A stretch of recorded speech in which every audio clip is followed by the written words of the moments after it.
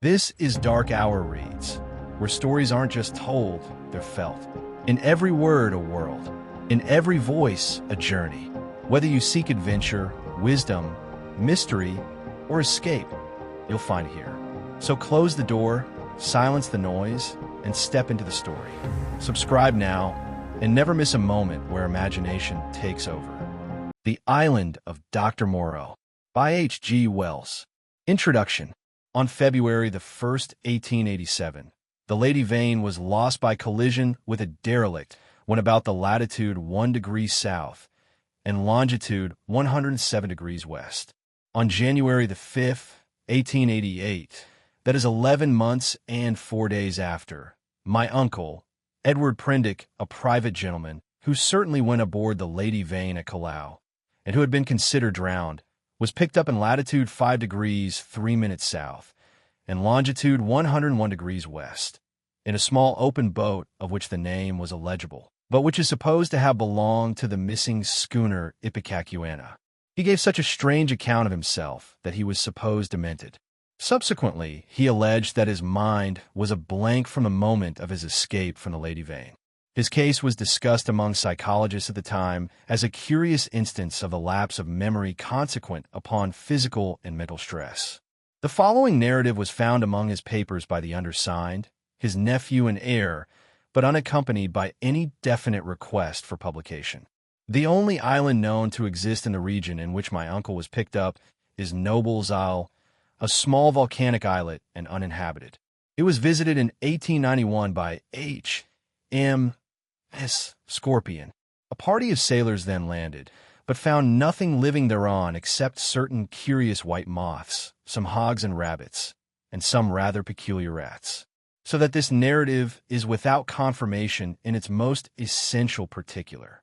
With that understood, there seems no harm in putting this strange story before the public in accordance, as I believe, with my uncle's intentions. There is at least this much in its behalf.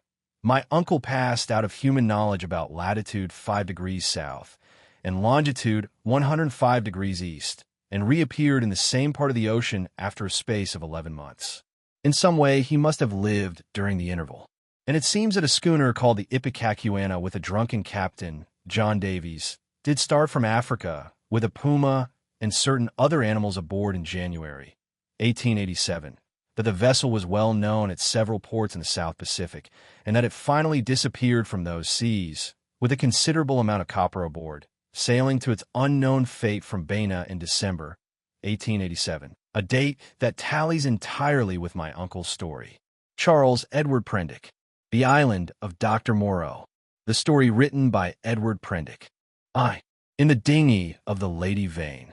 I do not propose to add anything to what has already been written concerning the loss of the Lady Vane. As everyone knows, she collided with a derelict when 10 days out from Callao. The longboat, with 7 of the crew, was picked up 18 days after by H.M. Gunboat Myrtle, and the story of their terrible privations has become quite as well known as the far more horrible Medusa case. But I have to add to the published story of the Lady Vane another, possibly as horrible and far stranger. It has hitherto been supposed that the 4 men who were in the dinghy perished, but this is incorrect. I have the best of evidence for this assertion. I was one of the 4 men. But in the first place, I must state that there never were 4 men in the dinghy. The number was 3. Constans, who was seen by the captain to jump into the gig, 1, luckily for us and unluckily for himself, did not reach us. He came down out of the tangle of ropes under the stays of the smashed bowsprit. Some small rope caught his heel as he let go, and he hung for a moment head downward, and then fell and struck a block or spar floating in the water. We pulled towards him, but he never came up. 1 Daily News, March 17th, 1887. I say luckily for us he did not reach us, and I might almost say luckily for himself, for we had only a small beaker of water and some sodden ship's biscuits with us. So sudden had been the alarm, so unprepared the ship for any disaster. We thought the people on the launch would be better provisioned, though it seems they were not, and we tried to hail them. They could not have heard us, and the next morning, when the drizzle cleared, which was not until past midday, we could see nothing of them. We could not stand up to look about us, because of the pitching of the boat. The two other men who had escaped so far with me were a man named Helmar, a passenger like myself, and a seaman whose name I don't know, a short, sturdy man with a stammer. We drifted famishing, and after our water had come to an end, tormented by an intolerable thirst for 8 days altogether.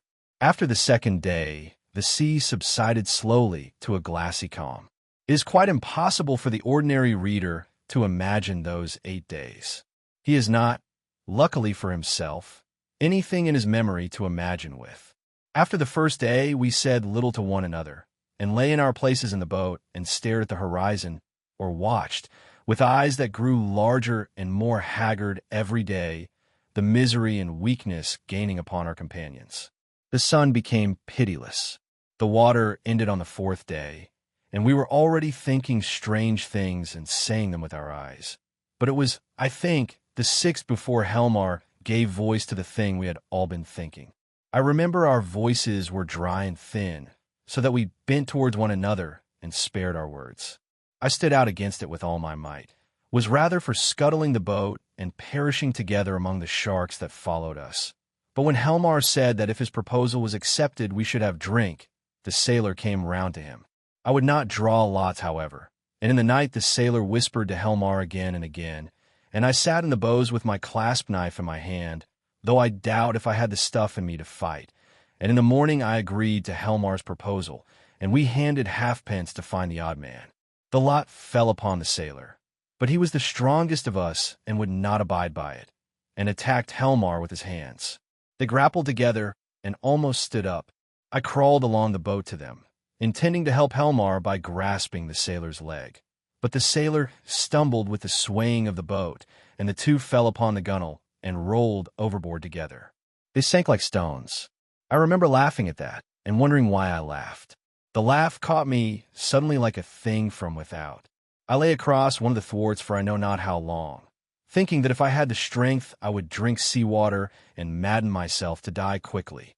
And even as I lay there I saw, with no more interest than if it had been a picture, a sail come up towards me over the skyline. My mind must have been wandering, and yet I remember all that happened quite distinctly. I remember how my head swayed with the seas, and the horizon with the sail above it danced up and down.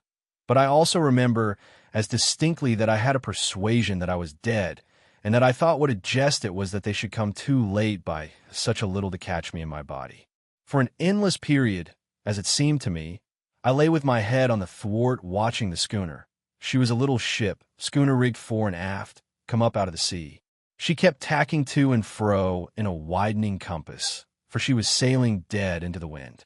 It never entered my head to attempt to attract attention, and I do not remember anything distinctly after the sight of her side until I found myself in a little cabin aft. There's a dim half-memory of being lifted up to the gangway, and of a big round countenance covered with freckles and surrounded with red hair staring at me over the bulwarks. I also had a disconnected impression of a dark face with extraordinary eyes close to mine, but that I thought was a nightmare until I met it again. I fancy I recollect some stuff being poured in between my teeth, and that is all. 2. The man who was going nowhere. The cabin in which I found myself was small and rather untidy. A youngish man with flaxen hair, a bristly straw-colored mustache, and a dropping nether lip was sitting and holding my wrist. For a minute we stared at each other without speaking. He had watery gray eyes, oddly void of expression. Then just overhead came a sound like an iron bedstead being knocked about, and the low, angry growling of some large animal. At the same time the man spoke. He repeated his question, "How do you feel now?" I think I said I felt all right. I cannot recollect how I got there. He must have seen the question in my face, for my voice was inaccessible to me.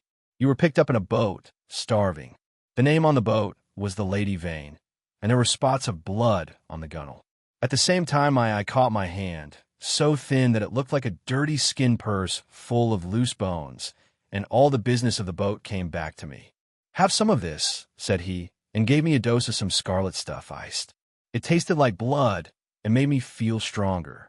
"You were in luck," said he, "to get picked up by a ship with a medical man aboard."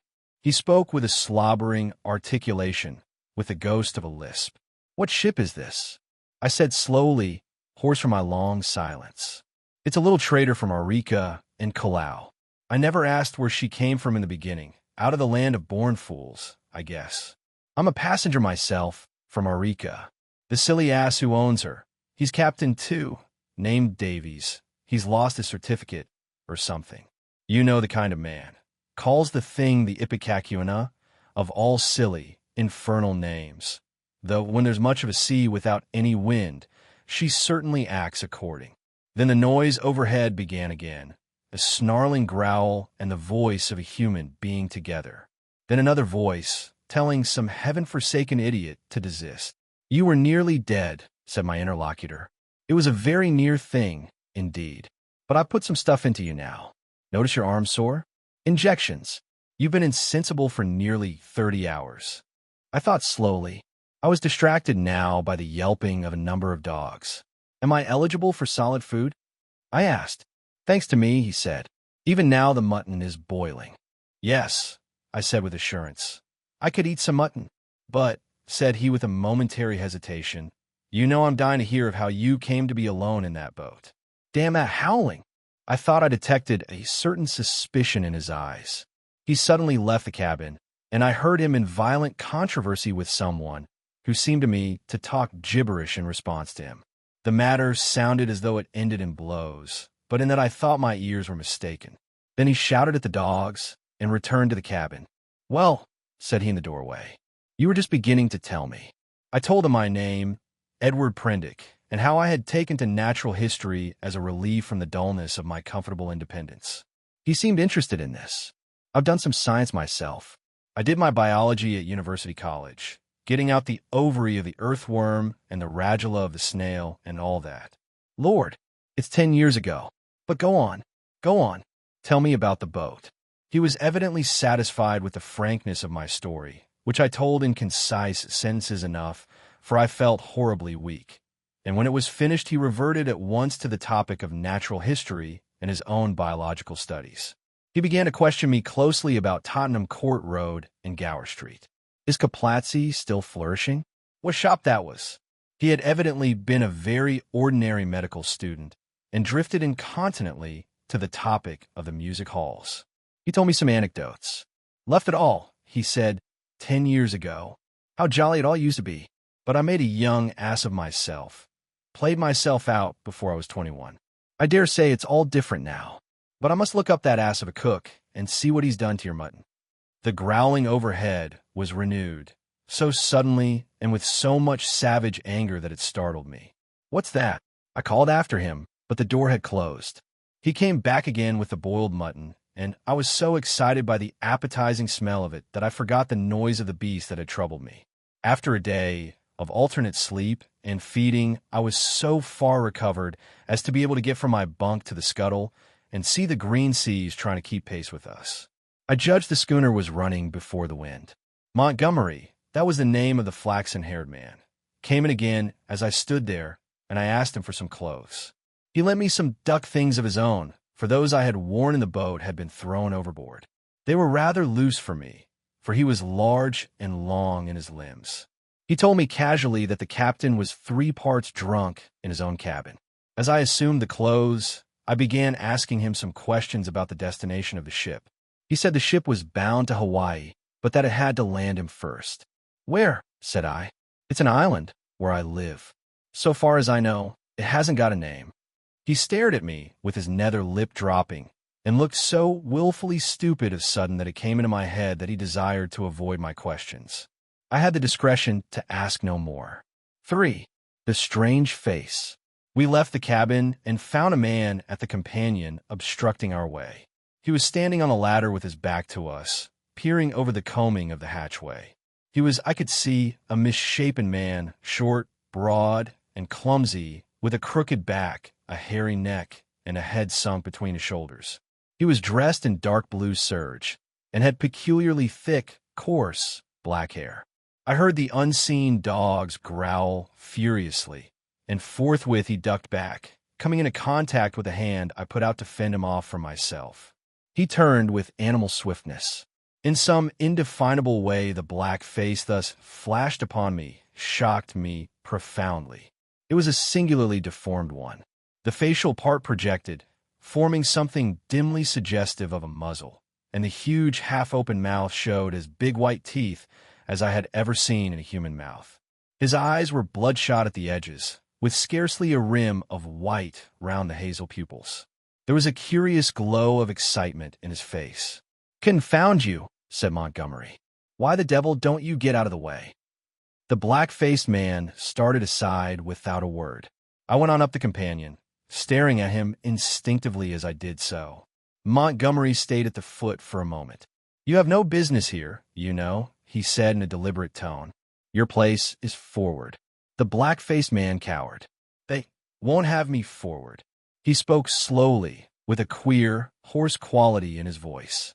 "Won't have you forward," said Montgomery in a menacing voice. "But I tell you to go." He was on the brink of saying something further, then looked up at me suddenly and followed me up the ladder. I had paused halfway through the hatchway, looking back, still astonished beyond measure at the grotesque ugliness of this black-faced creature.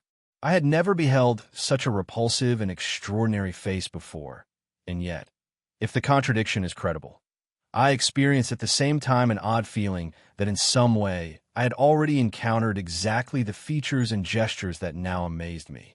Afterwards it occurred to me that probably I had seen him as I was lifted aboard, and yet that scarcely satisfied my suspicion of a previous acquaintance.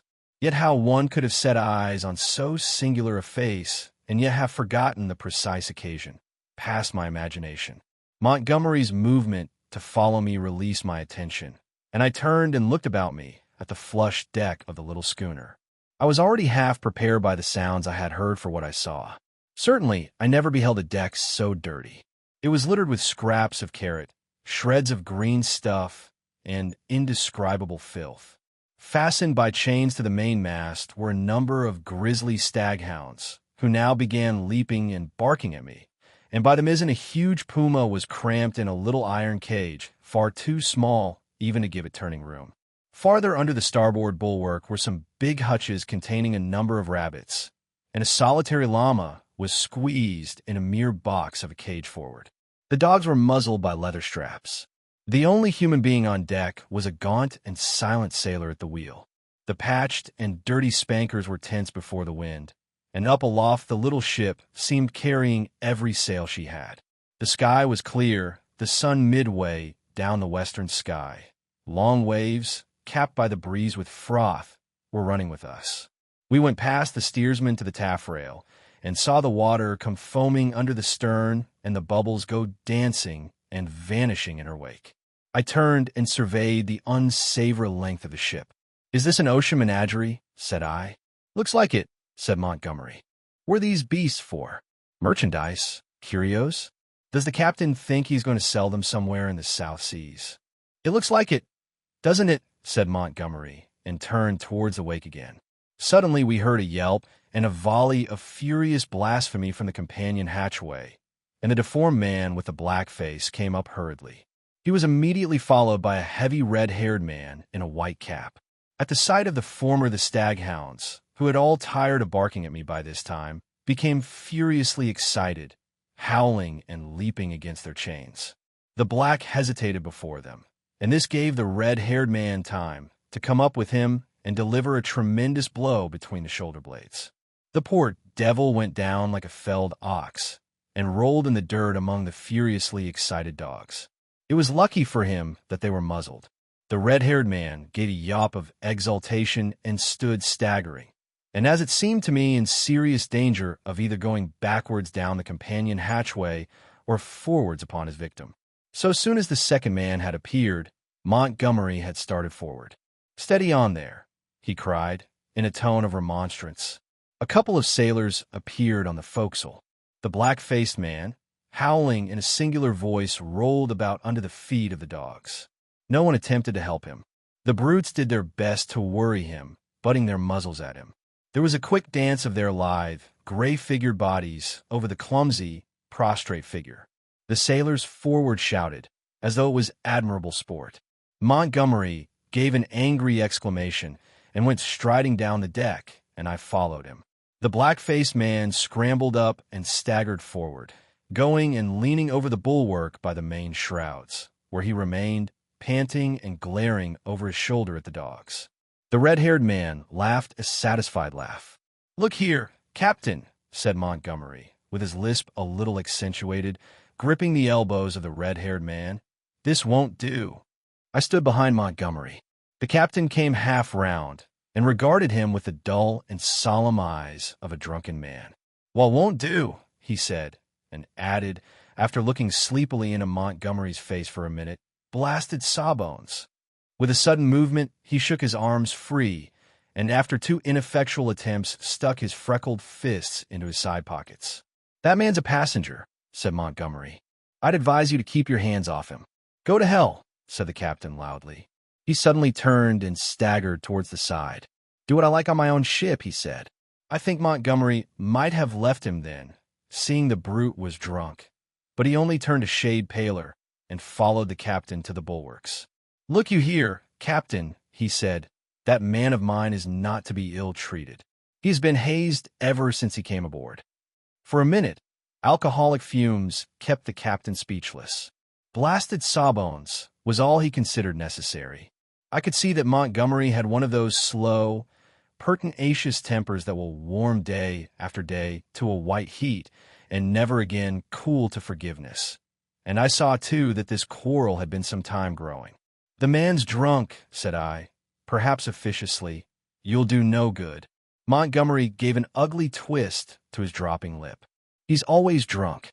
Do you think that excuses his assaulting his passengers?" "My ship," began the captain, waving his hand unsteadily towards the cages, "was a clean ship. Look at it now." It was certainly anything but clean. "Crew," continued the captain, "clean, respectable crew. You agreed to take the beasts. I wish I'd never set eyes on your infernal island. What the devil? Want beasts for on an island like that? Then, that man of yours understood he was a man. He's a lunatic, and he had no business aft. Do you think the whole damned ship belongs to you?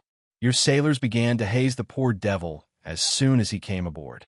That's just what he is. He's a devil. An ugly devil. My men can't stand him. I can't stand him. None of us can't stand him. Nor you either." Montgomery turned away. "You leave that man alone. Anyhow," he said, nodding his head as he spoke. But the captain meant to quarrel now. He raised his voice. "If he comes this end of the ship again, I'll cut his insides out, I tell you. Cut out his blasted insides. Who are you to tell me what I'm to do? I tell you I'm captain of this ship, captain and owner. I'm the law here, I tell you, the law and the prophets. I bargained to take a man and his attendant to and from Arica and bring back some animals. I never bargained to carry a mad devil and a silly sawbones. Well, never mind what he called Montgomery. I saw the latter take a step forward and interposed. "He's drunk," said I. The captain began some abuse even fouler than the last. "Shut up," I said, turning on him sharply, for I had seen danger in Montgomery's white face. With that I brought the downpour on myself. However, I was glad to avert what was uncommonly near a scuffle, even at the price of the captain's drunken ill will. I do not think I have ever heard quite so much vile language come in a continuous stream from any man's lips before, though I have frequented eccentric company enough. I found some of it hard to endure, though I'm a mild-tempered man. But certainly when I told the captain to shut up, I had forgotten that I was merely a bit of human flotsam, cut off from my resources and with my fare unpaid, a mere casual dependent on the bounty or speculative enterprise of the ship. He reminded me of it with considerable vigor, but at any rate I prevented a fight. 4. At the schooner's rail. That night land was sighted after sundown, and the schooner hove to. Montgomery intimated that was his destination. It was too far to see any details. It seemed to me then simply a low-lying patch of dim blue in the uncertain blue-gray sea. An almost vertical streak of smoke went up from it into the sky.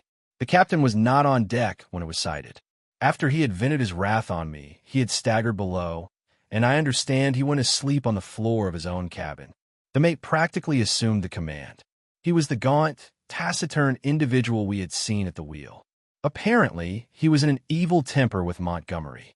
He took not the slightest notice of either of us. We dined with him in a sulky silence, after a few ineffectual efforts on my part to talk. It struck me, too, that the men regarded my companion and his animals in a singularly unfriendly manner.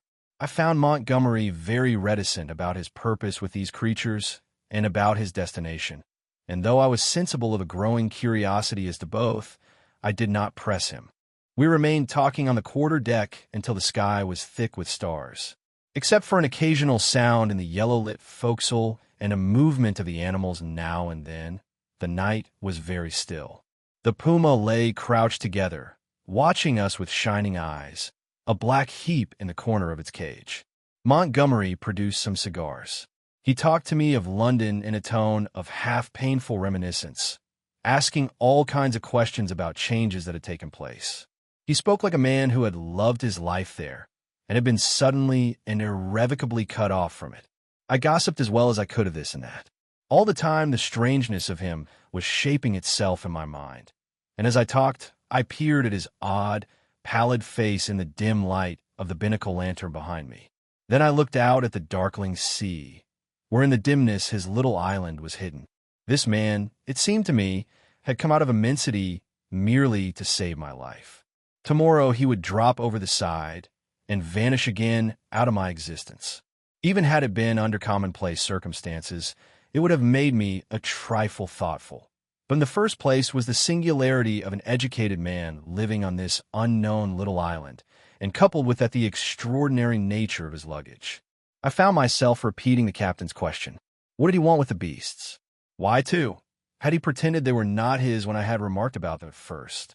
Then, again, in his personal attendant, there was a bizarre quality which had impressed me profoundly. These circumstances threw a haze of mystery round the man. They laid hold of my imagination and hampered my tongue. Towards midnight, our talk of London died away, and we stood side by side, leaning over the bulwarks and staring dreamily over the silent, starlit sea, each pursuing his own thoughts. It was the atmosphere for sentiment, and I began upon my gratitude. "If I may say it," said I after a time, "you have saved my life." "Chance," he answered. "Just chance. I prefer to make my thanks to the accessible agent. Thank no one. You had the need, and I had the knowledge, and I injected and fed you much as I might have collected a specimen. I was bored and wanted something to do. If I'd been jaded that day, or hadn't liked your face, well, it's a curious question where you would have been now." This damped my mood a little. "At any rate," I began. "It's a chance, I tell you," he interrupted, "as everything is in a man's life. Only the asses won't see it. Why am I here now, an outcast from civilization, instead of being a happy man enjoying all the pleasures of London? Simply because 11 years ago, I lost my head for 10 minutes on a foggy night." He stopped.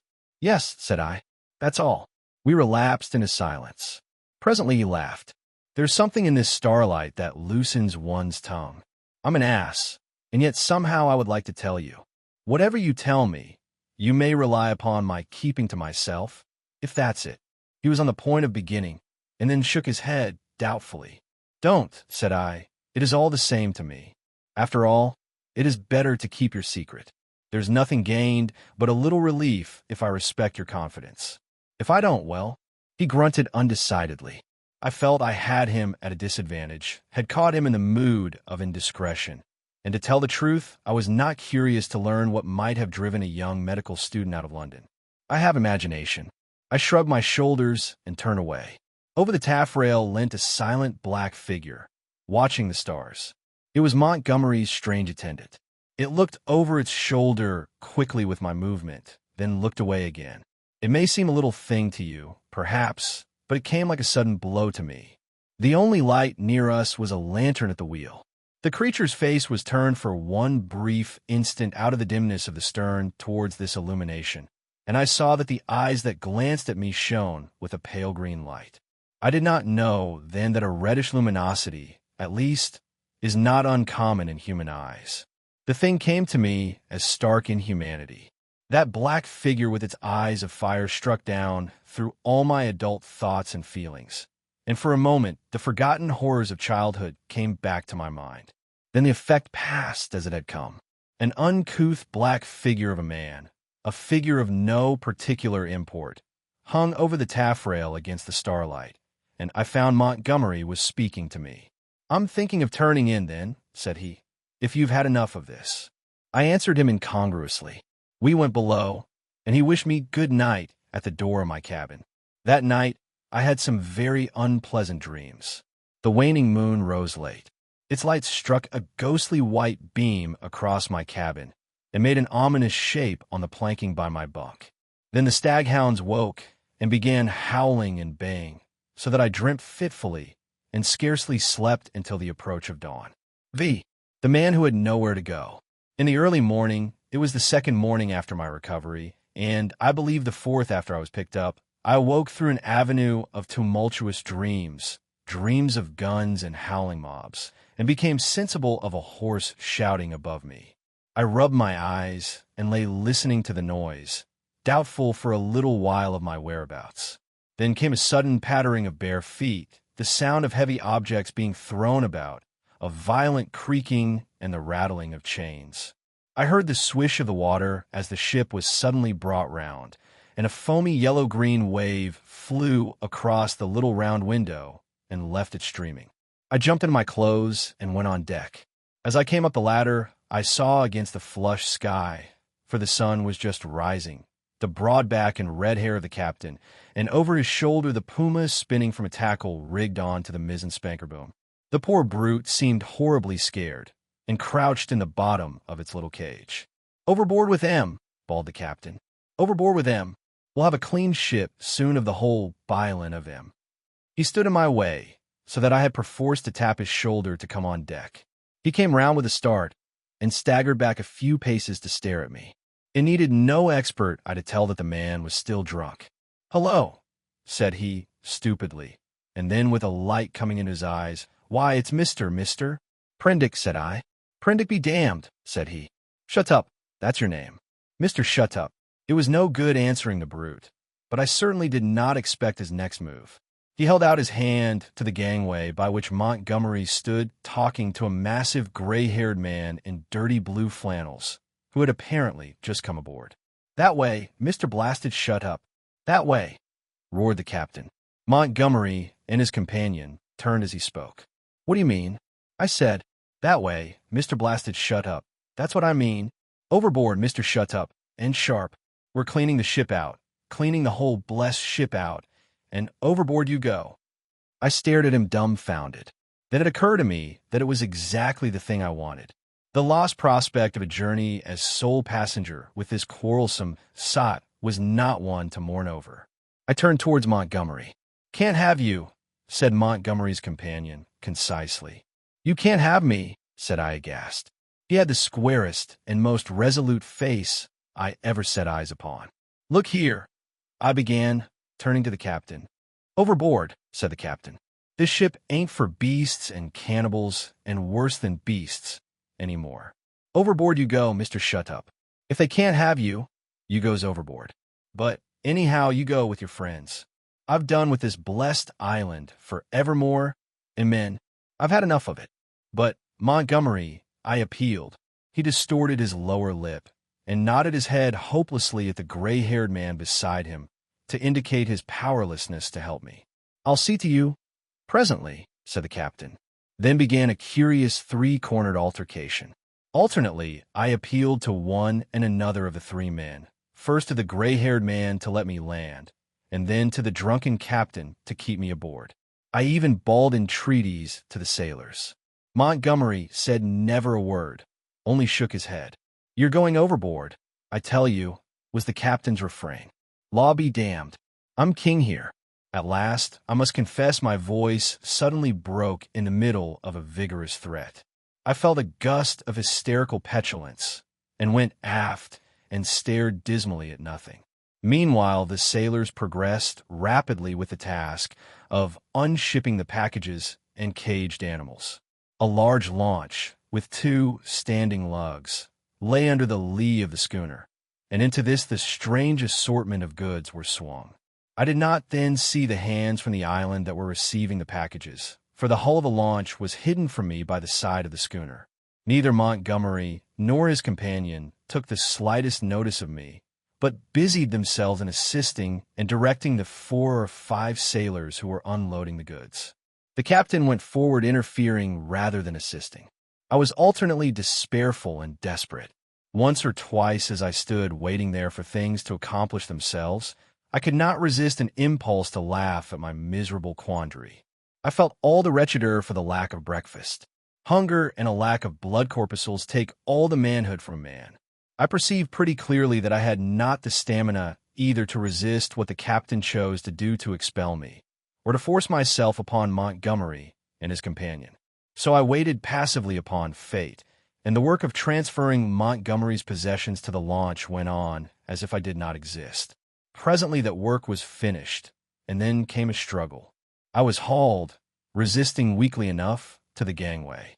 Even then I noticed the oddness of the brown faces of the men who were with Montgomery in the launch. But the launch was now fully laden and was shoved off hastily. A broadening gap of green water appeared under me, and I pushed back with all my strength to avoid falling headlong.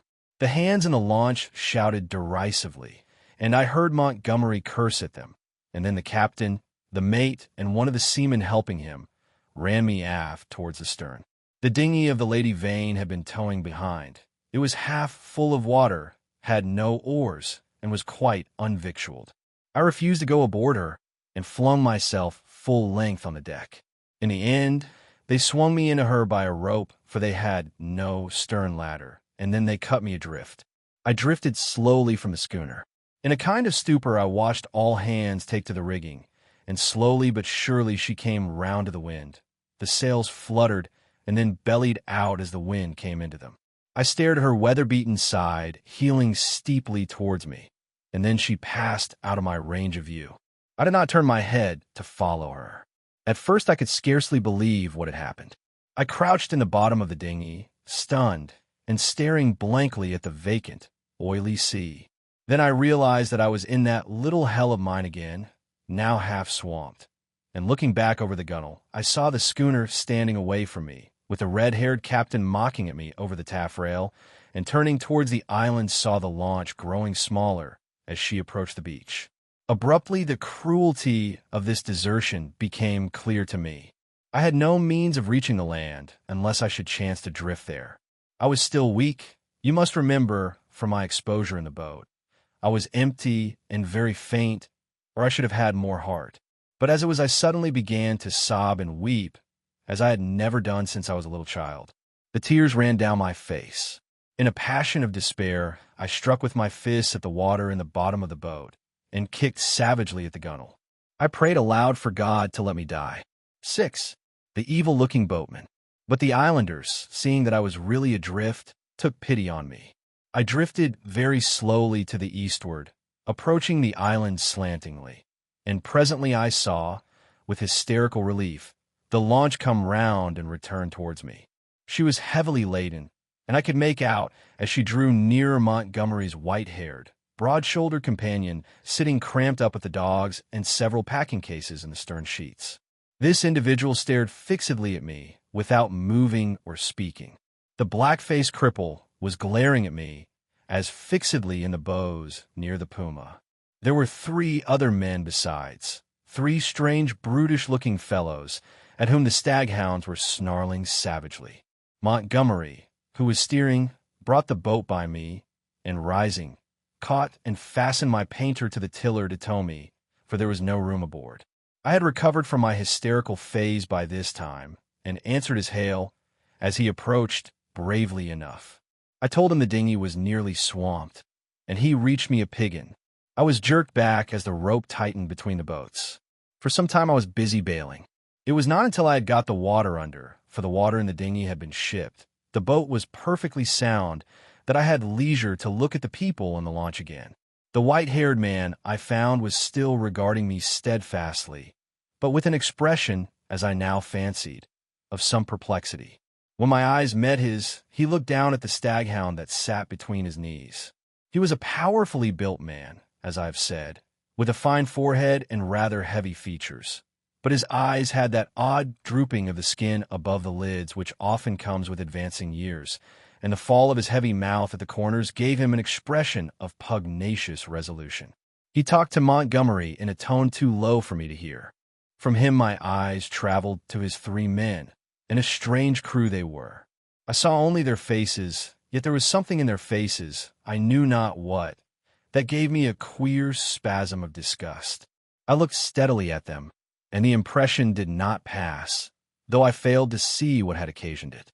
They seemed to me then to be brown men, but their limbs were oddly swathed in some thin, dirty, white stuff down even to the fingers and feet. I have never seen men so wrapped up before, and women so only in the East. They wore turbans too, and thereunder peered out their elfin faces at me, faces with protruding lower jaws and bright eyes. They had lank black hair, almost like horsehair, and seemed as they sat to exceed in stature any race of men I have seen. The white-haired man, who I knew was a good 6 feet in height, sat a head below any one of the 3. I found afterwards that really none were taller than myself, but their bodies were abnormally long, and the thigh part of the leg short and curiously twisted. At any rate, they were an amazingly ugly gang, and over the heads of them, under the forward lug, peered the black face of the man, whose eyes were luminous in the dark. As I stared at them, they met my gaze, and then first one and then another turned away from my direct stare and looked at me in an odd, furtive manner. It occurred to me that I was perhaps annoying them, and I turned my attention to the island we were approaching. It was low and covered with thick vegetation, chiefly a kind of palm that was new to me. From one point, a thin white thread of vapor rose slantingly to an immense height, and then frayed out like a down feather. We were now within the embrace of a broad bay flanked on either hand by a low promontory. The beach was of dull gray sand and sloped steeply up to a ridge, perhaps 60 or 70 feet above the sea level, and irregularly set with trees and undergrowth. Halfway up was a square enclosure of some grayish stone, which I found subsequently was built partly of coral and partly of pumiceous lava. 2 thatched roofs peeped from within this enclosure. A man stood awaiting us at the water's edge. I fancied while we were still far off that I saw some other and very grotesque-looking creatures scuttle into the bushes upon the slope, but I saw nothing of these as we drew nearer. This man was of a moderate size, and with a black negroid face. He had a large, almost lipless, mouth, extraordinary lank arms, long thin feet and bow legs, and stood with his heavy face thrust forward staring at us. He was dressed like Montgomery and his white-haired companion, in jacket and trousers of blue serge. As we came still nearer, this individual began to run to and fro on the beach, making the most grotesque movements. At a word of command from Montgomery, the 4 men in the launch sprang up and with singularly awkward gestures struck the lugs. Montgomery steered us round and into a narrow little dock excavated in the beach. Then the man on the beach hastened towards us. This dock, as I call it, was really a mere ditch just long enough at this phase of the tide to take the longboat. I heard the bows ground in the sand, staved the dinghy off the rudder of the big boat with my piggin, and freeing the painter, landed. The 3 muffled men, with the clumsiest movements, scrambled out upon the sand, and forthwith set to landing the cargo, assisted by the man on the beach. I was struck especially by the curious movements of the legs of the 3 swathed and bandaged boatmen. Not stiff they were, but distorted in some odd way, almost as if they were jointed in the wrong place. The dogs were still snarling and strained at their chains after these men, as the white-haired man landed with them. The 3 big fellows spoke to one another in odd, guttural tones, and the man who had waited for us on the beach began chattering to them excitedly, a foreign language, as I fancied, as they laid hands on some bales piled near the stern. Somewhere I had heard such a voice before, and I could not think where. The white-haired man stood, holding in a tumult of 6 dogs, and bawling orders over their din Montgomery, having unshipped the rudder, landed likewise, and all set to work at unloading. I was too faint, what with my long fast and the sun beating down on my bare head, to offer any assistance. Presently the white-haired man seemed to recollect my presence, and came up to me. "You look," said he, "as though you had scarcely breakfasted. His little eyes were a brilliant black under his heavy brows. I must apologize for that. Now you are our guest.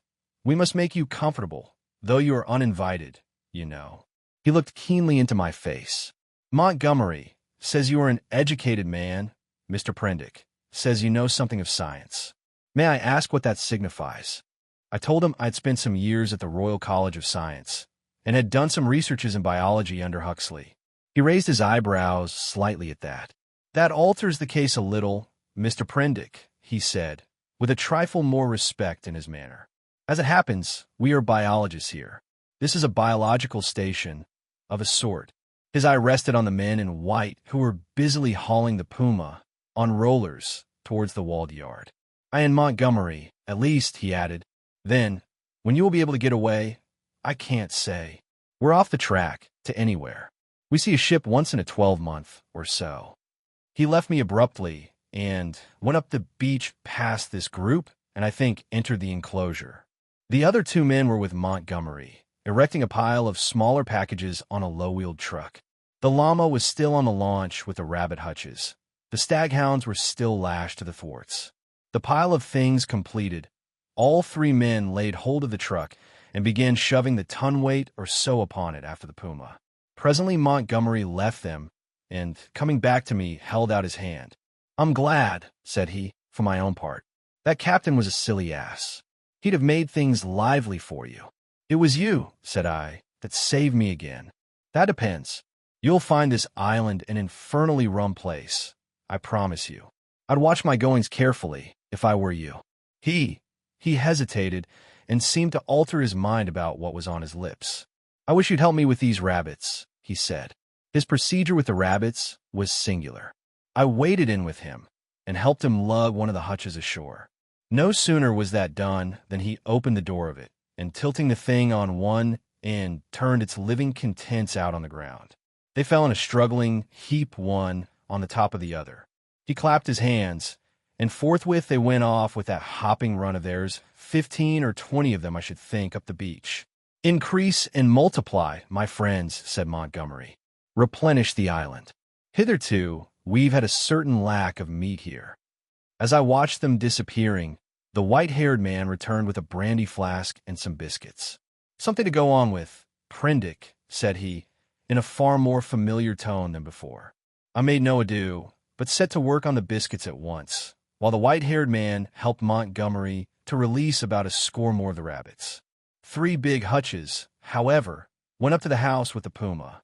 The brandy I did not touch, for I have been an abstainer from my birth. 7. The locked door. The reader will perhaps understand that at first everything was so strange about me, and my position was the outcome of such unexpected adventures, that I had no discernment of the relative strangeness of this or that thing. I followed the llama up the beach and was overtaken by Montgomery, who asked me not to enter the stone enclosure.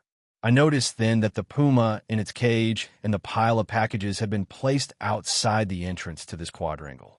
I turned and saw that the launch had now been unloaded, run out again, and was being beached, and the white-haired man was walking towards us. He addressed Montgomery. And now comes the problem of this uninvited guest. What are we to do with him? He knows something of science, said Montgomery. I'm itching to get to work again. With this new stuff, said the white-haired man, nodding towards the enclosure. His eyes grew brighter. I dare say you are, said Montgomery, in anything but a cordial tone. We can't send him over there, and we can't spare the time to build him a new shanty, and we certainly can't take him into our confidence just yet. I'm in your hands, said I. I had no idea of what he meant by over there. I've been thinking of the same things, Montgomery answered. There's my room with the outer door. That's it, said the elder man, promptly, looking at Montgomery, and all 3 of us went towards the enclosure. I'm sorry to make a mystery, Mr. Prendick, but you'll remember you're uninvited. Our little establishment here contains a secret or so, is a kind of Bluebeard's chamber, in fact. Nothing very dreadful, really, to a sane man, but just now, as we don't know you. Decidedly, said I should be a fool to take offense at any want of confidence. He twisted his heavy mouth into a faint smile. He was one of those saturnine people who smile with the corners of the mouth down, and bowed his acknowledgement of my complaisance. The main entrance to the enclosure was past. It was a heavy wooden gate, framed in iron and locked, with the cargo of the launch piled outside it. And at the corner we came to a small doorway I had not previously observed. The white-haired man produced a bundle of keys from the pocket of his greasy blue jacket, opened this door, and entered. His keys, and the elaborate locking up of the place, even while it was still under his eye, struck me as peculiar.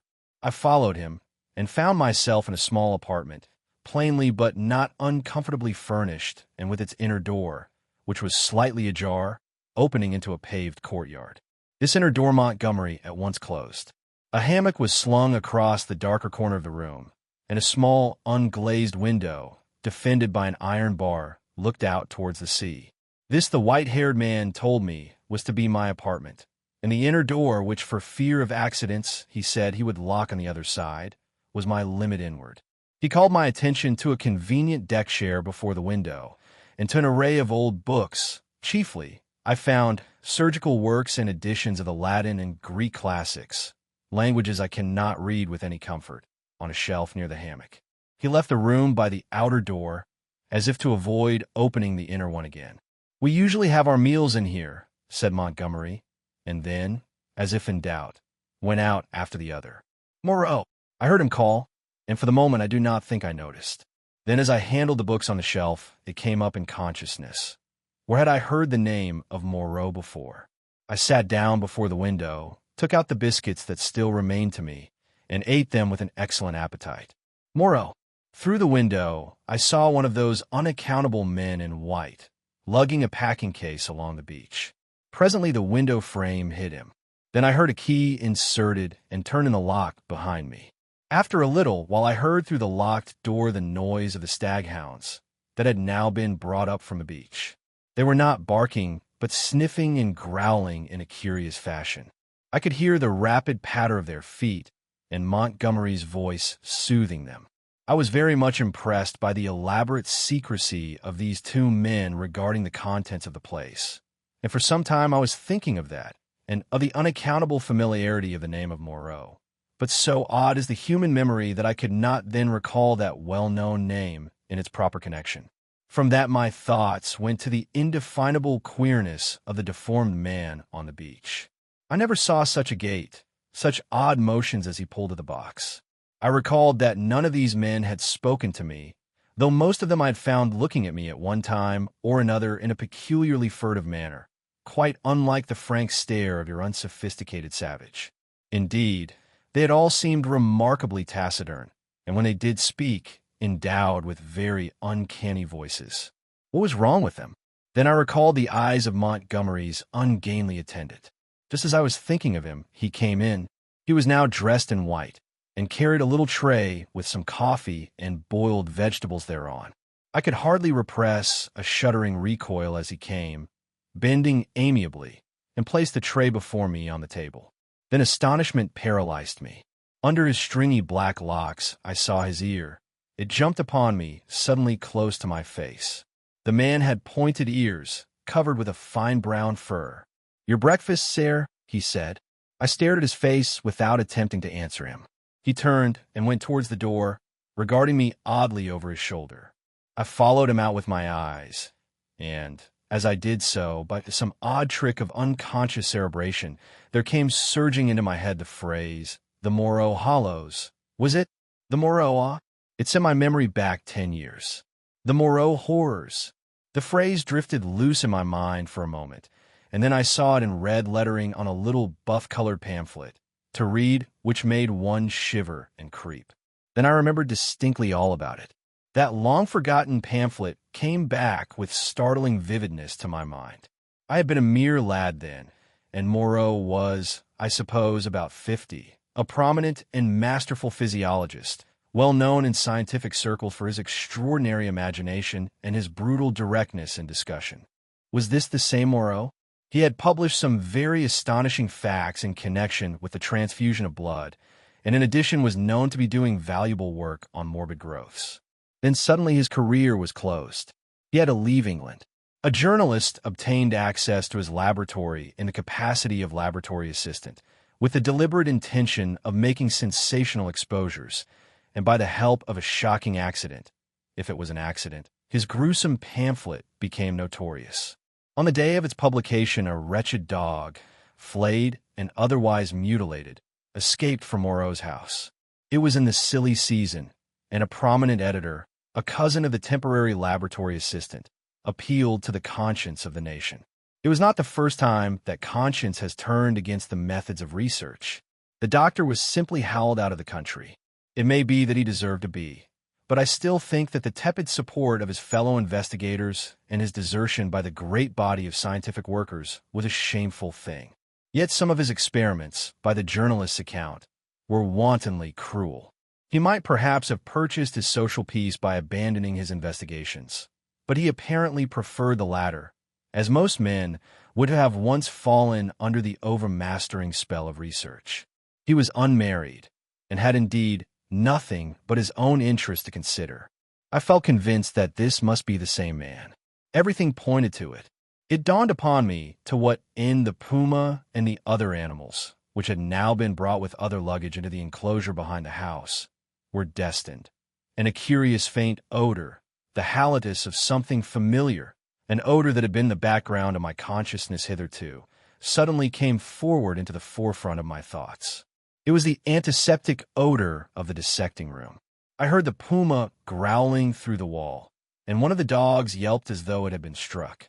Yet surely, and especially to another scientific man, there was nothing so horrible in vivisection as to account for this secrecy, and by some odd leap in my thoughts the pointed ears and luminous eyes of Montgomery's attendant came back again before me with the sharpest definition. I stared before me out at the green sea, frothing under a freshening breeze, and let these and other strange memories of the last few days chase one another through my mind. What could all mean? A locked enclosure on a lonely island, a notorious vivisector, and these crippled and distorted men? 8. The crying of the puma. Montgomery interrupted my tangle of mystification and suspicion about 1 o'clock, and his grotesque attendant followed him with a tray bearing bread, some herbs and other eatables, a flask of whiskey, a jug of water, and 3 glasses and knives. I glanced askance at this strange creature, and found him watching me with his queer, restless eyes. Montgomery said he would lunch with me, but that Moreau was too preoccupied with some work to come. Moreau, said I. I know that name. The devil you do, said he. What an ass I was to mention it to you. I might have thought. Anyhow, it will give you an inkling of our mysteries. Whiskey? No, thanks. I'm an abstainer. I wish I'd been. But it's no use locking the door after the steed is stolen. It was that infernal stuff which led to my coming here, that and a foggy night. I thought myself in luck at the time, when Moreau offered to get me off. It's queer. Montgomery, said I, suddenly, as the outer door closed, why has your man pointed ears? Damn, he said, over his first mouthful of food. He stared at me for a moment, and then repeated, pointed ears? Little points to them, said I, as calmly as possible, with a catch in my breath, and a fine black fur at the edges. He helped himself to whiskey and water with great deliberation. I was under the impression that his hair covered his ears. I saw them as he stooped by me to put that coffee you sent to me on the table, and his eyes shine in the dark. By this time Montgomery had recovered from the surprise of my question. I always thought, he said deliberately, with a certain accentuation of his flavoring of lisp, that there was something the matter with his ears from the way he covered them. What were they like? I was persuaded from his manner that this ignorance was a pretense. Still, I could hardly tell the man that I thought him a liar. Pointed, I said, rather small and furry, distinctly furry. But the whole man is one of the strangest beings I ever set eyes on. A sharp, hoarse cry of animal pain came from the enclosure behind us. Its depth and volume testified to the puma. I saw Montgomery wince. Yes, he said. Where did you pick up the creature? San Francisco. He's an ugly brute, I admit. Half-witted, you know. Can't remember where he came from. But I'm used to him, you know. We both are. How does he strike you? He's unnatural, I said. There's something about him. Don't think me fanciful, but it gives me a nasty little sensation, a tightening of my muscles when he comes near me. It's a touch of the diabolical, in fact. Montgomery had stopped eating while I told him this. "Rum," he said. "I can't see it." He resumed his meal. "I had no idea of it," he said, and masticated. The crew of the schooner must have felt it the same. Made a dead set at the poor devil. "You saw the captain?" Suddenly the puma howled again, this time more painfully. Montgomery swore under his breath. I had half a mind to attack him about the men on the beach. Then the poor brute within gave vent to a series of short, sharp cries. "Your men on the beach," said I. "What race are they?" "Excellent fellows, aren't they?" said he, absent-mindedly, knitting his brows as the animal yelled out sharply. I said no more. There was another outcry worse than the former. He looked at me with his dull gray eyes, and then took some more whiskey. He tried to draw me into a discussion about alcohol, professing to have saved my life with it. He seemed anxious to lay stress on the fact that I owed my life to him. I answered him distractedly. Presently our meal came to an end. The misshapen monster with the pointed ears cleared the remains away, and Montgomery left me alone in the room again. All the time he had been in a state of ill-concealed irritation at the noise of the vivisected puma. He had spoken of his odd want of nerve, and left me to the obvious application. I found myself that the cries were singularly irritating, and they grew in depth and intensity as the afternoon wore on. They were painful at first, but their constant resurgence at last altogether upset my balance. I flung aside a crib of Horace I had been reading and began to clench my fists, to bite my lips, and to pace the room. Presently, I got to stop in my ears with my fingers. The emotional appeal of those yells grew upon me steadily, grew at last to such an exquisite expression of suffering that I could stand it in that confined room no longer. I stepped out of the door into the slumberous heat of the late afternoon, and walking past the main entrance, locked again, I noticed, turned the corner of the wall. The crying sounded even louder out of doors. It was as if all the pain in the world had found a voice. Yet had I known such pain was in the next room, and had it been dumb, I believe, I have thought since, I could have stood it well enough. It is when suffering finds a voice and sets our nerves quivering that this pity comes troubling us.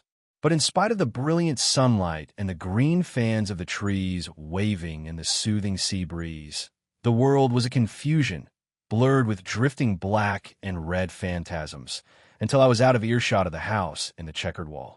9. The Thing in the Forest.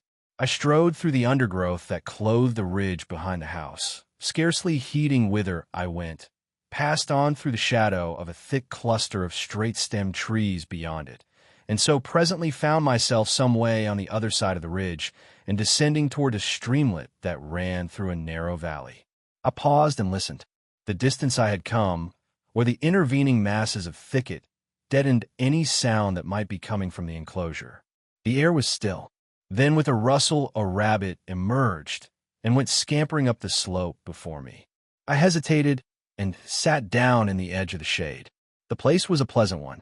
The rivulet was hidden by the luxuriant vegetation of the banks, save at one point, where I caught a triangular patch of its glittering water. On the farther side, I saw through a bluish haze a tangle of trees and creepers, and above these again the luminous blue of the sky. Here and there a splash of white or crimson marked the blooming of some trailing epiphyte. I let my eyes wander over this scene for a while, and then began to turn over in my mind again the strange peculiarities of Montgomery's man. But it was too hot to think elaborately, and presently I fell into a tranquil state midway between dozing and waking. From this I was aroused, after I know not how long, by a rustling amidst the greenery on the other side of the stream. For a moment I could see nothing but the waving summits of the ferns and reeds. Then suddenly upon the bank of the stream appeared something. At first I could not distinguish what it was. It bowed its round head to the water and began to drink. Then I saw it was a man, going on all fours like a beast. He was clothed in bluish cloth, and was of a copper-colored hue, with black hair. It seemed that grotesque ugliness was an invariable character of these islanders. I could hear the suck of the water at his lips as he drank. I leant forward to see him better, and a piece of lava, detached by my hand, went pattering down the slope. He looked up guiltily, and his eyes met mine. Forthwith, he scrambled to his feet and stood wiping his clumsy hand across his mouth and regarding me. His legs were scarcely half the length of his body. So, staring one another out of countenance, we remained for perhaps the space of a minute. Then, stopping to look back once or twice, he slunk off among the bushes to the right of me, and I heard the swish of the fronds grow faint in the distance and die away. Long after he had disappeared, I remained sitting up staring in the direction of his retreat. My drowsy tranquility had gone. I was startled by a noise behind me, and turning suddenly saw the flapping white tail of a rabbit vanishing up the slope. I jumped to my feet. The apparition of this grotesque, half-bestial creature had suddenly populated the stillness of the afternoon for me. I looked around me rather nervously and regretted that I was unarmed. Then I thought that the man I had just seen had been clothed in bluish cloth, had not been naked as a savage would have been, and I tried to persuade myself from that fact that he was after all probably a peaceful character, that the dull ferocity of his countenance belied him. Yet I was greatly disturbed at the apparition. I walked to the left along the slope, turning my head about and peering this way and that among the straight stems of the trees. Why should a man go on all fours and drink with his lips? Presently I heard an animal wailing again, and taking it to be the puma, I turned about and walked in a direction diametrically opposite to the sound. This led me down to the stream, across which I stepped and pushed my way up through the undergrowth beyond. I was startled by a great patch of vivid scarlet on the ground, and going up to it found it to be a peculiar fungus, branched and corrugated like a foliaceous lichen, but deliquescing into slime at the touch. And then in the shadow of some luxuriant ferns, I came upon an unpleasant thing, the dead body of a rabbit covered with shining flies, but still warm and with the head torn off. I stopped aghast at the sight of the scattered blood. Here at least was one visitor to the island disposed of. There were no traces of other violence about it.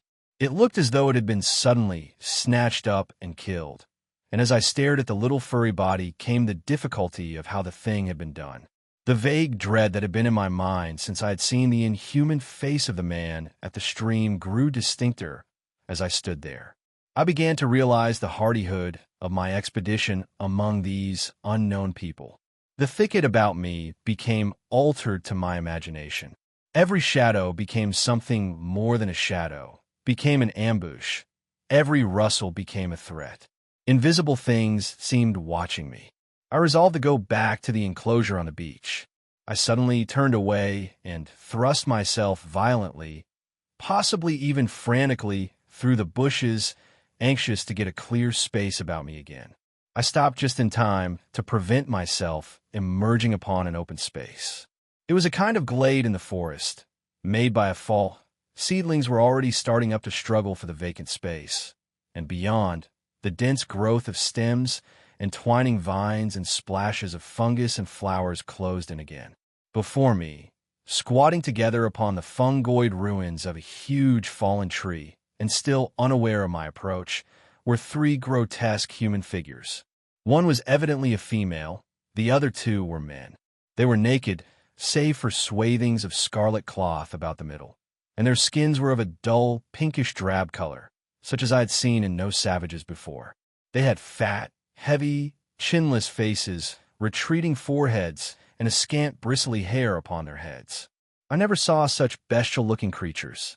They were talking, or at least one of the men was talking to the other two, and all three had been too closely interested to heed the rustling of my approach.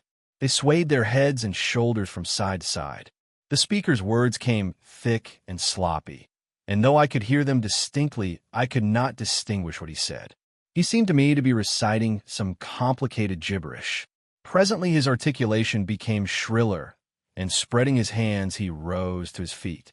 At that the others began to gibber in unison, also rising to their feet, spreading their hands, and swaying their bodies in rhythm with their chant.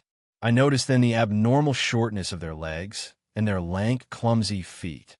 All three began slowly to circle round, raising and stamping their feet and waving their arms. A kind of tune crept into their rhythmic recitation, and a refrain, Alula or Bulla, it sounded like. Their eyes began to sparkle, and their ugly faces to brighten, with an expression of strange pleasure. Saliva dripped from their lipless mouths. Suddenly, as I watched their grotesque and unaccountable gestures, I perceived clearly for the first time what it was that had offended me, what had given me the two inconsistent and conflicting impressions of utter strangeness and yet of the strangest familiarity.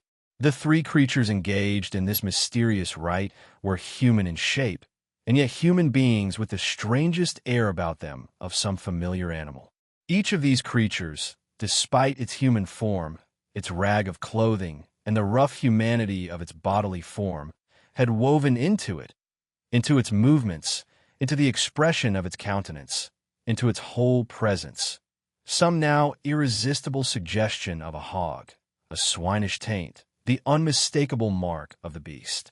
I stood overcome by this amazing realization, and then the most horrible questionings came rushing into my mind. They began leaping in the air, first one and then the other, whooping and grunting. Then one slipped, and for a moment was on all fours, to recover indeed forthwith. But that transitory gleam of the true animalism of these monsters was enough. I turned as noiselessly as possible, and becoming every now and then rigid with the fear of being discovered, as a branch cracked or a leaf rustled, I pushed back into the bushes. It was long before I grew bolder and dared to move freely. My only idea for the moment was to get away from these foul beings, and I scarcely noticed that I had emerged upon a faint pathway amidst the trees. Then suddenly traversing a little glade, I saw with an unpleasant start two clumsy legs among the trees, walking with noiseless footsteps parallel with my course, and perhaps 30 yards away from me. The head and upper part of the body were hidden by a tangle of creeper. I stopped abruptly, hoping the creature did not see me. The feet stopped as I did. So nervous was I that I controlled an impulse to headlong flight with the utmost difficulty. Then looking hard, I distinguished through the interlacing network the head and body of the brute I had seen drinking. He moved his head. There was an emerald flash in his eyes as he glanced at me from the shadow of the trees, a half-luminous color that vanished as he turned his head again. He was motionless for a moment, and then with a noiseless tread began running through the green confusion. In another moment he had vanished behind some bushes. I could not see him, but I felt that he had stopped and was watching me again. What on earth was he, man or beast? What did he want with me? I had no weapon, not even a stick. Flight would be madness. At any rate, the thing, whatever it was, lacked the courage to attack me. Setting my teeth hard, I walked straight towards him. I was anxious not to show the fear that seemed chilling my backbone. I pushed through a tangle of tall, white-flowered bushes and saw him 20 paces beyond, looking over his shoulder at me and hesitating. I advanced a step or two, looking steadfastly into his eyes. "Who are you?" said I. He tried to meet my gaze. "No," he said suddenly, and turning went bounding away from me through the undergrowth. Then he turned and stared at me again. His eyes shone brightly out of the dusk under the trees. My heart was in my mouth, but I felt my only chance was bluff and walked steadily towards him. He turned again and vanished into the dusk. Once more I thought I caught the glint of his eyes, and that was all. For the first time I realized how the lateness of the hour might affect me. The sun had set some minutes since. The swift dusk of the tropics was already fading out of the eastern sky, and a pioneer moth fluttered silently by my head. Unless I would spend the night among the unknown dangers of the mysterious forest, I must hasten back to the enclosure. The thought of a return to that pain-haunted refuge was extremely disagreeable, but still more so was the idea of being overtaken in the open by darkness and all that darkness might conceal. I gave one more look into the blue shadows that had swallowed up this odd creature, and then retraced my way down the slope towards the stream, going as I judged in the direction from which I had come. I walked eagerly, my mind confused with many things, and presently found myself in a level place among scattered trees. The colorless clearness that comes after the sunset flush was darkling. The blue sky above grew momentarily deeper, and the little stars one by one pierced the attenuated light. The interspaces of the trees, the gaps in the further vegetation, that had been hazy blue in the daylight grew black and mysterious. I pushed on. The color vanished from the world. The treetops rose against the luminous blue sky in inky silhouette, and all below that outline melted into one formless blackness. Presently the trees grew thinner, and the shrubby undergrowth more abundant. Then there was a desolate space covered with a white sand, and then another expanse of tangled bushes. I did not remember crossing the sand opening before. I began to be tormented by a faint rustling upon my right hand. I thought at first it was fancy, for whenever I stopped there was silence, save for the evening breeze in the treetops. Then when I turned to hurry on again, there was an echo to my footsteps. I turned away from the thickets, keeping to the more open ground, and endeavoring by sudden turns now and then to surprise something in the act of creeping upon me. I saw nothing, and nevertheless my sense of another presence grew steadily. I increased my pace, and after some time came to a slight ridge, crossed it, and turned sharply, regarding it steadfastly from the further side. It came out black and clear-cut against the darkling sky, and presently a shapeless lump heaved up momentarily against the skyline and vanished again. I felt assured now that my tawny-faced antagonist was stalking me once more, and coupled with that was another unpleasant realization that I had lost my way. For a time I hurried on, hopelessly perplexed and pursued by that stealthy approach. Whatever it was, the thing either lacked the courage to attack me, or was waiting to take me at some disadvantage. I kept studiously to the open. At times I would turn and listen, and presently I had half persuaded myself that my pursuer had abandoned the chase, or was a mere creation of my disordered imagination. Then I heard the sound of the sea. I quickened my footsteps almost into a run, and immediately there was a stumble in my rear. I turned suddenly and stared at the uncertain trees behind me. One black shadow seemed to leap into another. I listened, rigid, and heard nothing but the creep of the blood in my ears. I thought that my nerves were unstrung, and that my imagination was tricking me, and turned resolutely towards the sound of the sea again. In a minute or so the trees grew thinner, and I emerged upon a bare, low headland running out into the somber water. The night was calm and clear, and the reflection of the growing multitude of the stars shivered in the tranquil heaving of the sea. Some way out, the wash upon an irregular band of reef shone with a pallid light of its own. Westward I saw the zodiacal light mingling with the yellow brilliance of the evening star. The coast fell away from me to the east, and westward it was hidden by the shoulder of the cape. Then I recalled the fact that Moreau's beach lay to the west. A twig snapped behind me, and there was a rustle. I turned and stood facing the dark trees. I could see nothing, or else I could see too much. Every dark form in the dimness had its ominous quality, its peculiar suggestion of alert watchfulness. So I stood for perhaps a minute, and then, with an eye to the trees still, turned westward to cross the headland. And as I moved, one among the lurking shadows moved to follow me. My heart beat quickly.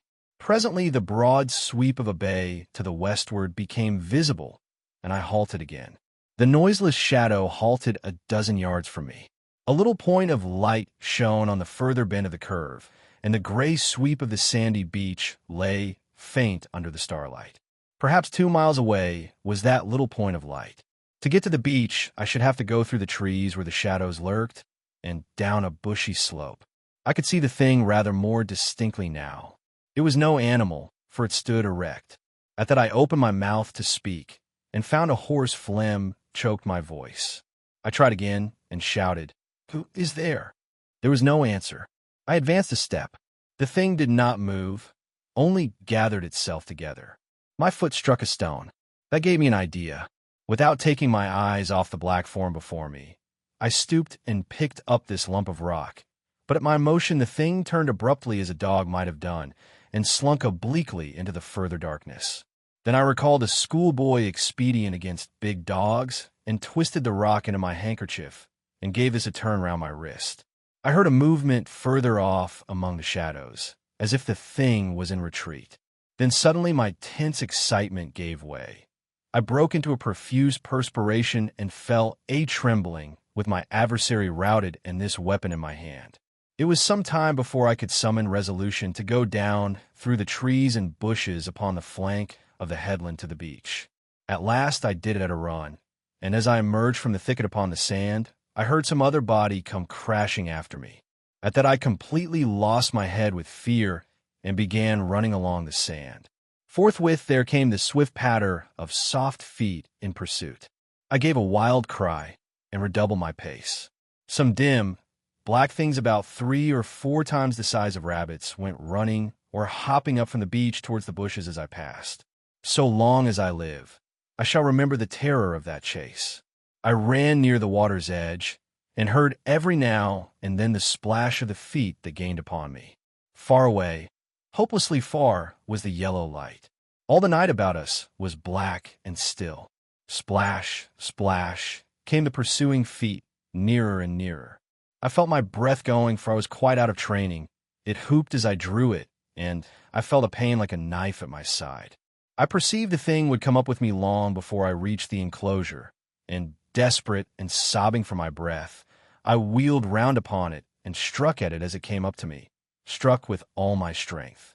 The stone came out of the sling of the handkerchief as I did so.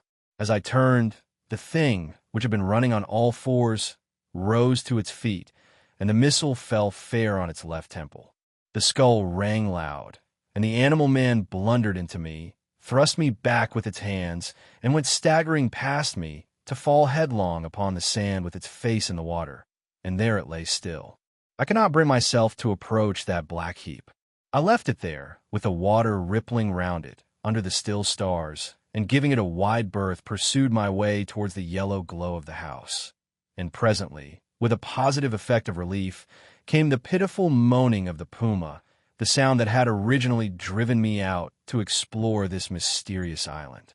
At that, though I was faint and horribly fatigued, I gathered together all my strength and began running again towards the light. I thought I heard a voice calling me. X. The crying of the man.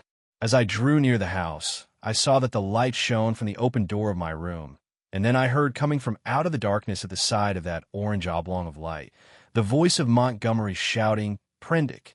I continued running. Presently, I heard him again. I replied by a feeble hello, and in another moment had staggered up to him. "Where have you been?" said he, holding me at arm's length, so that the light from the door fell on my face. "We have both been so busy that we forgot you until about half an hour ago." He led me into the room and sat me down in the deck chair. For a while I was blinded by the light. "We did not think you would start to explore this island of ours without telling us," he said. And then, "I was afraid, but what hello!" My last remaining strength slipped from me, and my head fell forward on my chest. I think he found a certain satisfaction in giving me brandy. "For God's sake," said I, "fasten that door."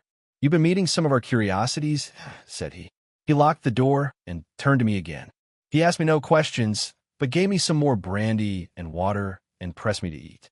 I was in a state of collapse. He said something vague about his forgetting to warn me, and asked me briefly when I left the house and what I had seen. I answered him as briefly, in fragmentary sentences. "Tell me what it all means," said I, in a state bordering on hysterics.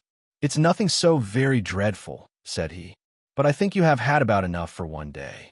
The puma suddenly gave a sharp yell of pain. At that he swore under his breath. "I'm damned," said he, "if this place is not as bad as Gower Street, with its cats." "Montgomery," said I, "what was that thing that came after me? Was it a beast, or was it a man? If you don't sleep tonight," he said, "you'll be off your head tomorrow." I stood up in front of him. "What was that thing that came after me?" I asked. He looked me squarely in the eyes and twisted his mouth askew. His eyes, which had seemed animated a minute before, went dull. "From your account," said he, "I'm thinking it was a bogle." I felt a gust of intense irritation, which passed as quickly as it came. I flung myself into the chair again and pressed my hands on my forehead. The puma began once more. Montgomery came round behind me and put his hand on my shoulder. "Look here, Prendick," he said, "I had no business to let you drift out into this silly island of ours. But it's not so bad as you feel, man. Your nerves are worked to rags. Let me give you something that will make you sleep." That, will keep on for hours yet. You must simply get to sleep, or I won't answer for it." I did not reply. I bowed forward and covered my face with my hands. Presently, he returned with a small measure containing a dark liquid. This he gave me. I took it unresistingly, and he helped me into the hammock. When I awoke, it was broad day. For a little while I lay flat, staring at the roof above me. The rafters, I observed, were made out of the timbers of a ship. Then I turned my head and saw a meal prepared for me on the table. I perceived that I was hungry and prepared to clamber out of the hammock, which, very politely anticipating my intention, twisted round and deposited me upon all fours on the floor. I got up and sat down before the food. I had a heavy feeling in my head, and only the vaguest memory at first of the things that had happened overnight. The morning breeze blew very pleasantly through the unglazed window, and the food contributed to the sense of animal comfort which I experienced. Presently the door behind me, the door inward towards the yard of the enclosure, opened. I turned and saw Montgomery's face. "All right," said he. "I'm frightfully busy." And he shut the door. Afterwards I discovered that he forgot to relock it. Then I recalled the expression of his face the previous night, and with it the memory of all I had experienced reconstructed itself before me. Even as that fear came back to me, came a cry from within. But this time it was not the cry of a puma. I put down the mouthful that hesitated upon my lips and listened. Silence, save for the whisper of the morning breeze. I began to think my ears had deceived me. After a long pause, I resumed my meal, but with my ears still vigilant. Presently I heard something else, very faint and low. I sat as if frozen in my attitude. Though it was faint and low, it moved me more profoundly than all that I had hitherto heard of the abominations behind the wall. There was no mistake this time in the quality of the dim, broken sounds, no doubt at all of their source. For it was groaning, broken by sobs and gasps of anguish. It was no brute this time. It was a human being in torment. As I realized this, I rose, and in 3 steps across the room, seized the handle of the door into the yard, and flung it open before me. "Prendick, man, stop!" cried Montgomery, intervening. A startled deerhound yelped and snarled. There was blood I saw in the sink, brown and some scarlet, and I smelt the peculiar smell of carbolic acid. Then through an open doorway beyond, in the dim light of the shadow, I saw something bound painfully upon a framework, scarred, red, and bandaged, and then blotting this out appeared the face of old Moreau, white and terrible. In a moment he had gripped me by the shoulder with a hand that was smeared red, had twisted me off my feet, and flung me headlong back into my own room. He lifted me as though I was a little child. I fell at full length upon the floor, and the door slammed and shut out the passionate intensity of his face. Then I heard the key turn in the lock, and Montgomery's voice in expostulation. "Ruined the work of a lifetime," I heard Moreau say. "He does not understand," said Montgomery, and other things that were inaudible. "I can't spare the time yet," said Moreau. The rest I did not hear. I picked myself up and stood trembling, my mind a chaos of the most horrible misgivings. Could it be possible, I thought, that such a thing as the vivisection of men was carried on here? The question shot like lightning across a tumultuous sky, and suddenly the clouded horror of my mind condensed into a vivid realization of my own danger. 11. The hunting of the man. It came before my mind with an unreasonable hope of escape that the outer door of my room was still open to me. I was convinced now, absolutely assured, that Moreau had been vivisecting a human being. All the time since I had heard his name, I had been trying to link in my mind in some way the grotesque animalism of the islanders with his abominations, and now I thought I saw it all. The memory of his work on the transfusion of blood recurred to me. These creatures I had seen were the victims of some hideous experiment. These sickening scoundrels had merely intended to keep me back, to fool me with their display of confidence, and presently to fall upon me with a fate more horrible than death, with torture, and after torture the most hideous degradation it is possible to conceive, to send me off a lost soul, a beast, to the rest of their comus route. I looked round for some weapon. Nothing. Then with an inspiration, I turned over the deck chair, put my foot on the side of it, and tore away the side rail. It happened that a nail came away with the wood, and projecting gave a touch of danger to an otherwise petty weapon. I heard a step outside, and incontinently flung open the door and found Montgomery within a yard of it. He meant to lock the outer door. I raised this nailed stick of mine and cut at his face, but he sprang back. I hesitated a moment, then turned and fled round the corner of the house. "Prendick, man!" I heard his astonished cry. "Don't be a silly ass, man." Another minute, thought I, and he would have had me locked in and as ready as a hospital rabbit for my fate. He emerged behind the corner, for I heard him shout, "Prendick!" Then he began to run after me, shouting things as he ran. This time, running blindly, I went northeastward in a direction at right angles to my previous expedition. Once, as I went running headlong up the beach, I glanced over my shoulder and saw his attendant with him. I ran furiously up the slope, over it, then turning eastward along a rocky valley fringed on either side with jungle, I ran for perhaps a mile altogether, my chest straining, my heart beating in my ears, and then hearing nothing of Montgomery or his man, and feeling upon the verge of exhaustion, I doubled sharply back towards the beach as I judged, and lay down in the shelter of a canebrake. There I remained for a long time, too fearful to move, and indeed too fearful even to plan a course of action. The wild scene about me lay sleeping silently under the sun, and the only sound near me was the thin hum of some small gnats that had discovered me. Presently, I became aware of a drowsy, breathing sound, the soughing of the sea upon the beach. After about an hour, I heard Montgomery shouting my name, far away to the north. That set me thinking of my plan of action. As I interpreted it then, this island was inhabited only by these two vivisectors and their animalized victims. Some of these, no doubt, they could press into their service against me if need arose. I knew both Moreau and Montgomery carried revolvers, and, save for a feeble bar of deal spiked with a small nail, the merest mockery of a mace, I was unarmed. So I lay still there until I began to think of food and drink, and at that thought the real hopelessness of my position came home to me. I knew no way of getting anything to eat. I was too ignorant of botany to discover any resort of root or fruit that might lie about me. I had no means of trapping the few rabbits upon the island. It grew blanker the more I turned the prospect over. At last, in the desperation of my position, my mind turned to the animal men I had encountered. I tried to find some hope in what I remembered of them. In turn, I recalled each one I had seen, and tried to draw some augury of assistance from my memory. Then suddenly I heard a staghound bay, and at that realized a new danger. I took little time to think, or they would have caught me then, but snatching up my nailed stick, rushed headlong from my hiding place towards the sound of the sea. I remember a growth of thorny plants, with spines that stabbed like penknives. I emerged bleeding and with torn clothes upon the lip of a long creek opening northward.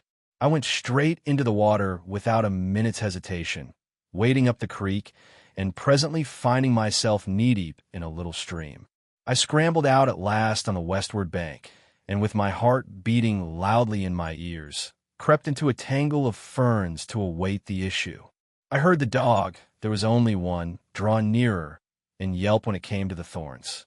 Then I heard no more, and presently began to think I had escaped. The minutes passed, the silence lengthened out, and at last, after an hour of security, my courage began to return to me. By this time I was no longer very much terrified or very miserable. I had, as it were, passed the limit of terror and despair. I felt now that my life was practically lost, and that persuasion made me capable of daring anything.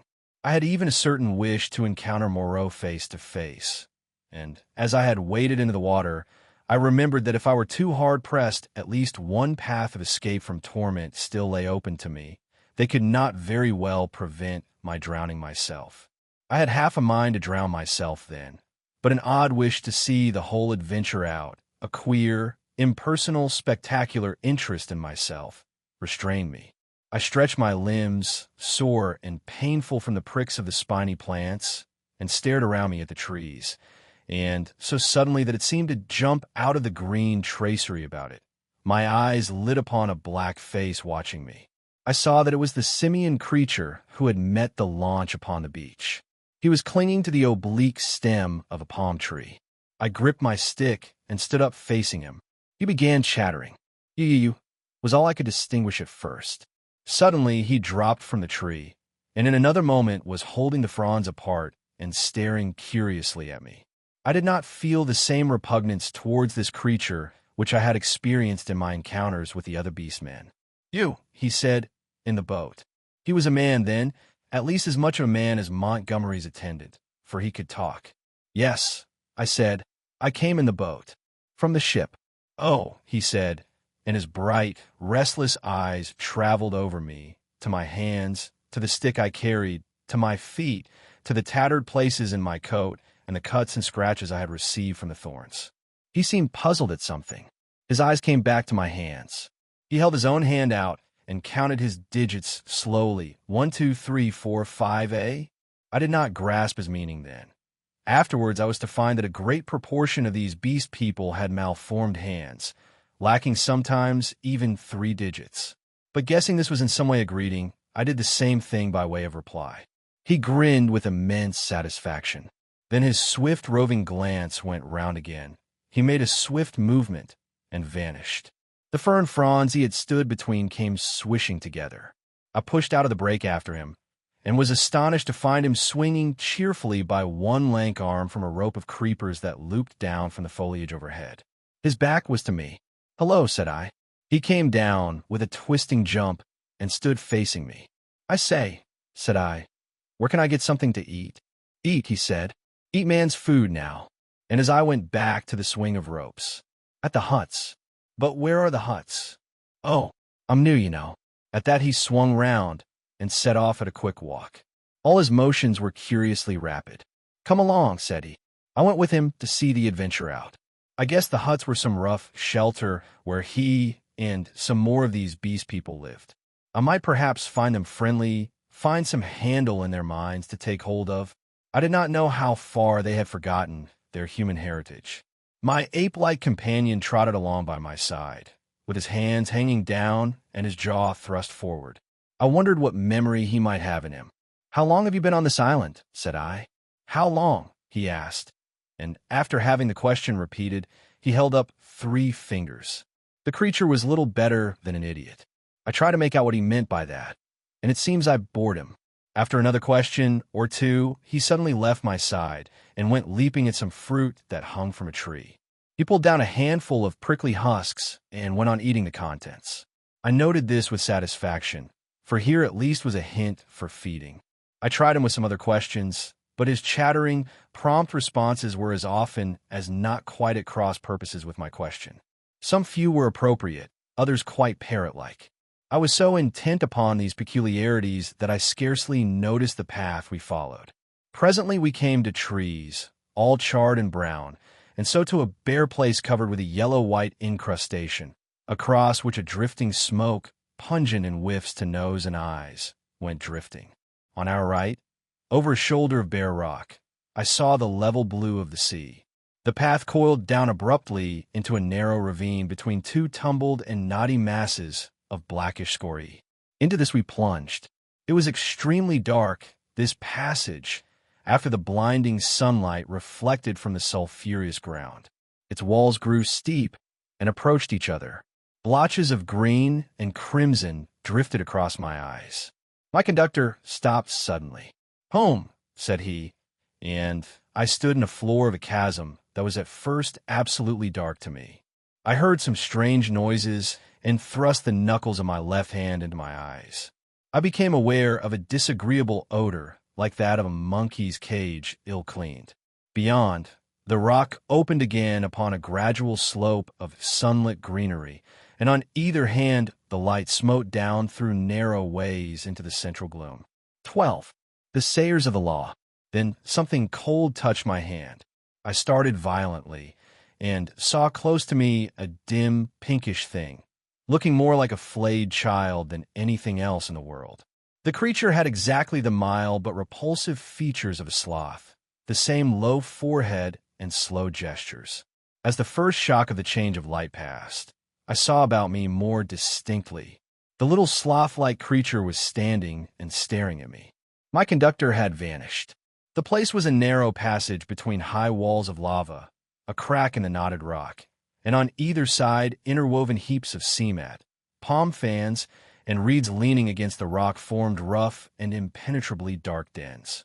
The winding way up the ravine between these was scarcely 3 yards wide and was disfigured by lumps of decaying fruit pulp and other refuse, which accounted for the disagreeable stench of the place. The little pink sloth creature was still blinking at me when my ape-man reappeared at the aperture of the nearest of these dens and beckoned me in.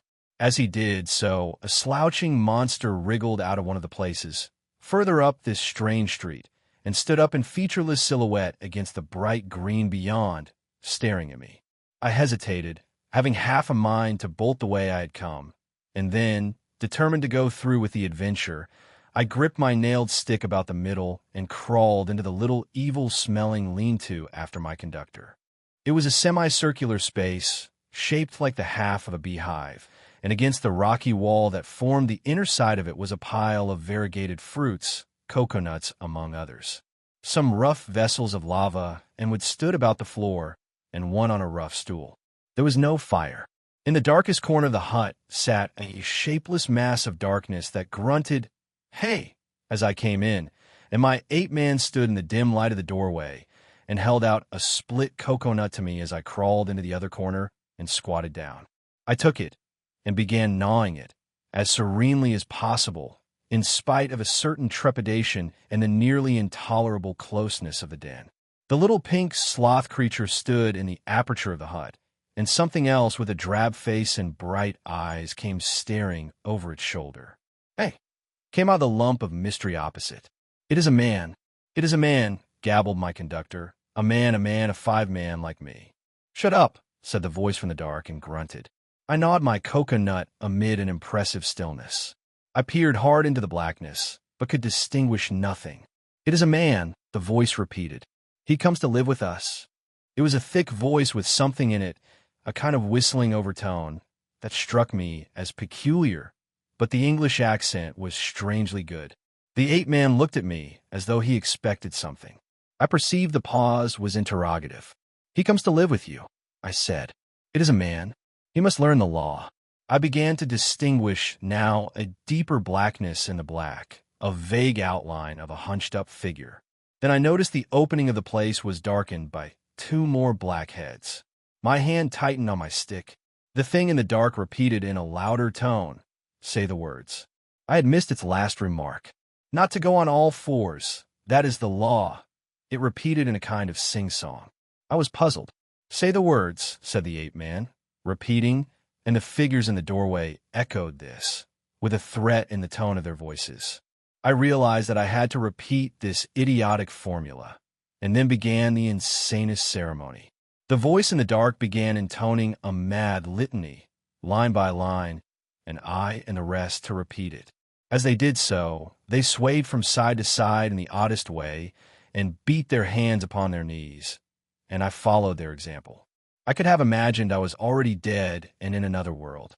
That dark hut, these grotesque, dim figures, just flecked here and there by a glimmer of light, and all of them swaying in unison and chanting. Not to go on all fours, that is the law. Are we not men? Not to suck up drink, that is the law. Are we not men? Not to eat fish or flesh, that is the law. Are we not men? Not to claw the bark of trees, that is the law. Are we not men? Not to chase other men, that is the law. Are we not men? And so from the prohibition of these acts of folly, on to the prohibition of what I thought then were the maddest, most impossible, and most indecent things one could well imagine. A kind of rhythmic fervor fell on all of us. We gabbled and swayed faster and faster, repeating this amazing law. Superficially, the contagion of these brutes was upon me, but deep down within me, the laughter and disgust struggled together. We ran through a long list of prohibitions, and then the chant swung round to a new formula. His is the house of pain. His is the hand that makes. His is the hand that wounds. His is the hand that heals. And so on for another long series, mostly quite incomprehensible gibberish to me about him, whoever he might be. I could have fancied it was a dream, but never before have I heard chanting in a dream. His is the lightning flash, we sang. His is the deep salt sea. A horrible fancy came into my head that Moreau, after animalizing these men, had infected their dwarfed brains with a kind of deification of himself. However, I was too keenly aware of white teeth and strong claws about me to stop my chanting on that account. His are the stars in the sky. At last that song ended. I saw the ape-man's face shining with perspiration, and my eyes being now accustomed to the darkness, I saw more distinctly the figure in the corner from which the voice came. It was the size of a man, but it seemed covered with a dull gray hair, almost like a Skye Terrier. What was it? Were they all? Imagine yourself surrounded by all the most horrible cripples and maniacs it is possible to conceive, and you may understand a little of my feelings with these grotesque caricatures of humanity about me. He is a five-man, a five-man, a five-man, like me, said the ape-man. I held out my hands. The gray creature in the corner leant forward. Not to run on all fours. That is the law. Are we not men? He said.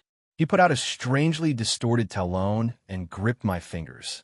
The thing was almost like the hoof of a deer produced in a claws. I could have yelled with surprise and pain. His face came forward and peered at my nails, came forward into the light of the opening of the hut, and I saw with a quivering disgust that it was like the face of neither man nor beast, but a mere shock of gray hair, with three shadowy overarchings to mark the eyes and mouth. He has little nails, said this grisly creature in his hairy beard. It is well. He threw my hand down, and instinctively I gripped my stick. Eat roots and herbs. It is his will, said the ape-man. I am the sayer of the law, said the gray figure. Here come all that be new to learn the law. I sit in the darkness and say the law. It is even so, said one of the beasts in the doorway. Evil are the punishments of those who break the law. None escape. None escape, said the beast folk, glancing furtively at one another. None, said the ape-man. None escape. See, I did a little thing, a wrong thing once. I jabbered, stopped talking. None could understand. I am burnt, branded in the hand. He is great. He is good. None escape, said the gray creature in the corner. None escape, said the beast people, looking askance at one another. For every one the want that is bad, said the gray sayer of the law. What you will want we do not know. We shall know. Some want to follow things that move, to watch and slink and wait and spring, to kill and bite deep and rich, sucking the blood. It is bad. Not to chase other men. That is the law. Are we not men? Not to eat flesh or fish. That is the law. Are we not men? None escape, said a dappled brute, standing in the doorway. For every one the want is bad, said the gray sayer of the law. Some want to go tearing with teeth and hands into the roots of things, snuffing into the earth. It is bad. None escape, said the men in the door. Some go clawing trees. Some go scratching at the graves of the dead. Some go fighting with foreheads or feet or claws. Some bite suddenly, none giving occasion. Some love uncleanness. None escape, said the ape-man, scratching his calf. None escape, said the little pink sloth creature. Punishment is sharp and sure. Therefore learn the law. Say the words. And incontinently he began again the strange litany of the law, and again I and all these creatures began singing and swaying. My head reeled with this jabbering and the close stench of the place, but I kept on, trusting to find presently some chance of a new development. Not to go on all fours, that is the law. Are we not men? We were making such a noise that I noticed nothing of a tumult outside, until someone, who I think was one of the two swine men I had seen, thrust his head over the little pink sloth creature and shouted something excitedly, something that I did not catch. Incontinently those at the opening of the hut vanished. My ape-man rushed out. The thing that had sat in the dark followed him. I only observed that it was big and clumsy and covered with silvery hair, and I was left alone. Then before I reached the aperture, I heard the yelp of a staghound. In another moment, I was standing outside the hovel, my chair rail in my hand, every muscle of me quivering. Before me were the clumsy backs of perhaps a score of these beast people, their misshapen heads half hidden by their shoulder blades. They were gesticulating excitedly. Other half-animal faces glared interrogation out of the hovels. Looking in the direction in which they faced, I saw coming through the haze under the trees beyond the end of the passage of dens the dark figure and awful white face of Moreau. He was holding the leaping staghound back, and close behind him came Montgomery, revolver in hand. For a moment, I stood horror-struck. I turned and saw the passage behind me blocked by another heavy brute, with a huge gray face and twinkling little eyes, advancing towards me. I looked round and saw to the right of me, and a half-dozen yards in front of me, a narrow gap in the wall of rock, through which a ray of light slanted into the shadows. "Stop!" cried Moreau as I strode towards this, and then, "Hold him!" At that, first one face turned towards me, and then others. Their bestial minds were happily slow. I dashed my shoulder into a clumsy monster who was turning to see what Moreau meant, and flung him forward into another. I felt his hands fly round, clutching at me and missing me. The little pink sloth creature dashed at me, and I gashed down its ugly face with a nail in my stick, and in another minute was scrambling up a steep side pathway, a kind of sloping chimney, out of the ravine. I heard a howl behind me, and cries of "Catch him! Hold him!" and the gray-faced creature appeared behind me and jammed his huge bulk into the cleft. Go on," they howled. I clambered up the narrow cleft in the rock and came out upon the sulphur on the westward side of the village of the beast men. That gap was altogether fortunate for me, for the narrow chimney, slanting obliquely upward, must have impeded the nearer pursuers. I ran over the white space and down a steep slope, through a scattered growth of trees, and came to a low-lying stretch of tall reeds, through which I pushed into a dark, thick undergrowth that was black and succulent underfoot. As I plunged into the reeds, my foremost pursuers emerged from the gap. I broke my way through this undergrowth for some minutes. The air behind me and about me was soon full of threatening cries.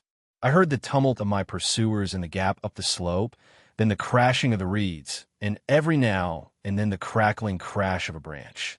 Some of the creatures roared like excited beasts of prey. The staghound yelped to the left.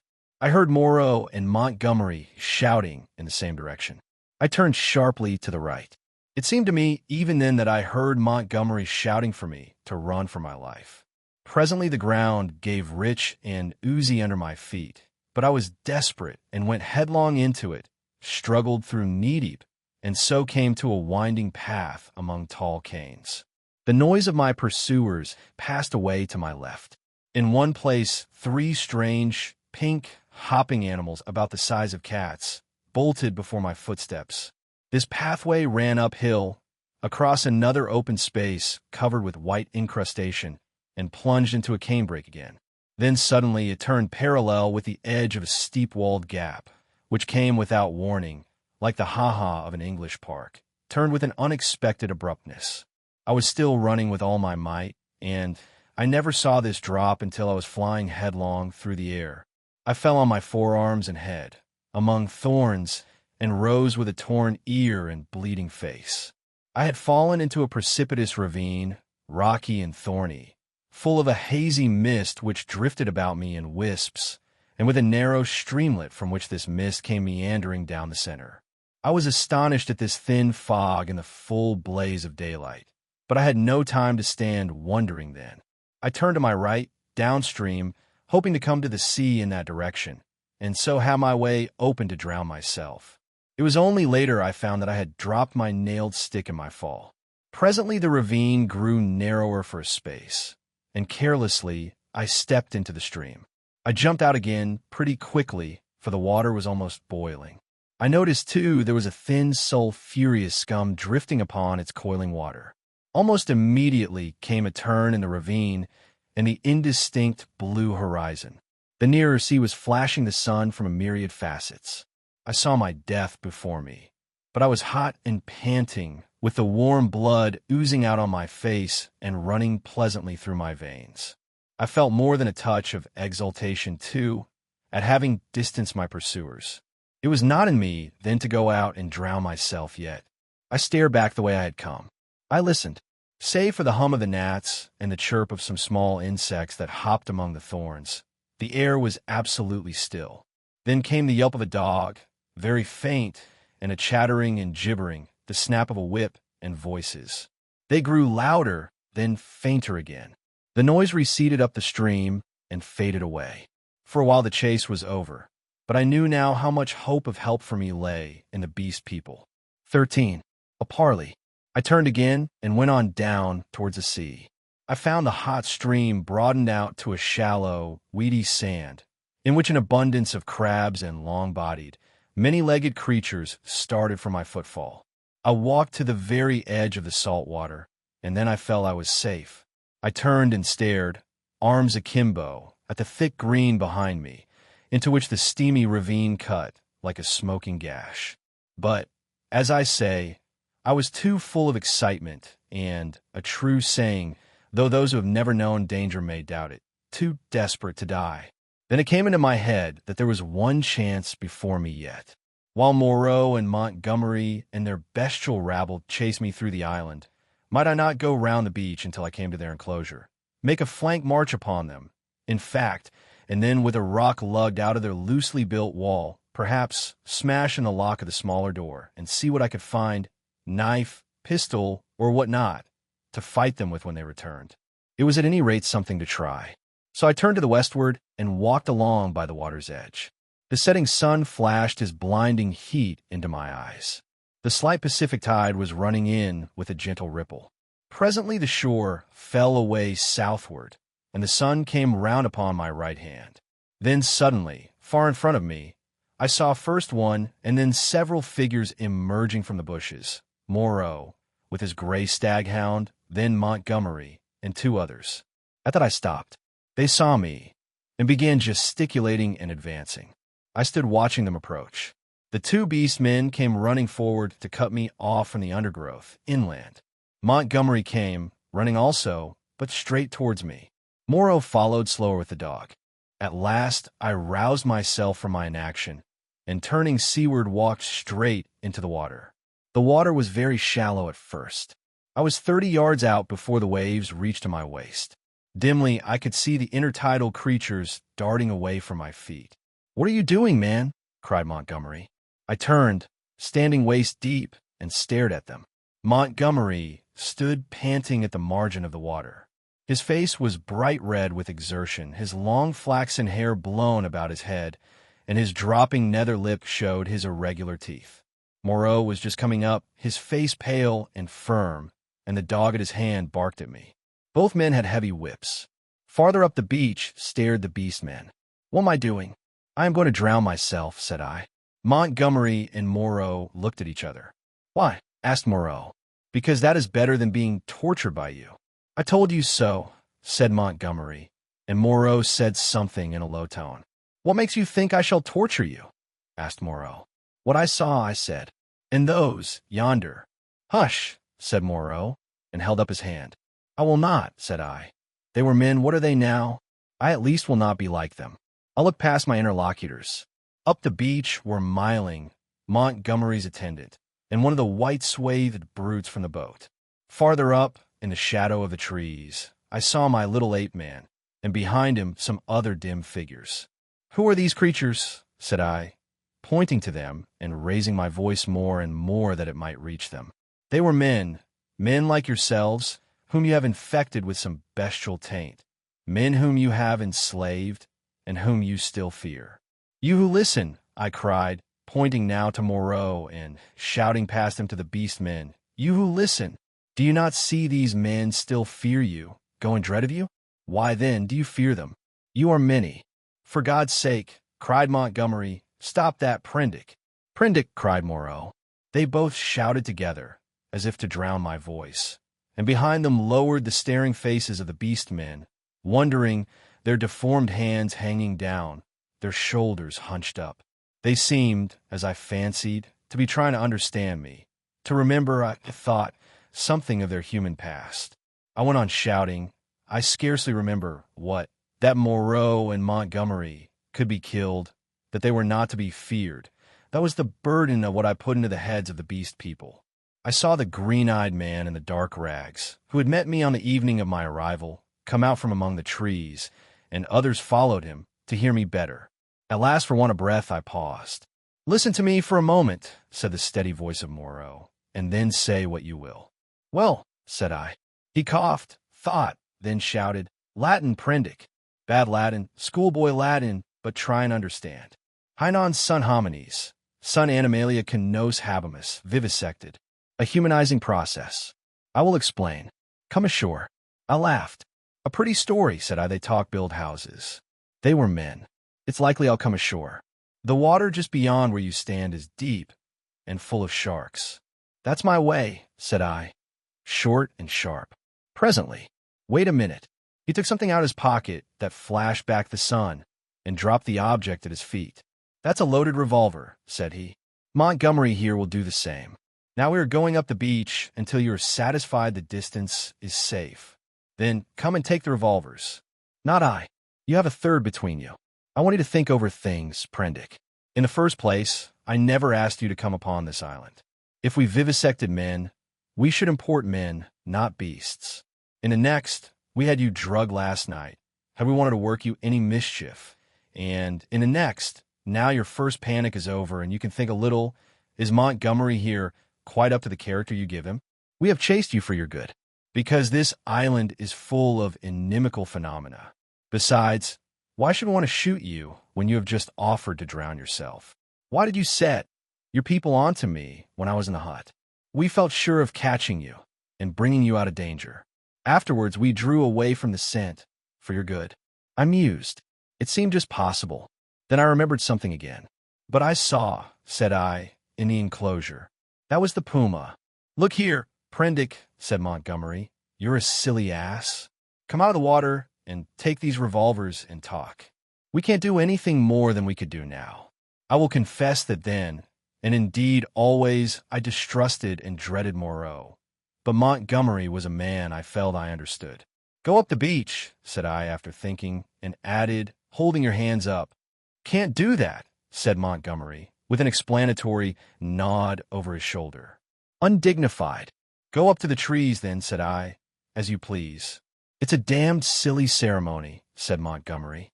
Both turned and faced the 6 or 7 grotesque creatures, who stood there in the sunlight, solid, casting shadows, moving, and yet so incredibly unreal. Montgomery cracked his whip at them, and forthwith they all turned and fled helter-skelter into the trees. And when Montgomery and Moreau were at a distance I judged sufficient, I waded ashore and picked up and examined the revolvers.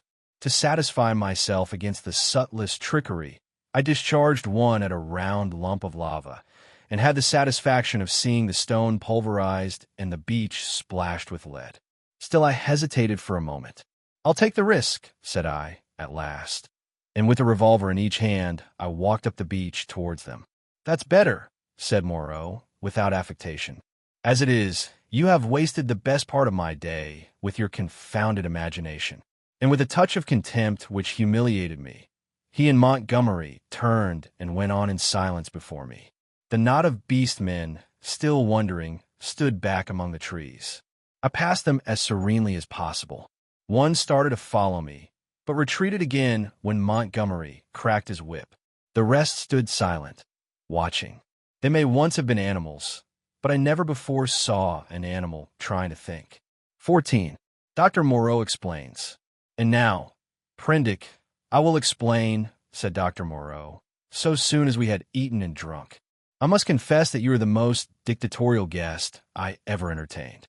I warn you that this is the last I shall do to oblige you. The next thing you threaten to commit suicide about, I shan't do, even at some personal inconvenience." He sat in my deck chair, a cigar half consumed in his white, dexterous-looking fingers. The light of the swinging lamp fell on his white hair. He stared through the little window out at the starlight. I sat as far away from him as possible, the table between us and the revolvers to hand. Montgomery was not present. I did not care to be with the two of them in such a little room. "You admit that the vivisected human being, as you called it, is, after all, only the puma," said Moreau. "He had made me visit that horror in the inner room, to assure myself of its inhumanity. "It is the puma," I said, "still alive, but so cut and mutilated as I pray I may never see living flesh again. Of all vile." "Never mind that," said Moreau. "At least, spare me those youthful horrors. Montgomery used to be just the same. You admit that it is the puma. Now be quiet, while I reel off my physiological lecture to you." And forthwith, beginning in the tone of a man supremely bored, but presently warming a little, he explained his work to me. He was very simple and convincing. Now, and then there was a touch of sarcasm in his voice. Presently, I found myself hot with shame at our mutual positions. The creatures I had seen were not men, had never been men. They were animals, humanized animals, triumphs of vivisection. "You forget all that a skilled vivisector can do with living things," said Moreau. "For my own part, I'm puzzled why the things I have done here have not been done before. Small efforts, of course, have been made. Amputation, tongue-cutting, excisions. Of course, a squint may be induced or cured by surgery.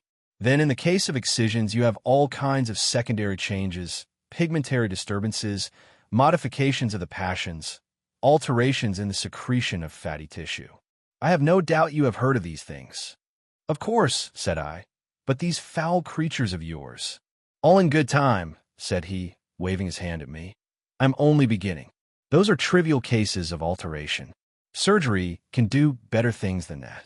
There is building up as well as breaking down and changing. You have heard, perhaps, of a common surgical operation resorted to in cases where the nose has been destroyed.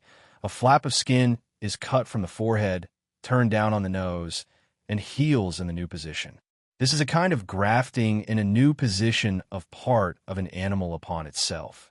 Grafting of freshly obtained material from another animal is also possible. The case of teeth, for example. The grafting of skin and bone is done to facilitate healing. The surgeon places in the middle of the wound pieces of skin snipped from another animal or fragments of bone from a victim freshly killed. Hunter's cockspur, possibly you have heard of that, flourished on the bull's neck. And the rhinoceros rats of the Algerian zouaves are also to be thought of. Monsters manufactured by transferring a slip from the tail of an ordinary rat to its snout and allowing it to heal in that position. "Monsters manufactured," said I. "Then you mean to tell me—" "Yes, these creatures you have seen are animals carven and wrought into new shapes. To the study of the plasticity of living forms, my life has been devoted. I have studied for years, gaining in knowledge as I go. I see you look horrified, and yet I am telling you nothing new. It all lay in the surface of practical anatomy years ago, but no one had the temerity to touch it. It is not simply the outward form of an animal which I can change. The physiology, the chemical rhythm of the creature, may also be made to undergo an enduring modification, of which vaccination and other methods of inoculation with living or dead matter are examples that will, no doubt, be familiar to you. A similar operation is the transfusion of blood, with which subject, indeed, I began. These are all familiar cases.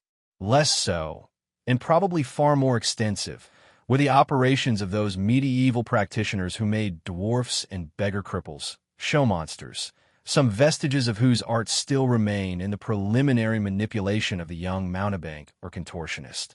Victor Hugo gives an account of them in L'Homme Corrit. But perhaps my meaning grows plain now.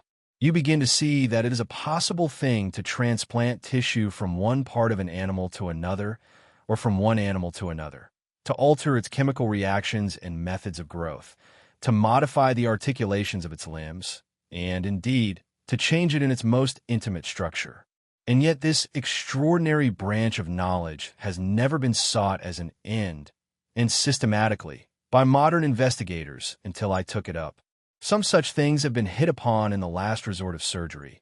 Most of the kindred evidence that will recur to your mind has been demonstrated, as it were, by accident, by tyrants, by criminals, by the breeders of horses and dogs, by all kinds of untrained, clumsy-handed men working for their own immediate ends. I was the first man to take up this question armed with antiseptic surgery and with a really scientific knowledge of the laws of growth. Yet one would imagine it must have been practiced in secret before. Such creatures as the Siamese twins, and in the vaults of the Inquisition.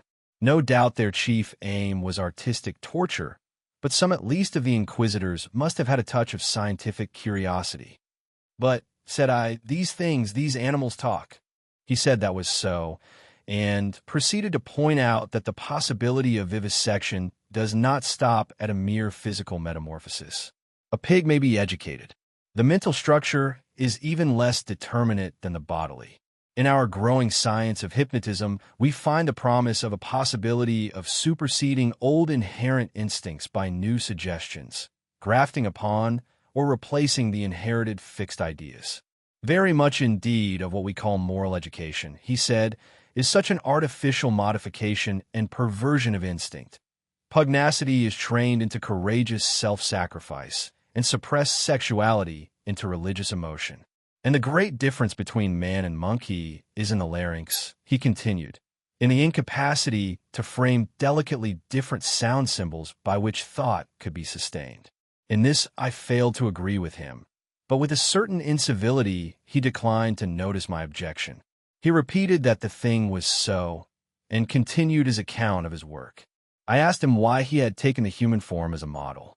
There seemed to me then, and there still seems to me now, a strange wickedness for that choice. He confessed that he had chosen that form by chance. I might just as well have worked to form sheep into llamas and llamas into sheep. I suppose there is something in the human form that appeals to the artistic turn of mind more powerfully than any animal shape can. But I've not confined myself to man-making. Once or twice, he was silent, for a minute perhaps. These years, how they have slipped by.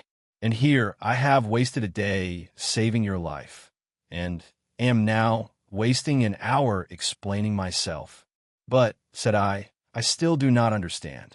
Where is your justification for inflicting all this pain? The only thing that could excuse vivisection to me would be some application. Precisely, said he. But, you see, I am differently constituted. We are on different platforms. You are a materialist. I am not a materialist. I began hotly. In my view, for it is just this question of pain that parts us. So long as visible or audible pain turns you sick, so long as your own pains drive you, so long as pain underlies your propositions about sin, so long, I tell you, you are an animal thinking a little less obscurely what an animal feels. This pain, I gave an impatient shrug at such sophistry. Oh, but it is such a little thing. A mind truly open to what science has to teach must see that it is a little thing. It may be that save in this little planet, this speck of cosmic dust, invisible long before the near star could be attained, it may be, I say, that nowhere else does this thing called pain occur. But the laws we feel our way towards, why, even on this earth, even among living things, what pain is there? As he spoke, he drew a little penknife from his pocket, opened a smaller blade, and moved his chair so that I could see his thigh. Then, choosing the place deliberately, he drove the blade into his leg and withdrew it. No doubt, he said, you have seen that before. It does not hurt a pinprick. But what does it show? The capacity for pain is not needed in the muscle, and it is not placed there, is but little needed in the skin, and only here and there over the thigh is a spot capable of feeling pain. Pain is simply our intrinsic medical advisor to warn us and stimulate us. Not all living flesh is painful, nor is all nerve, not even all sensory nerve. There's no taint of pain, real pain, in the sensations of the optic nerve. If you wound the optic nerve, you merely see flashes of light, just as disease of the auditory nerve merely means a humming in our ears. Plants do not feel pain, nor the lower animals. It's possible that such animals as the starfish and crayfish do not feel pain at all. Then with men, the more intelligent they become, the more intelligently they will see after their own welfare, and the less they will need the goad to keep them out of danger. I never yet heard of a useless thing that was not ground out of existence by evolution sooner or later. Did you? And pain gets needless. Then I am a religious man, Prendick, as every sane man must be. It may be, I fancy, that I have seen more of the ways of this world's maker than you, for I have sought his laws in my way all my life, while you, I understand, have been collecting butterflies. And I tell you, pleasure and pain have nothing to do with heaven or hell. Pleasure and pain, bah! What is your theologian's ecstasy but Muhammad's hurry in the dark? This store which men and women set on pleasure and pain, Prendick, is the mark of the beast upon them, the mark of the beast from which they came. Pain, pain and pleasure, they're for us only so long as we wriggle in the dust. You see, I went on with this research just the way it led me. That is the only way I ever heard of true research going. I asked a question, devised some method of obtaining an answer, and got a fresh question. Was this possible or that possible? You cannot imagine what this means to an investigator, what an intellectual passion grows upon him. You cannot imagine the strange, colorless delight of these intellectual desires. The thing before you is no longer an animal, a fellow creature, but a problem. Sympathetic pain, all I know of it I remember as a thing I used to suffer from years ago. It was the one thing I wanted, to find out the extreme limit of plasticity in a living shape. But, said I, the thing is an abomination. To this day, I have never troubled about the ethics of the matter, he continued. The study of nature makes a man at last as remorseless as nature. I have gone on, not heeding anything but the question I was pursuing, and the material has dripped into the huts yonder. It is nearly 11 years since we came here, I in Montgomery and 6 Kanakas. I remember the green stillness of the island and the empty ocean about us, as though it was yesterday. The place seemed waiting for me. The stores were landed and the house was built. The Kanakas founded some huts near the ravine. I went to work here upon what I had brought with me. There were some disagreeable things happened at first. I began with a sheep and killed it after a day and a half by a slip of the scalpel. I took another sheep and made a thing of pain and fear and left it bound up to heal. It looked quite human to me when I had finished it, but when I went to it, I was discontented with it. It remembered me and was terrified beyond imagination. It had no more than the wits of a sheep. The more I looked at it, the clumsier it seemed, until at last I put the monster out of its misery. These animals without courage, these fear-haunted, pain-driven things, without a spark of pugnacious energy to face torment, they are no good for man-making. Then I took a gorilla I had, and upon that, working with infinite care and mastering difficulty after difficulty, I made my first man. All the week, night and day, I molded him. With him, it was chiefly the brain that needed molding. Much had to be added, much changed. I thought him a fair specimen of the Negroid type when I had finished him, and he lay bandaged, bound, and motionless before me. It was only when his life was assured that I left him and came into this room again, and found Montgomery much as you are. He had heard some of the cries as the thing grew human, cries like those that disturbed you so. I didn't take him completely into my confidence at first, and the Kanakas, too, had realized something of it. They were scared out of their wits by the sight of me. I got Montgomery over to me, in a way, but I and he had the hardest job to prevent the Kanakas deserting. Finally, they did, and so we lost the yacht. I spent many days educating the brute. Altogether, I had him for 3 or 4 months. I taught him the rudiments of English, gave him ideas of counting, even made the thing read the alphabet. But at that he was slow, though I've met with idiots slower. He began with a clean sheet, mentally, had no memories left in his mind of what he had been. When his scars were quite healed, and he was no longer anything but painful and stiff, and able to converse a little, I took him yonder and introduced him to the Kanakas as an interesting stowaway. They were horribly afraid of him at first, somehow, which offended me rather, for I was conceited about him. But his ways seemed so mild, and he was so abject, that after a time they received him and took his education in hand. He was quick to learn, very imitative and adaptive, and built himself a hovel rather better, it seemed to me, than their own shanties. There was one among the boys a bit of a missionary, and he taught the thing to read, or at least to pick out letters, and gave him some rudimentary ideas of morality. But it seems the beast's habits were not all that is desirable.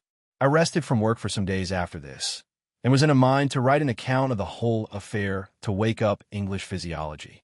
Then I came upon the creature squatting up in a tree and gibbering at 2 of the Kanakas who had been teasing him. I threatened him, told him the inhumanity of such a proceeding, aroused a sense of shame, and came home resolved to do better before I took my work back to England. I have been doing better, but somehow the things drift back again. The stubborn beast flesh grows day by day back again. But I mean to do better things still. I mean to conquer that. This puma. But that's the story. All the Kanaka boys are dead now. One fell overboard of the launch, and one died of a wounded heel that he poisoned in some way with plant juice. 3 went away in the yacht, and I suppose and hope were drowned. The other one was killed. Well, I have replaced them. Montgomery went on much as you were disposed to do at first. And then, what became of the other one? Said I, sharply. The other Kanaka who was killed. The fact is, after I had made a number of human creatures, I made a thing. He hesitated. Yes, said I. It was killed. I don't understand, said I. Do you mean to say? It killed the Kanaka, yes. It killed several other things that it caught. We chased it for a couple of days. It only got loose by accident. I never meant it to get away. It wasn't finished. It was purely an experiment. It was a limbless thing with a horrible face that writhed along the ground in a serpentine fashion. It was immensely strong and in infuriating pain. It lurked in the woods for some days until we hunted it, and then it wriggled into the northern part of the island, and we divided the party to close in upon it. Montgomery insisted upon coming with me. The man had a rifle, and when his body was found, one of the barrels was curved into the shape of an S and very nearly bitten through. Montgomery shot the thing. After that, I stuck to the ideal of humanity, except for little things. He became silent. I sat in silence watching his face. So, for 20 years altogether, counting 9 years in England, I have been going on, and there is still something in everything I do that defeats me, makes me dissatisfied, challenges me to further effort. Sometimes I rise above my level, sometimes I fall below it, but always I fall short of the things I dream. The human shape I can get now, almost with ease, so that it is lithe and graceful or thick and strong, but often there's trouble with the hands and the claws, painful things that I dare not shape too freely. But it is in the subtle grafting and reshaping one must needs do to the brain that my trouble lies. The intelligence is often oddly low, with unaccountable blank ends, unexpected gaps. And least satisfactory of all is something that I cannot touch. Somewhere, I cannot determine where, in the seat of the emotions. Cravings, instincts, desires that harm humanity, a strange hidden reservoir to burst forth suddenly and inundate the whole being of the creature with anger, hate, or fear. These creatures of mine seemed strange and uncanny to you so soon as you began to observe them. But to me, just after I make them, they seem to be indisputably human beings. It's afterwards, as I observe them, that the persuasion fades. First one animal trait, then another, creeps to the surface and stares out at me. But I will conquer yet. Each time I dip a living creature into the bath of burning pain, I say, this time I will burn out all the animal. This time I will make a rational creature of my own. After all, what is 10 years? Men have been 100,000 in the making. He thought darkly, but I am drawing near the fastness. This puma of mine, after a silence, and they revert. As soon as my hand is taken from them, the beast begins to creep back, begins to assert itself again. Another long silence. Then you take the things you make into those dens, said I. They go. I turn them out when I begin to feel the beast in them, and presently they wander there. They all dread this house and me. There's a kind of travesty of humanity over there. Montgomery knows about it, for he interferes in their affairs. He has trained 1 or 2 of them to our service. He's ashamed of it, but I believe he half likes some of those beasts. It's his business, not mine. They only sicken me with a sense of failure. I take no interest in them.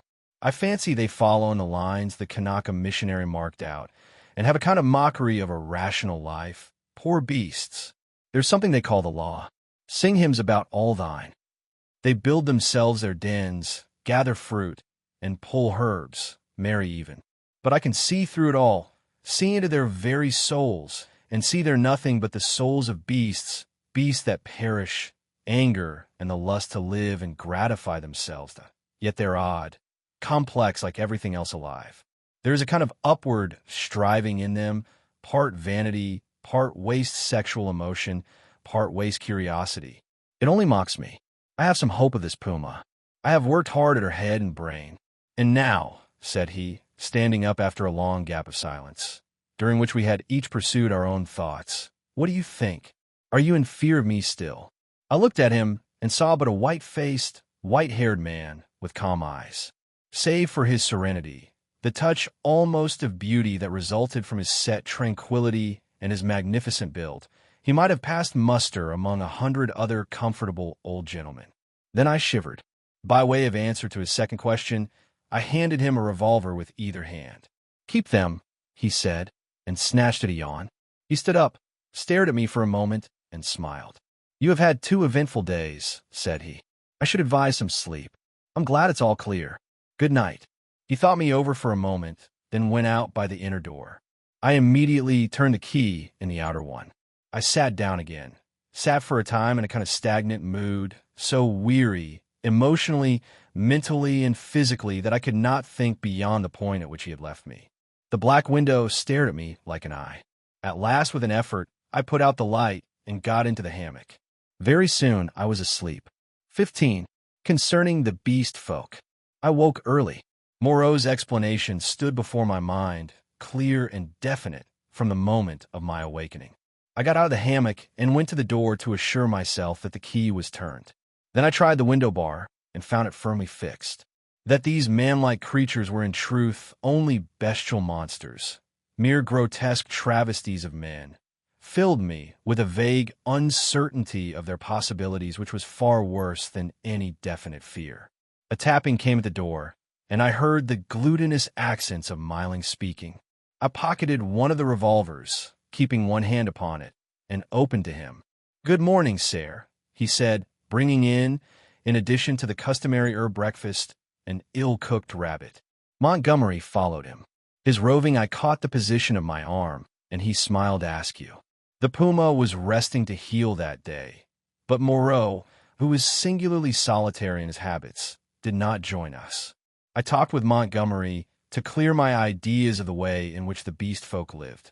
In particular, I was urgent to know how these inhuman monsters were kept from falling upon Moreau and Montgomery and from rending one another.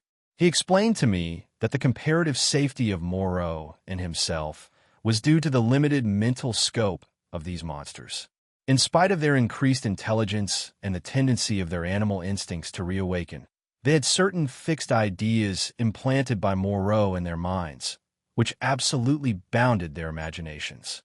They were really hypnotized, had been told that certain things were impossible, and that certain things were not to be done, and these prohibitions were woven into the texture of their minds beyond any possibility of disobedience or dispute.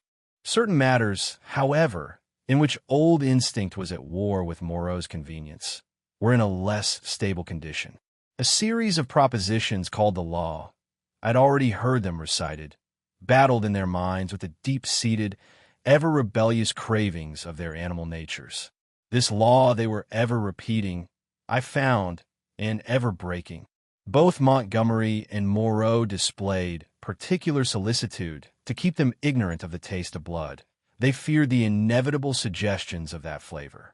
Montgomery told me that the law, especially among the feline beast people, became oddly weakened about nightfall, that then the animal was at its strongest, that a spirit of adventure sprang up in them at the dusk, when they would dare things they never seemed to dream about by day. To that I owed my stalking by the leopard man on the night of my arrival. But during these earlier days of my stay, they broke the law only furtively and after dark.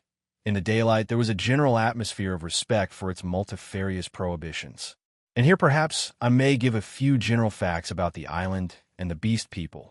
The island, which was of irregular outline and lay low upon the wide sea, had a total area, I suppose, of 7 or 8 square miles. 2. It was volcanic in origin, and was now fringed on 3 sides by coral reefs. Some fumaroles to the northward and a hot spring were the only vestiges of the forces that had long since originated it. Now and then a faint quiver of earthquake would be sensible, and sometimes the ascent of the spire of smoke would be rendered tumultuous by gusts of steam. But that was all. The population of the island, Montgomery informed me, now numbered rather more than 60 of these strange creations of Moreau's art, not counting the smaller monstrosities which lived in the undergrowth and were without human form. Altogether, he had made nearly 120, but many had died, and others, like the writhing, footless thing of which he had told me, had come by violent ends. In answer to my question, Montgomery said that they actually bore offspring, but that these generally died. When they lived, Moreau took them and stamped the human form upon them. There was no evidence of the inheritance of their acquired human characteristics. The females were less numerous than the males, and liable to much furtive persecution in spite of the monogamy the law enjoined. 2. This description corresponds in every respect to Noble's Cep. It would be impossible for me to describe these beast people in detail. My eyes had no training in details, and unhappily I cannot sketch. Most striking, perhaps, in their general appearance was the disproportion between the legs of these creatures and the length of their bodies. And yet, so relative is our idea of grace. My eye became habituated to their forms, and at last I even fell in with their persuasion that my own long thighs were ungainly. Another point was the forward carriage of the head and the clumsy and inhuman curvature of the spine. Even the ape-man lacked that inward, sinuous curve of the back, which makes the human figure so graceful. Most had their shoulders hunched clumsily, and their short forearms hung weakly at their sides. Few of them were conspicuously hairy, at least until the end of my time upon the island. The next most obvious deformity was in their faces, almost all of which were prognathous, malformed about the ears, with large and protuberant noses, very furry or very bristly hair, and often strangely colored or strangely placed eyes. None could laugh, though the ape-man had a chattering titter.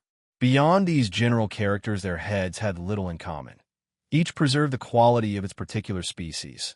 The human mark distorted but did not hide the leopard, the ox, or the sow, or other animal or animals for which the creature had been molded. The voices, too, varied exceedingly. The hands were always malformed, and though some surprised me by their unexpected human appearance, almost all were deficient in the number of the digits, clumsy about the fingernails, and lacking any tactile sensibility.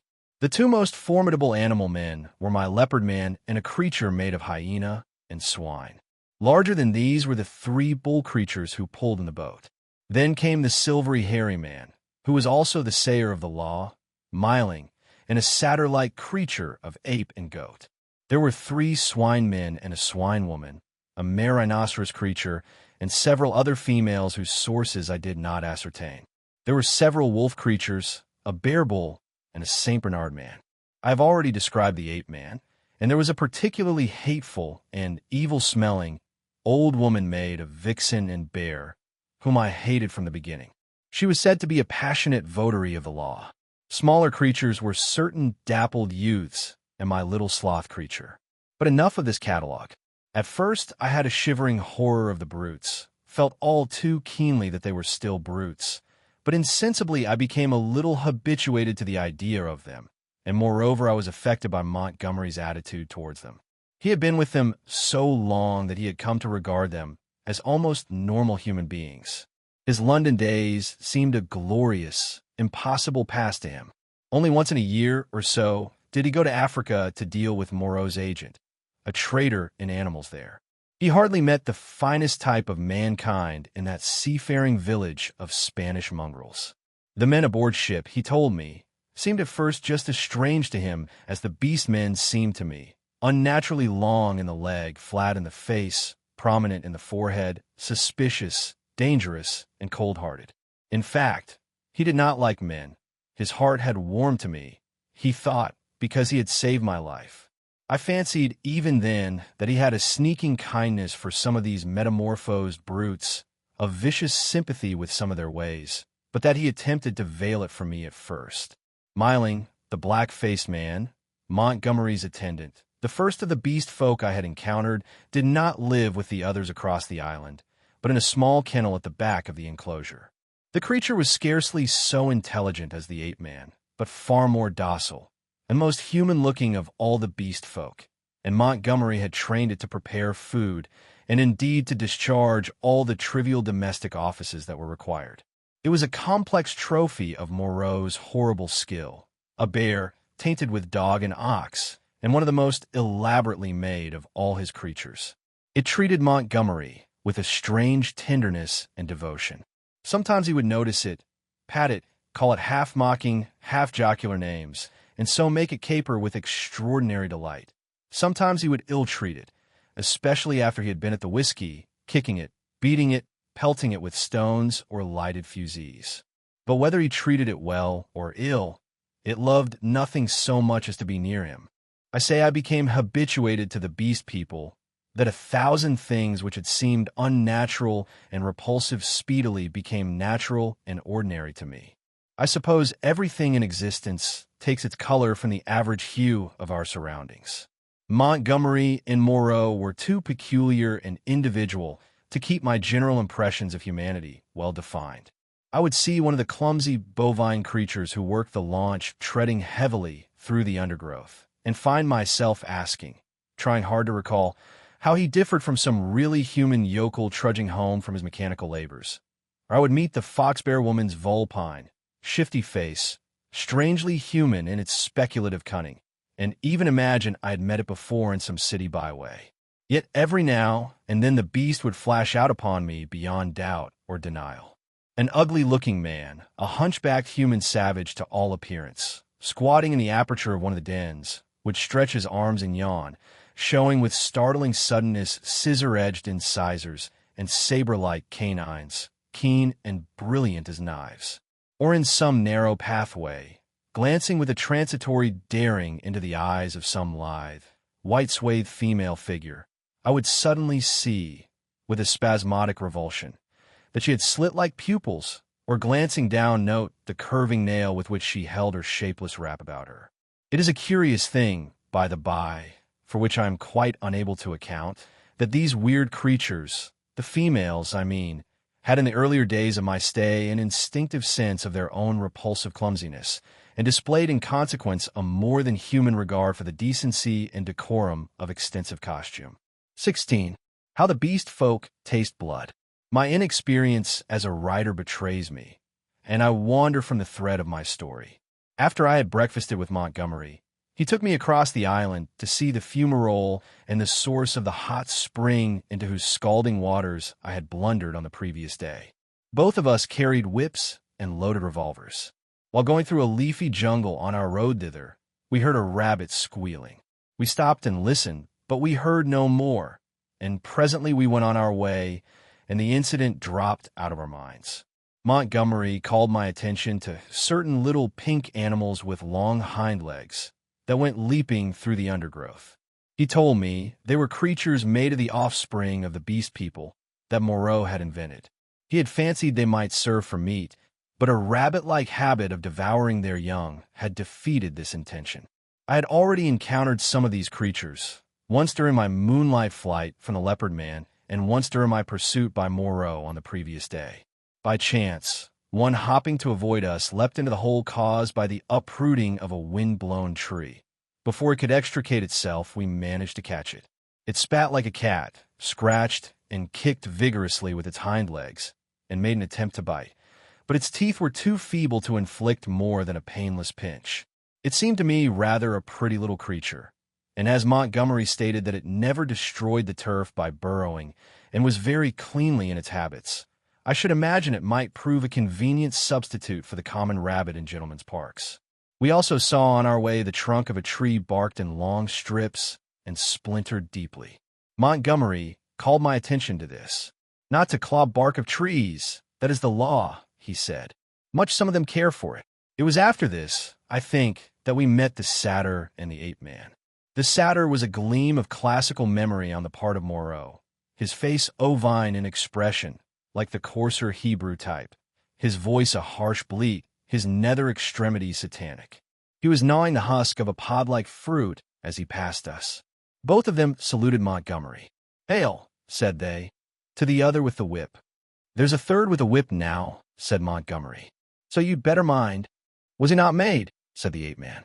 He said he was made." The sadder man looked curiously at me. "The third with the whip, he that walks weeping into the sea, has a thin white face." "He has a thin long whip," said Montgomery. "Yesterday he bled and wept," said the satyr. "You never bleed nor weep. The master does not bleed or weep." "I'll endorphian beggar," said Montgomery. "You'll bleed and weep if you don't look out.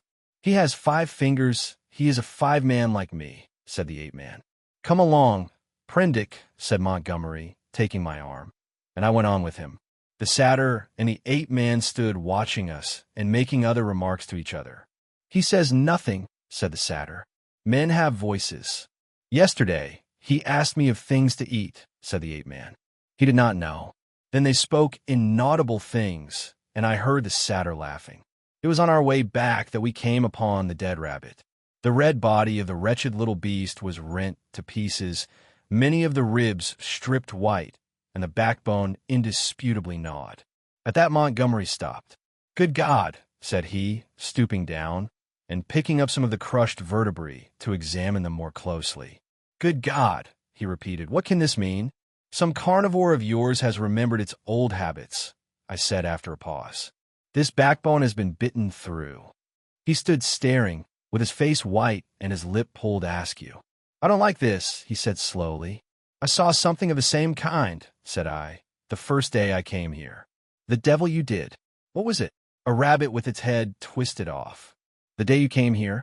"The day I came here. In the undergrowth at the back of the enclosure, when I went out in the evening. The head was completely wrung off." He gave a long, low whistle. "And what is more, I have an idea which of your brutes did the thing. It's only a suspicion, you know. Before I came on the rabbit, I saw one of your monsters drinking in the stream." "Sucking his drink?" "Yes. Not to suck your drink. That is the law. Much the brutes care for the law, when Moreau's not about. It was the brute who chased me." "Of course," said Montgomery. "It's just the way with carnivores. After a kill, they drink. It's the taste of blood, you know. What was the brute like?" he continued. "Would you know him again?" He glanced about us, standing astride over the mess of dead rabbit, his eyes roving among the shadows and screens of greenery, the lurking places and ambuscades of the forest that bounded us in. "The taste of blood," he said again. He took out his revolver, examined the cartridges in it, and replaced it. Then he began to pull at his dropping lip. "I think I should know the brute again," I said. "I stunned him. He ought to have a handsome bruise on the forehead of him. But then we have to prove that he killed the rabbit," said Montgomery. "I wish I'd never brought the things here. I should have gone on, but he stayed there thinking over the mangled rabbit in a puzzle-headed way. As it was, I went to such a distance that the rabbit's remains were hidden. "Come on," I said. Presently he woke up and came towards me. "You see," he said, almost in a whisper, "they are all supposed to have a fixed idea against eating anything that runs on land. If some brute has by any accident tasted blood." We went on some way in silence. "I wonder what can have happened," he said to himself. Then, after a pause again, "I did a foolish thing the other day. That servant of mine, I showed him how to skin and cook a rabbit. It's odd. I saw him licking his hands. It never occurred to me. Then, we must put a stop to this. I must tell Moreau." He could think of nothing else on our homeward journey. Moreau took the matter even more seriously than Montgomery, and I need scarcely say that I was affected by their evident consternation. "We must make an example," said Moreau. "I've no doubt in my own mind that the leopard man was the sinner. But how can we prove it? I wish, Montgomery, you had kept your taste for meat in hand and gone without these exciting novelties. We may find ourselves in a mess yet, through it." "I was a silly ass," said Montgomery. "But the thing's done now, and you said I might have them, you know." "We must see to the thing at once," said Moreau. "I suppose if anything should turn up, Miling can take care of himself." "I'm not so sure of Miling," said Montgomery. "I think I ought to know him." In the afternoon, Moreau, Montgomery, myself, and Miling went across the island to the huts in the ravine. We 3 were armed. Miling carried the little hatchet he used in chopping firewood, and some coils of wire. Moreau had a huge cowherd's horn slung over his shoulder. "You will see a gathering of the beast people," said Montgomery. "It is a pretty sight."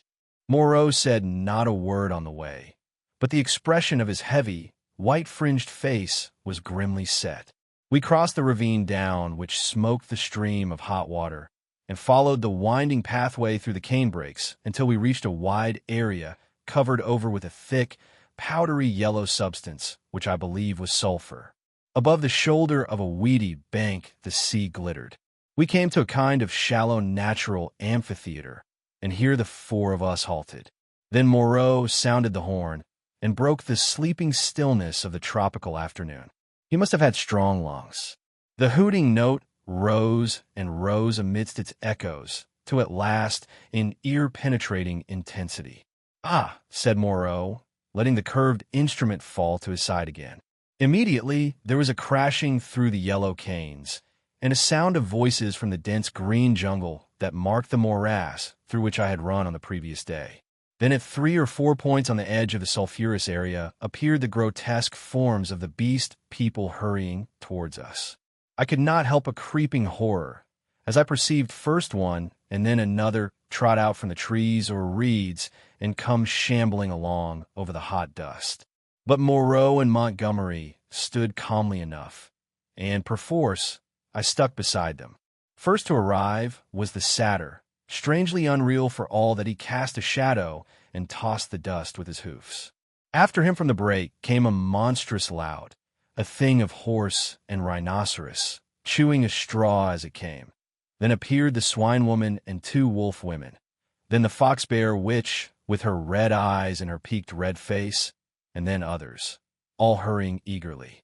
As they came forward, they began to cringe towards Moreau and chant, quite regardless of one another, fragments of the latter half of the litany of the law. "His is the hand that wounds. His is the hand that heals," and so forth. As soon as they had approached within a distance of perhaps 30 yards, they halted, and bowing on knees and elbows began flinging the white dust upon their heads. Imagine the scene if you can. We 3 blue-clad men, with our misshapen black-faced attendant, standing in a wide expanse of sunlit yellow dust under the blazing blue sky, and surrounded by this circle of crouching and gesticulating monstrosities, some almost human save in their subtle expression and gestures, some like cripples, some so strangely distorted as to resemble nothing but the denizens of our wildest dreams.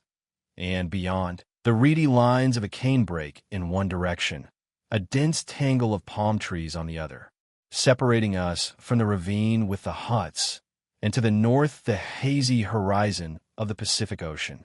62, 63, counted Moreau. "There are 4 more. I do not see the leopard man," said I. Presently Moreau sounded the great horn again, and at the sound of it all the beast people writhed and grovelled in the dust. Then, slinking out of the canebrake, stooping near the ground, and trying to join the dust-throwing circle behind Moreau's back, came the leopard man. The last of the beast people to arrive was the little ape man. The earlier animals, hot and weary with their groveling, shot vicious glances at him. "Cease," said Moreau, in his firm, loud voice, and the beast people sat back upon their hams and rested from their worshipping.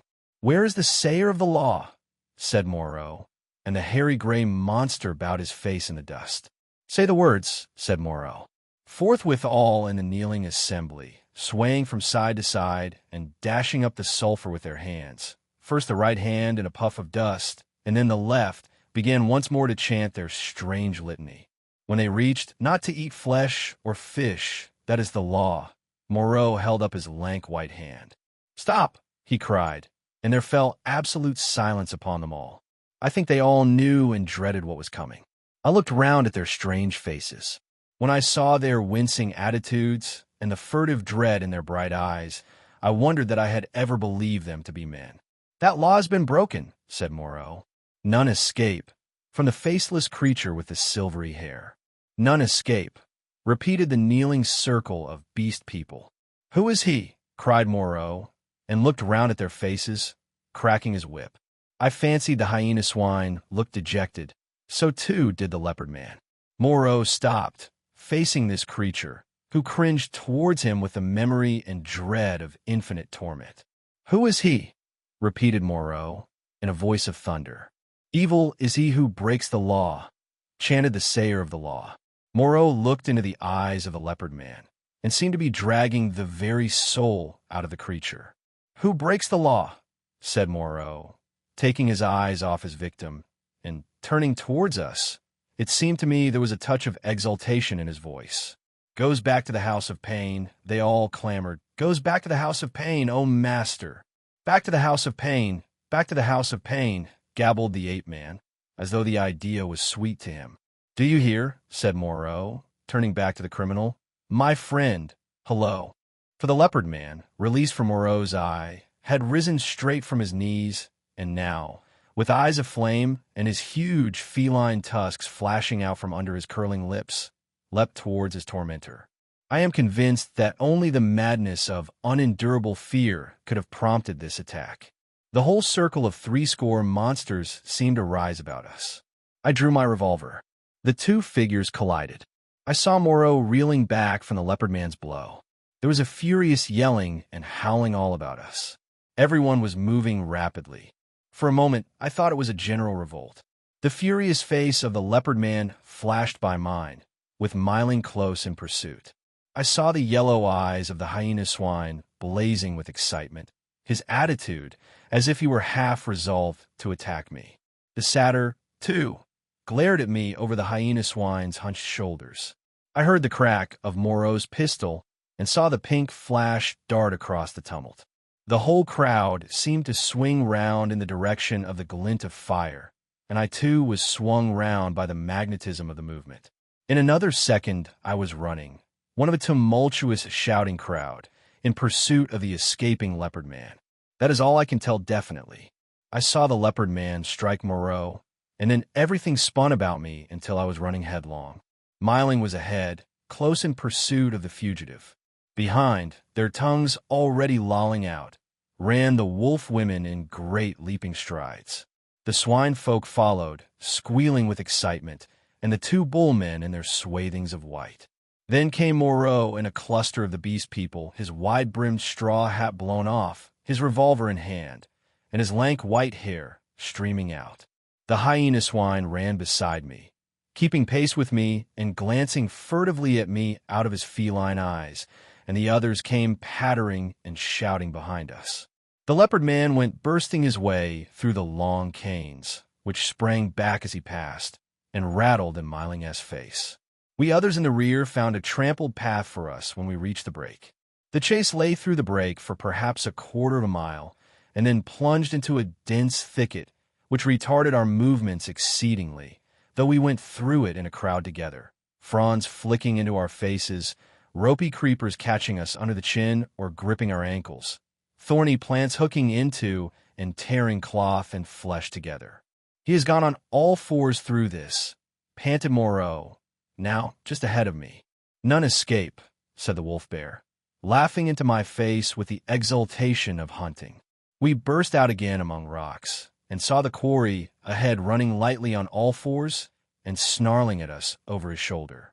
At that the wolf folk howled with delight. The thing was still clothed, and at a distance its face still seemed human, but the carriage of its 4 limbs was feline, and the furtive droop of its shoulder was distinctly that of a hunted animal.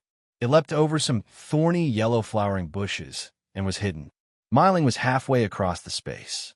Most of us now had lost the first speed of the chase, and had fallen into a longer and steadier stride.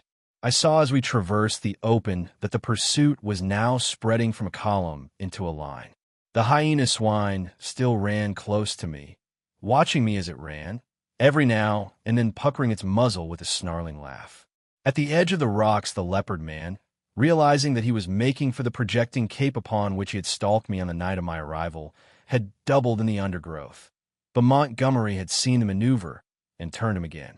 So, panting, tumbling against rocks, torn by brambles, impeded by ferns and reeds, I helped to pursue the leopard man who had broken the law, and the hyena swine ran, laughing savagely, by my side.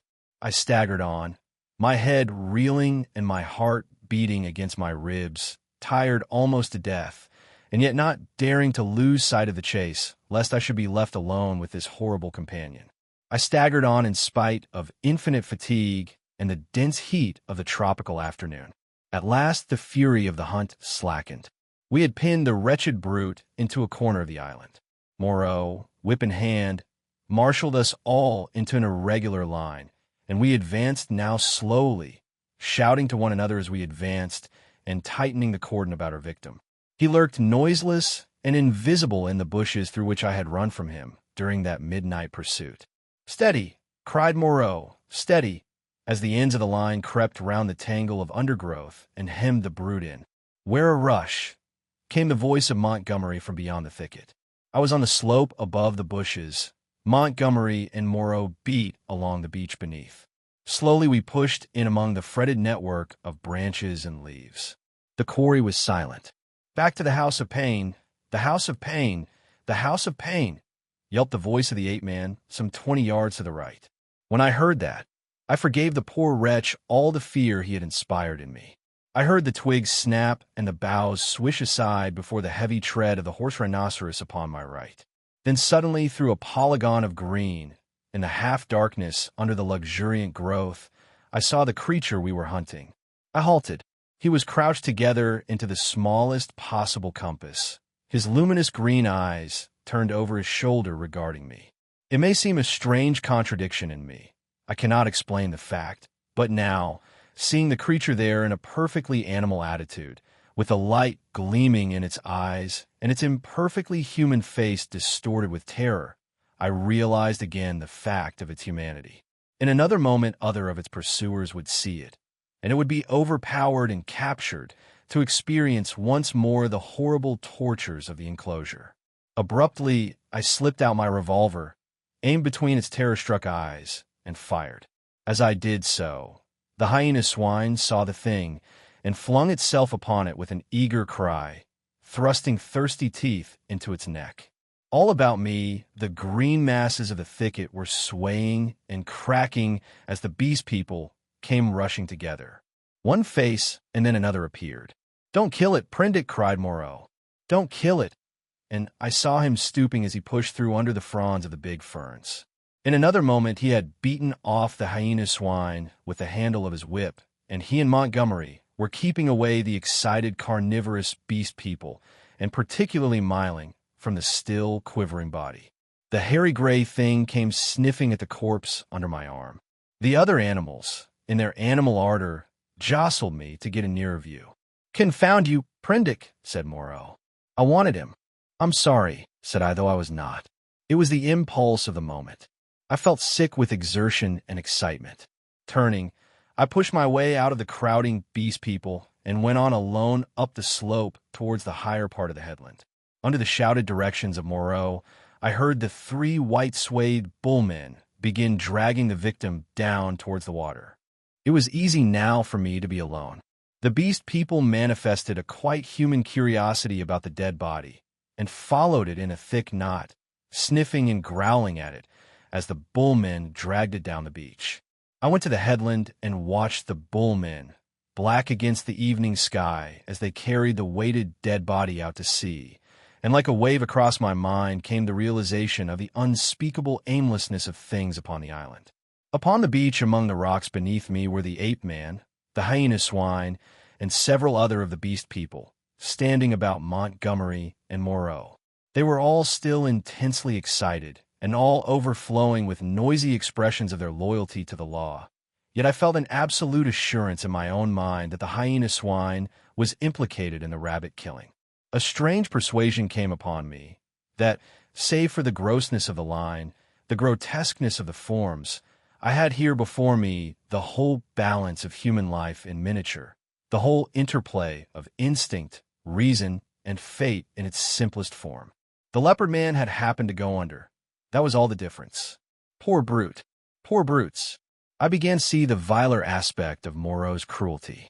I had not thought before of the pain and trouble that came to these poor victims after they had passed from Moreau's hands. I had shivered only at the days of actual torment in the enclosure. But now that seemed to me the lesser part.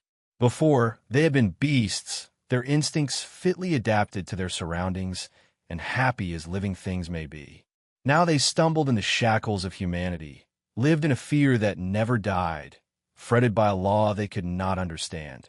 Their mock-human existence, begun in an agony, was one long internal struggle, one long dread of Moreau. And for what? It was the wantonness of it that stirred me. Had Moreau had any intelligible object, I could have sympathized at least a little with him. I'm not so squeamish about pain as that. I could have forgiven him a little even, had his motive been only hate. But he was so irresponsible, so utterly careless. His curiosity, his mad, aimless investigations, drove him on, and the things were thrown out to live a year or so, to struggle and blunder and suffer, and at last to die painfully. They were wretched in themselves.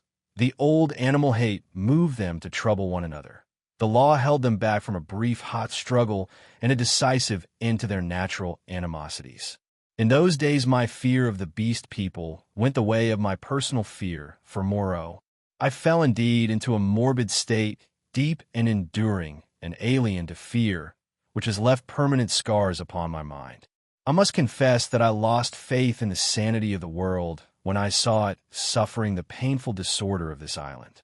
A blind fate, a vast, pitiless mechanism, seemed to cut and shape the fabric of existence, and I, Moreau, by his passion for research, Montgomery, by his passion for drink, the beast people with their instincts and mental restrictions, were torn and crushed, ruthlessly, inevitably, amid the infinite complexity of its incessant wheels. But this condition did not come all at once. I think indeed that I anticipate a little in speaking of it now. 17. A catastrophe. Scarcely 6 weeks passed before I had lost every feeling but dislike and abhorrence for this infamous experiment of Moreau's.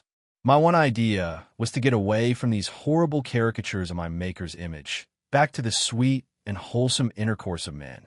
My fellow creatures, from whom I was thus separated, began to assume idyllic virtue and beauty in my memory. My first friendship with Montgomery did not increase. His long separation from humanity, his secret vice of drunkenness, his evident sympathy with the beast people tainted him to me. Several times, I let him go alone among them. I avoided intercourse with them in every possible way. I spent an increasing proportion of my time upon the beach, looking for some liberating sail that never appeared, until one day there fell upon us an appalling disaster, which put an altogether different aspect upon my strange surroundings. It was about 7 or 8 weeks after my landing, rather more, I think, though I had not troubled to keep account of the time, when this catastrophe occurred. It happened in the early morning, I should think about 6. I had risen and breakfasted early, having been aroused by the noise of 3 beast men carrying wood into the enclosure. After breakfast, I went to the open gateway of the enclosure and stood there smoking a cigarette and enjoying the freshness of the early morning. Moreau presently came round the corner of the enclosure and greeted me. He passed by me, and I heard him behind me unlock and enter his laboratory. So indurated was I at that time to the abomination of the place, that I heard without a touch of emotion the puma victim begin another day of torture. It met its persecutor with a shriek, almost exactly like that of an angry virago. Then suddenly something happened. I do not know what to this day. I heard a short, sharp cry behind me, a fall, and turning saw an awful face rushing upon me. Not human, not animal, but hellish brown, seamed with red branching scars, red drops starting out upon it, and the lidless eyes ablaze. I threw up my arm to defend myself from the blow that flung me headlong with a broken forearm, and the great monster, swathed in lint and with red-stained bandages fluttering about it, leapt over me and passed. I rolled over and over down the beach, tried to sit up, and collapsed upon my broken arm. Then Moreau appeared, his massive white face all the more terrible for the blood that trickled from his forehead. He carried a revolver in one hand. He scarcely glanced at me, but rushed off at once in pursuit of the puma. I tried the other arm and sat up. The muffled figure in front ran in great striding leaps along the beach, and Moreau followed her. She turned her head and saw him, then doubling abruptly made for the bushes. She gained upon him at every stride. I saw her plunge into them, and Moreau, running slantingly to intercept her, fired and missed as she disappeared. Then he too vanished in the green confusion. I stared after them, and then the pain in my arm flamed up, and with a groan I staggered to my feet. Montgomery appeared in the doorway, dressed, and with his revolver in his hand. "Great God, Prendick," he said, not noticing that I was hurt. "That brute's loose. Tore the fetter out of the wall. Have you seen them?" Then sharply, seeing I gripped my arm, "What's the matter?" "I was standing in the doorway," said I. He came forward and took my arm. "Blood on the sleeve," said he, and rolled back the flannel. He pocketed his weapon, felt my arm about painfully, and led me inside. "Your arm is broken," he said, and then, "Tell me exactly how it happened." "What happened?" I told him what I had seen, told him in broken sentences, with gasps of pain between them, and very dexterously and swiftly he bound my arm meanwhile. He slung it from my shoulder, stood back, and looked at me. "You'll do," he said. "And now?" He thought. Then he went out and locked the gates of the enclosure. He was absent some time. I was chiefly concerned about my arm. The incident seemed merely one more of many horrible things. I sat down in the deck chair, and I must admit swore heartily at the island. The first dull feeling of injury in my arm had already given way to a burning pain when Montgomery reappeared. His face was rather pale, and he showed more of his lower gums than ever. "I can neither see nor hear anything of him," he said. "I've been thinking he may want my help." He stared at me with his expressionless eyes. "That was a strong brute," he said. "It simply wrenched its fetter out of the wall." He went to the window, then to the door, and there turned to me. "I shall go after him," he said. "There's another revolver I can leave with you. To tell you the truth, I feel anxious somehow." He obtained the weapon and put it ready to my hand on the table, then went out, leaving a restless contagion in the air. I did not sit long after he left, but took the revolver in hand and went to the doorway. The morning was as still as death. Not a whisper of wind was stirring. The sea was like polished glass, the sky empty, the beach desolate. In my half-excited, half-feverish state, this stillness of things oppressed me. I tried to whistle, and the tune died away.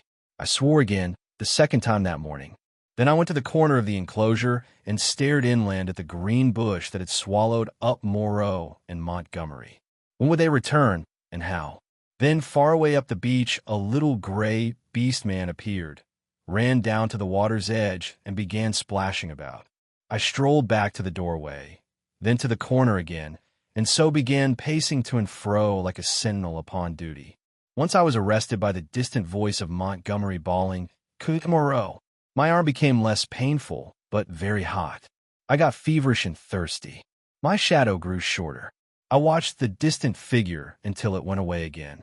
Would Moreau and Montgomery never return? 3 seabirds began fighting for some stranded treasure. Then from far away behind the enclosure, I heard a pistol shot. A long silence, and then came another. Then a yelling, crying nearer, and another dismal gap of silence. My unfortunate imagination set to work to torment me. Then suddenly a shot close by. I went to the corner, startled, and saw Montgomery, his face scarlet, his hair disordered, and the knee of his trousers torn. His face expressed profound consternation. Behind him slouched the beast man, miling, and round Miling-esque jaws were some queer dark stains. "Has he come?" said Montgomery. "Moreau," said I. "No." "My God!" The man was panting, almost sobbing. "Go back in," he said, taking my arm. "They're mad. They're all rushing about mad. What can have happened? I don't know. I'll tell you when my breath comes. Where's some brandy?" Montgomery limped before me into the room and sat down in the deck chair. Miling flung himself down just outside the doorway and began panting like a dog. I got Montgomery some brandy and water. He sat staring in front of him at nothing, recovering his breath. After some minutes, he began to tell me what had happened. He had followed their track for some way. It was plain enough at first on account of the crushed and broken bushes, white rags torn from the puma's bandages, and occasional smears of blood on the leaves of the shrubs and undergrowth. He lost the track, however, on the stony ground beyond the stream, where I had seen the beast man drinking, and went wandering aimlessly westward, shouting Moreau's name. Then Miling had come to him, carrying a light hatchet. Miling had seen nothing of the puma affair, had been felling wood, and heard him calling. They went on shouting together. Two beast men came crouching and peering at them through the undergrowth, with gestures and a furtive carriage that alarmed Montgomery by their strangeness. He hailed them, and they fled guiltily. He stopped shouting after that, and after wandering some time farther in an undecided way, determined to visit the huts. He found the ravine deserted. Growing more alarmed every minute, he began to retrace his steps. Then it was he encountered the two swine men I had seen dancing on the night of my arrival. Blood-stained they were about the mouth, and intensely excited. They came crashing through the ferns, and stopped with fierce faces when they saw him. He cracked his whip in some trepidation, and forthwith they rushed at him. Never before had a beast man dared to do that. One he shot through the head. Miling flung himself upon the other, and the two rolled grappling. Miling got his brute under and with his teeth in its throat, and Montgomery shot that too as it struggled in Miling's grip. He had some difficulty in inducing Miling to come on with him. Thence they had hurried back to me. On the way, Miling had suddenly rushed into a thicket and driven out an undersized ocelot man, also blood-stained, and lame through a wound in the foot. This brute had run a little way and then turned savagely at bay, and Montgomery, with a certain wantonness, I thought, had shot him. "What does it all mean?" said I. He shook his head and turned once more to the brandy. 18. The finding of Moreau. When I saw Montgomery swallow a third dose of brandy, I took it upon myself to interfere. He was already more than half fuddled. I told him that some serious thing must have happened to Moreau by this time, or he would have returned before this, and that it behoved us to ascertain what that catastrophe was. Montgomery raised some feeble objections, and at last agreed. We had some food, and then all three of us started. It is possibly due to the tension of my mind at the time, but even now that start into the hot stillness of the tropical afternoon is a singularly vivid impression.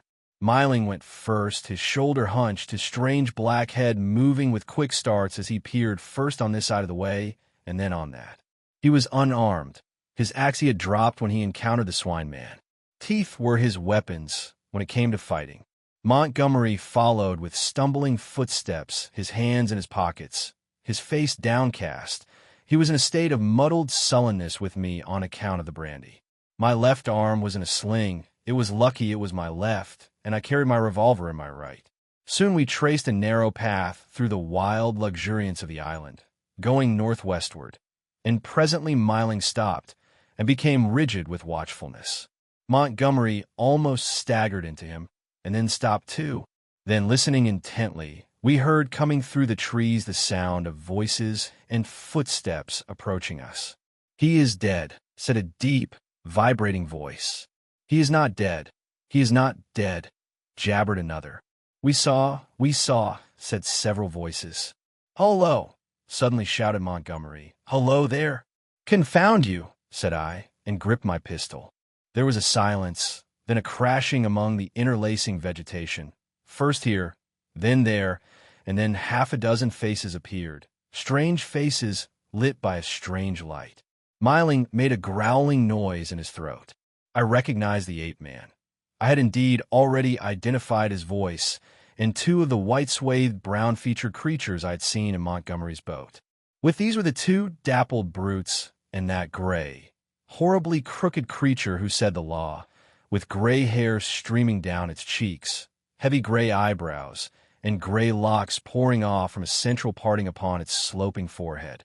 A heavy, faceless thing with strange red eyes, looking at us curiously from amidst the green. For space no one spoke. Then Montgomery hiccuped. "Who? Said he was dead?" The monkey man looked guiltily at the hairy gray thing. "He is dead," said this monster. They saw. There was nothing threatening about this detachment, at any rate. They seemed awe-stricken and puzzled. "Where is he?" said Montgomery. "Beyond," and the gray creature pointed. "Is there a law now?" asked the monkey man. "Is it still to be this and that? Is he dead indeed? Is there a law?" repeated the man in white. "Is there a law, thou other with the whip?" "He is dead," said the hairy gray thing, and they all stood watching us. Prendick, said Montgomery, turning his dull eyes to me. He's dead, evidently. I had been standing behind him during this colloquy. I began to see how things lay with them. I suddenly stepped in front of Montgomery and lifted up my voice. "Children of the law," I said, "he is not dead." Myling turned his sharp eyes on me. "He has changed his shape. He has changed his body," I went on. "For a time you will not see him. He is there." I pointed upward, where he can watch you. "You cannot see him, but he can see you. Fear the law." I looked at them squarely. They flinched. "He is great. He is good," said the ape-man, peering fearfully upward among the dense trees. "And the other thing?" I demanded. "The thing that bled and ran screaming and sobbing. That is dead too," said the gray thing, still regarding me. "That's well," grunted Montgomery. "The other with the whip," began the gray thing. "Well," said I, "said he was dead." But Montgomery was still sober enough to understand my motive in denying Moreau's death. "He is not dead," he said slowly, "not dead at all. No more dead than I am. Some," said I, "have broken the law. They will die. Some have died. Show us now where his old body lies, the body he cast away because he had no more need of it." "It is this way, men who walked in the sea," said the gray thing. "And with these 6 creatures guiding us, we went through the tumult of ferns and creepers and tree stems towards the northwest. Then came a yelling, a crashing among the branches, and a little pink homunculus rushed by us shrieking. Immediately after appeared a monster in headlong pursuit, blood-bedabbled, who was amongst us almost before he could stop his career. The gray thing leapt aside. Myling, with a snarl, flew at it, and was struck aside. Montgomery fired and missed, bowed his head, threw up his arm, and turned to run. I fired, and the thing still came on, fired again, point blank, into its ugly face. I saw its features vanish in a flash. Its face was driven in. Yet it passed me, gripped Montgomery, and holding him, fell headlong beside him and pulled him sprawling upon itself in its death agony. I found myself alone with Myling, the dead brute, and the prostrate man. Montgomery raised himself slowly and stared in a muddled way at the shattered beast man beside him. It more than half sobered him. He scrambled to his feet. Then I saw the gray thing returning cautiously through the trees. "See," said I, pointing to the dead brute. "Is the law not alive?" This came of breaking the law. He peered at the body.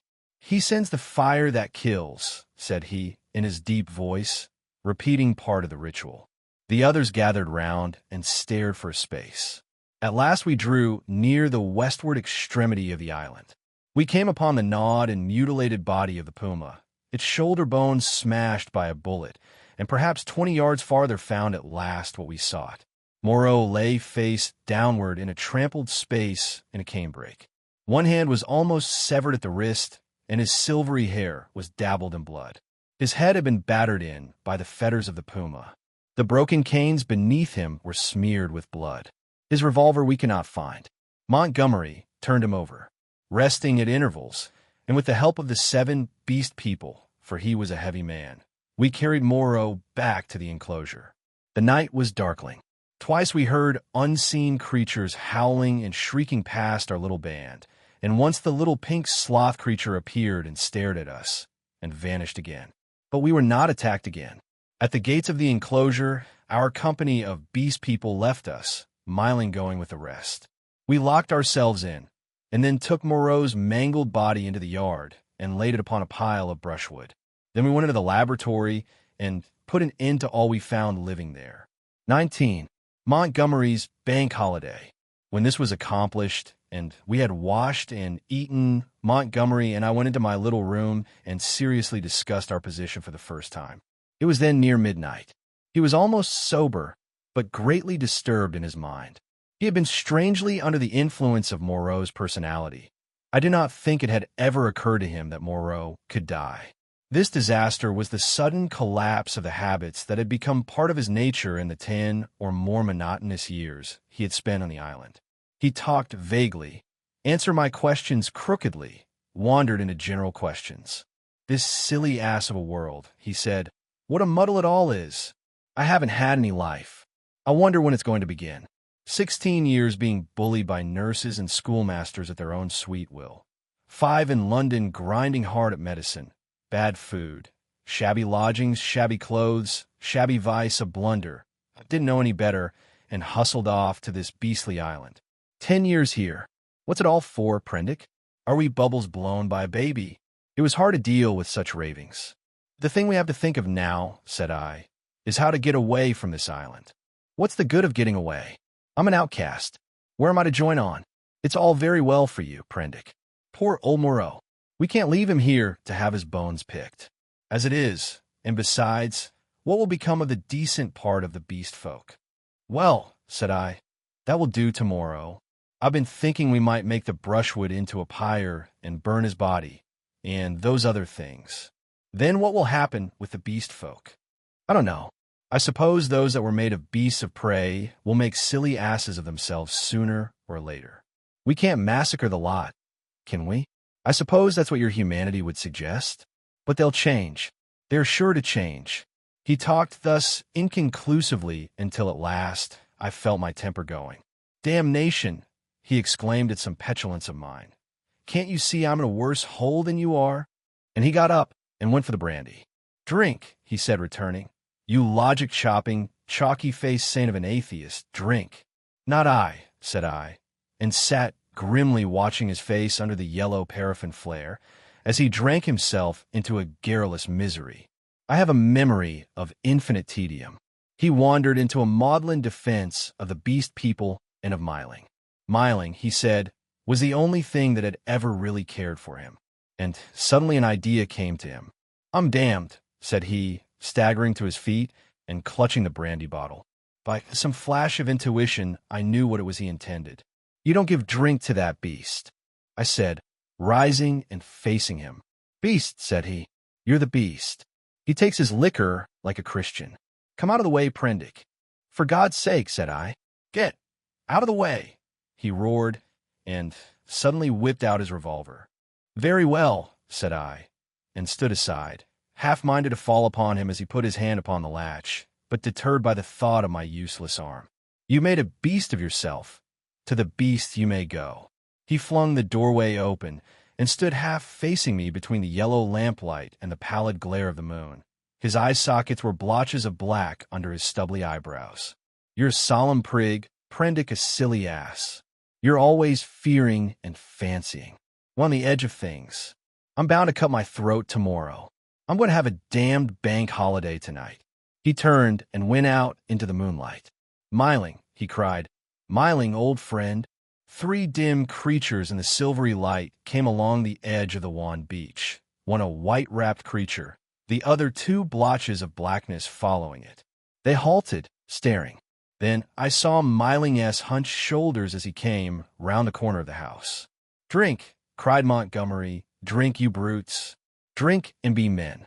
Damn, I'm the cleverest. Moreau forgot this. This is the last touch. Drink, I tell you. And waving the bottle in his hand, he started off at a kind of quick trot to the westward, Miling ranging himself between him and the 3 dim creatures who followed. I went to the doorway. They were already indistinct in the mist of the moonlight before Montgomery halted. I saw him administer a dose of the raw brandy to Miling, and saw the 5 figures melt into one vague patch. Sing, I heard Montgomery shout. Sing all together, confound old Prendick. That's right. Now again, confound old Prendick. The black group broke up into 5 separate figures, and wound slowly away from me along the band of shining beach, each one howling at his own sweet will, yelping insults at me, or giving whatever other vent this new inspiration of brandy demanded. Presently I heard Montgomery's voice shouting, right turn, and they passed with their shouts and howls into the blackness of the landward trees. Slowly, very slowly, they receded into silence. The peaceful splendor of the night healed again. The moon was now past the meridian and traveling down the west. It was at its full and very bright, riding through the empty blue sky. The shadow of the wall lay, a yard wide and of inky blackness, at my feet. The eastward sea was a featureless gray, dark and mysterious, and between the sea and the shadow the gray sands, of volcanic glass and crystals, flashed, and shone like a beach of diamonds. Behind me, the paraffin lamp flared hot and ruddy. Then I shut the door, locked it, and went into the enclosure where Moreau lay beside his latest victims, the staghounds and a llama and some other wretched brutes, with his massive face calm even after his terrible death, and with the hard eyes open, staring at the dead white moon above. I sat down upon the edge of the sink, and with my eyes upon that ghastly pile of silvery light and ominous shadows began to turn over my plans.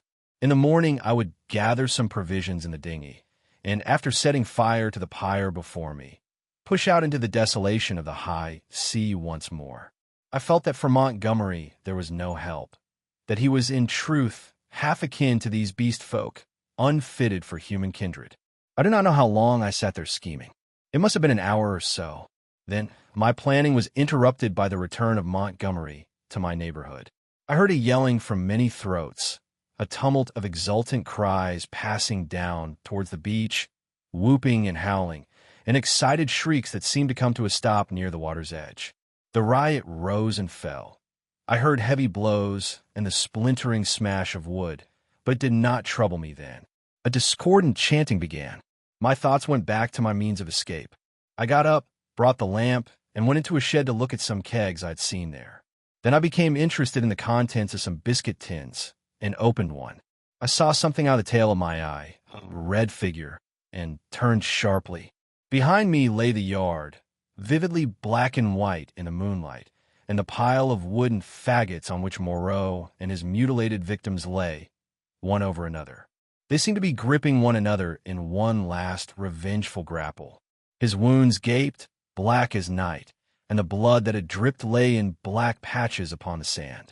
Then I saw, without understanding, the cause of my phantom, a ruddy glow that came and danced and went upon the wall opposite. I misinterpreted this, fancied it was a reflection of my flickering lamp, and turned again to the stores in the shed. I went on rummaging among them, as well as a one-armed man could, finding this convenient thing and that, and putting them aside for tomorrow's launch. My movements were slow, and the time passed quickly. Insensibly the daylight crept upon me. The chanting died down, giving place to a clamor. Then it began again, and suddenly broke into a tumult. I heard cries of, "More! More!" a sound like quarreling, and a sudden wild shriek. The quality of the sounds changed so greatly that it arrested my attention. I went out into the yard and listened. Then, cutting like a knife, across the confusion came the crack of a revolver. I rushed at once through my room to the little doorway. As I did so, I heard some of the packing cases behind me go sliding down and smash together with a clatter of glass on the floor of the shed. But I did not heed these. I flung the door open and looked out. Up the beach by the boathouse a bonfire was burning, raining up sparks into the indistinctness of the dawn. Around this struggled a mass of black figures. I heard Montgomery call my name. I began to run at once towards this fire, revolver in hand. I saw the pink tongue of Montgomery's pistol lick out once, close to the ground. He was down. I shouted with all my strength and fired into the air. I heard someone cry, "The master!" The knotted black struggle broke into scattering units. The fire leapt and sank down. The crowd of beast people fled in sudden panic before me, up the beach. In my excitement, I fired at their retreating backs as they disappeared among the bushes. Then I turned to the black heaps upon the ground. Montgomery lay on his back, with a hairy gray beast man sprawling across his body. The brute was dead, but still gripping Montgomery's throat with its curving claws. Nearby lay Miling on his face, and quite still, his neck bitten open and the upper part of the smashed brandy bottle in his hand. Two other figures lay near the fire, the one motionless, the other groaning fitfully, every now and then raising its head slowly, then dropping it again. I caught hold of the gray man and pulled him off Montgomery's body. His claws drew down the torn coat reluctantly as I dragged him away. Montgomery was dark in the face and scarcely breathing. I splashed seawater on his face and pillowed his head on my rolled-up coat. Miling was dead, the wounded creature by the fire. It was a wolf brute with a bearded gray face lay, I found, with the forepart of its body upon the still glowing timber. The wretched thing was injured so dreadfully that in mercy I blew its brains out at once. The other brute was one of the bull men swathed in white. He too was dead. The rest of the beast people had vanished from the beach. I went to Montgomery again and knelt beside him, cursing my ignorance of medicine. The fire beside me had sunk down, and only charred beams of timber glowing at the central ends and mixed with a gray ash of brushwood remained. I wondered casually where Montgomery had got his wood. Then I saw that the dawn was upon us. The sky had grown brighter. The setting moon was becoming pale and opaque in the luminous blue of the day. The sky to the eastward was rimmed with red. Suddenly I heard a thud and a hissing behind me, and, looking round, sprang to my feet with a cry of horror. Against the warm dawn, great, tumultuous masses of black smoke were boiling up out of the enclosure, and through their stormy darkness shot flickering threads of blood-red flame. Then the thatched roof caught. I saw the curving charge of the flames across the sloping straw. A spurt of fire jetted from the window of my room. I knew at once what had happened. I remembered the crash I had heard. When I had rushed out to Montgomery's assistance, I had overturned the lamp. The hopelessness of saving any of the contents of the enclosure stared me in the face. My mind came back to my plan of flight, and turning swiftly, I looked to see where the two boats lay upon the beach. They were gone. 2 axes lay upon the sands beside me. Chips and splinters were scattered broadcast, and the ashes of the bonfire were blackening and smoking under the dawn. Montgomery had burnt the boats to revenge himself upon me and prevent our return to mankind. A sudden convulsion of rage shook me. I was almost moved to batter his foolish head in, as he lay there helpless at my feet. Then suddenly his hand moved so feebly, so pitifully, that my wrath vanished. He groaned and opened his eyes for a minute. I knelt down beside him and raised his head. He opened his eyes again, staring silently at the dawn, and then they met mine. The lids fell. "Sorry," he said presently, with an effort. He seemed trying to think. "The last," he murmured, "the last of this silly universe. What a mess." I listened. His head fell helplessly to one side. I thought some drink might revive him, but there was neither drink nor vessel in which to bring drink at hand. He seemed suddenly heavier. My heart went cold. I bent down to his face, put my hand through the rent in his blouse. He was dead, and even as he died, a line of white heat, the limb of the sun, rose eastward beyond the projection of the bay, splashing its radiance across the sky and turning the dark sea into a weltering tumult of dazzling light. It fell like a glory upon his death-shrunken face. I let his head fall gently upon the rough pillow I had made for him, and stood up. Before me was the glittering desolation of the sea, the awful solitude upon which I had already suffered so much. Behind me the island, hushed under the dawn, its beast people silent and unseen. The enclosure, with all its provisions and ammunition, burnt noisily, with sudden gusts of flame, a fitful crackling, and now and then a crash. The heavy smoke drove up the beach away from me, rolling low over the distant treetops towards the huts in the ravine. Beside me were the charred vestiges of the boats, and these 5 dead bodies. Then out of the bushes came 3 beast people, with hunched shoulders, protruding heads, misshapen hands awkwardly held, and inquisitive, unfriendly eyes, and advanced towards me with hesitating gestures. XX, alone with the beast folk. I faced these people, facing my fate in them, single-handed now, literally single-handed, for I had a broken arm. In my pocket was a revolver with 2 empty chambers. Among the chips scattered about the beach lay the 2 axes that had been used to chop up the boats. The tide was creeping in behind me. There was nothing for it but courage. I looked squarely into the faces of the advancing monsters. They avoided my eyes, and their quivering nostrils investigated the bodies that lay beyond me on the beach. I took 6 steps, picked up the blood-stained whip that lay beneath the body of the wolfman, and cracked it. They stopped and stared at me. "Salute," said I, "bow down." They hesitated. One bent his knees. I repeated my command with my heart in my mouth and advanced upon them. One knelt, then the other 2. I turned and walked towards the dead bodies, keeping my face towards the 3 kneeling beast men, very much as an actor passing up the stage faces the audience. "They broke the law," said I, putting my foot on the sayer of the law. "They have been slain, even the sayer of the law, even the other with the whip. Great is the law. Come and see." "None escape," said one of them, advancing and peering. "None escape," said I. "Therefore hear and do as I command." They stood up, looking questioningly at one another. "Stand there," said I. I picked up the hatchets and swung them by their heads from the sling of my arm. Turned Montgomery over, picked up his revolver, still loaded in 2 chambers, and bending down to rummage, found 6 cartridges in his pocket. "Take him," said I, standing up again and pointing with the whip. "Take him and carry him out and cast him into the sea." They came forward, evidently still afraid of Montgomery, but still more afraid of my cracking red whiplash. And after some fumbling and hesitation, some whip cracking and shouting, they lifted him gingerly, carried him down to the beach, and went splashing into the dazzling welter of the sea. "On," said I, "on. Carry him far."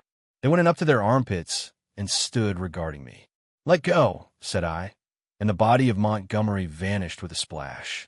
Something seemed to tighten across my chest. "Good," said I, with a break in my voice. And they came back, hurrying and fearful, to the margin of the water, leaving long wakes of black in the silver. At the water's edge they stopped, turning and glaring into the sea, as though they presently expected Montgomery to arise therefrom and exact vengeance. "Now these," said I, pointing to the other bodies. They took care not to approach the place where they had thrown Montgomery into the water, but instead carried the 4 dead beast people slantingly along the beach for perhaps 100 yards before they waded out and cast them away. As I watched them disposing of the mangled remains of Myling, I heard a light footfall behind me, and turning quickly saw the big hyena swine perhaps 12 yards away. His head was bent down, his bright eyes were fixed upon me, his stumpy hands clenched and held close by his side. He stopped in this crouching attitude when I turned, his eyes a little averted. For a moment we stood eye to eye. I dropped the whip and snatched at the pistol in my pocket, for I meant to kill this brute, the most formidable of any left now upon the island, at the first excuse. It may seem treacherous, but so I was resolved. I was far more afraid of him than of any other 2 of the beast folk. His continued life was, I knew, a threat against mine. I was perhaps 12 seconds collecting myself. Then cried I, "Salute! Bow down!" His teeth flashed upon me in a snarl. "Who are you that I should?" Perhaps a little too spasmodically, I drew my revolver, aimed quickly, and fired. I heard him yelp, saw him run sideways and turn, knew I had missed, and clicked back the cock with my thumb for the next shot. But he was already running headlong, jumping from side to side, and I dared not risk another miss. Every now and then he looked back at me over his shoulder. He went slanting along the beach and vanished beneath the driving masses of dense smoke that were still pouring out from the burning enclosure. For some time I stood staring after him. I turned to my 3 obedient beast folk again and signaled them to drop the body they still carried. Then I went back to the place by the fire where the bodies had fallen and kicked the sand until all the brown bloodstains were absorbed and hidden. I dismissed my 3 serfs with a wave of the hand, and went up the beach into the thickets. I carried my pistol in my hand, my whip thrust with the hatchets in the sling of my arm. I was anxious to be alone, to think out the position in which I was now placed. A dreadful thing that I was only beginning to realize was that over all this island there was now no safe place where I could be alone and secure to rest or sleep. I had recovered strength amazingly since my landing, but I was still inclined to be nervous and to break down under any great stress. I felt that I ought to cross the island and establish myself with the beast people and make myself secure in their confidence. But my heart failed me. I went back to the beach, and turning eastward past the burning enclosure, made for a point where a shallow spit of coral sand ran out towards the reef. Here I could sit down and think, my back to the sea and my face against any surprise. And there I sat, chin on knees, the sun beating down upon my head, an unspeakable dread in my mind, plotting how I could live on against the hour of my rescue, if ever rescue came. I tried to review the whole situation as calmly as I could, but it was difficult to clear the thing of emotion. I began turning over in my mind the reason of Montgomery's despair. "They will change," he said. "They are sure to change." And Moreau, what was it that Moreau had said? "The stubborn beast's flesh grows day by day back again." Then I came round to the highness swine. I felt sure that if I did not kill that brute, he would kill me. The sayer of the law was dead. Worse luck. They knew now that we of the whips could be killed even as they themselves were killed. Were they peering at me already out of the green masses of ferns and palms over yonder, watching until I came within their spring? Were they plotting against me? What was the hyena swine telling them? My imagination was running away with me into a morass of unsubstantial fears. My thoughts were disturbed by a crying of seabirds hurrying towards some black object that had been stranded by the waves on the beach near the enclosure. I knew what that object was, but I had not the heart to go back and drive them off. I began walking along the beach in the opposite direction, designing to come round the eastward corner of the island and so approach the ravine of the huts, without traversing the possible ambuscades of the thickets.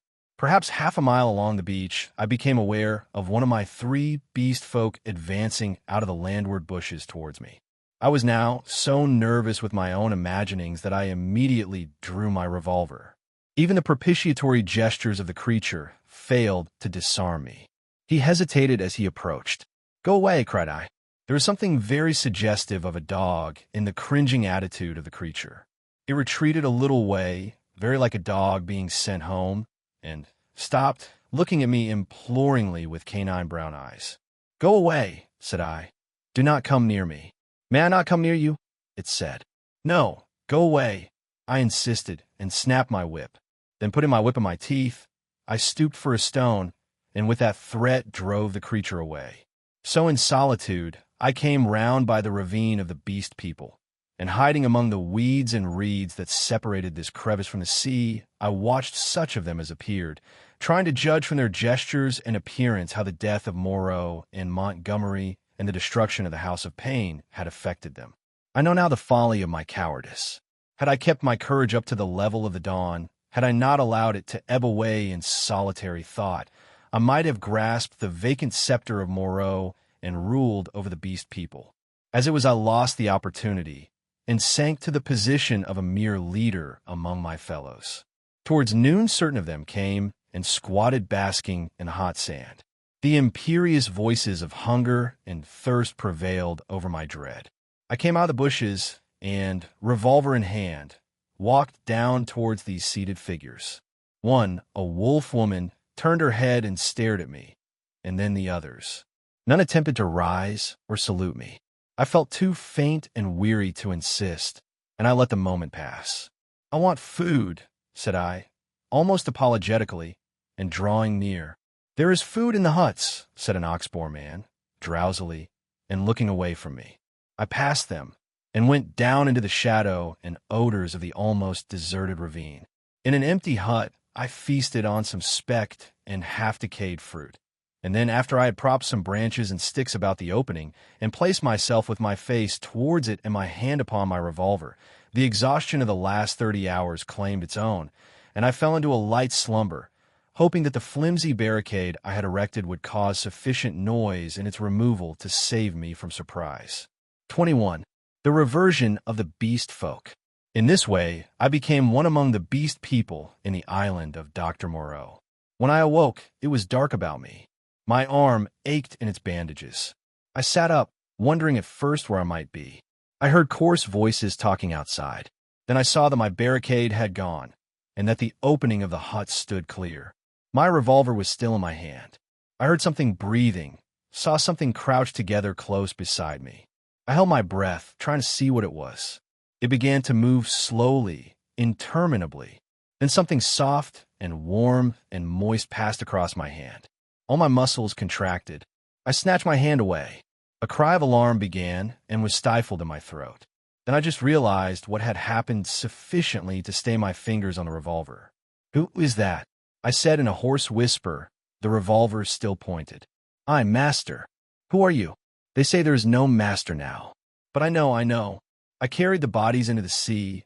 Oh, walker in the sea, The bodies of those you slew. I am your slave, master. Are you the one I met on the beach? I asked. The same, master. The thing was evidently faithful enough, for it might have fallen upon me as I slept. It is well, I said, extending my hand for another licking kiss. I began to realize what its presence meant, and the tide of my courage flowed. Where are the others? I asked. They are mad. They are fools, said the dogman. Even now they talk together beyond there. They say, the master is dead. The other with the whip is dead. That other who walked in the sea is as we are. We have no master, no whips, no house of pain anymore. There is an end. We love the law, and will keep it. But there's no pain, no master, no whips forever again. So they say, but I know, master, I know. I felt in the darkness, and patted the dogman's head. It is well, I said again. Presently you will slay them all, said the dogman. Presently, I answered, I will slay them all, after certain days and certain things have come to pass. Every one of them, save those you spare, every one of them shall be slain. What the master wishes to kill, the master kills, said the dogman with a certain satisfaction in his voice. And that their sins may grow, I said, let them live in their folly until their time is ripe. Let them not know that I am a master. The master's will is sweet, said the dogman, with the ready tact of his canine blood. But one has sinned, said I. Him I will kill whenever I may meet him. When I say to you, that is he, see that you fall upon him. And now I will go to the men and women who are assembled together. For a moment the opening of the hut was blackened by the exit of the dogman. Then I followed and stood up, almost in the exact spot where I had been when I had heard Moreau and his staghound pursuing me.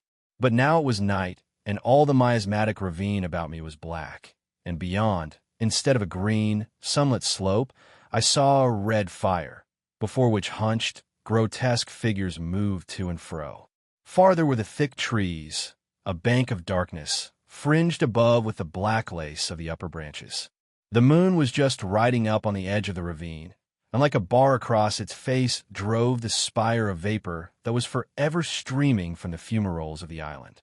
Walk by me, said I, nerving myself, and side by side we walked down the narrow way, taking little heed of the dim things that peered at us out of the huts. None about the fire attempted to salute me.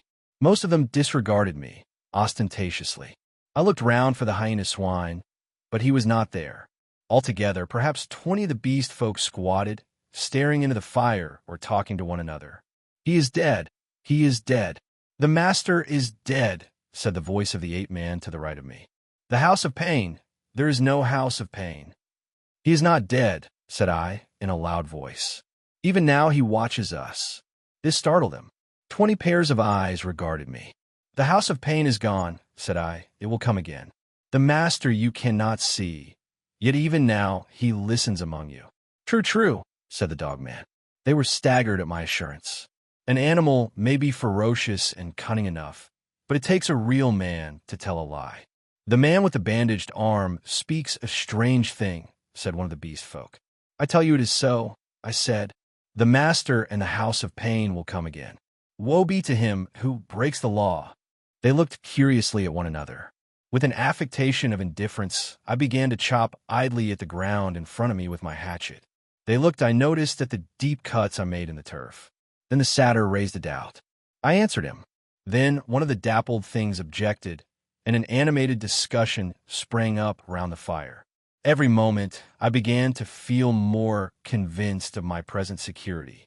I talked now, without the catching in my breath, due to the intensity of my excitement that had troubled me at first. In the course of about an hour, I had really convinced several of the beast folk of the truth of my assertions, and talked most of the others into a dubious state. I kept a sharp eye for my enemy, the hyena swine, but he never appeared. Every now and then a suspicious movement would startle me, but my confidence grew rapidly. Then as the moon crept down from a zenith, one by one the listeners began to yawn, showing the oddest teeth in the light of the sinking fire. And first one and then another retired towards the dens in the ravine, and I, dreading the silence and darkness, went with them, knowing I was safer with several of them than with one alone. In this manner began the longer part of my sojourn upon this island of Dr. Moreau.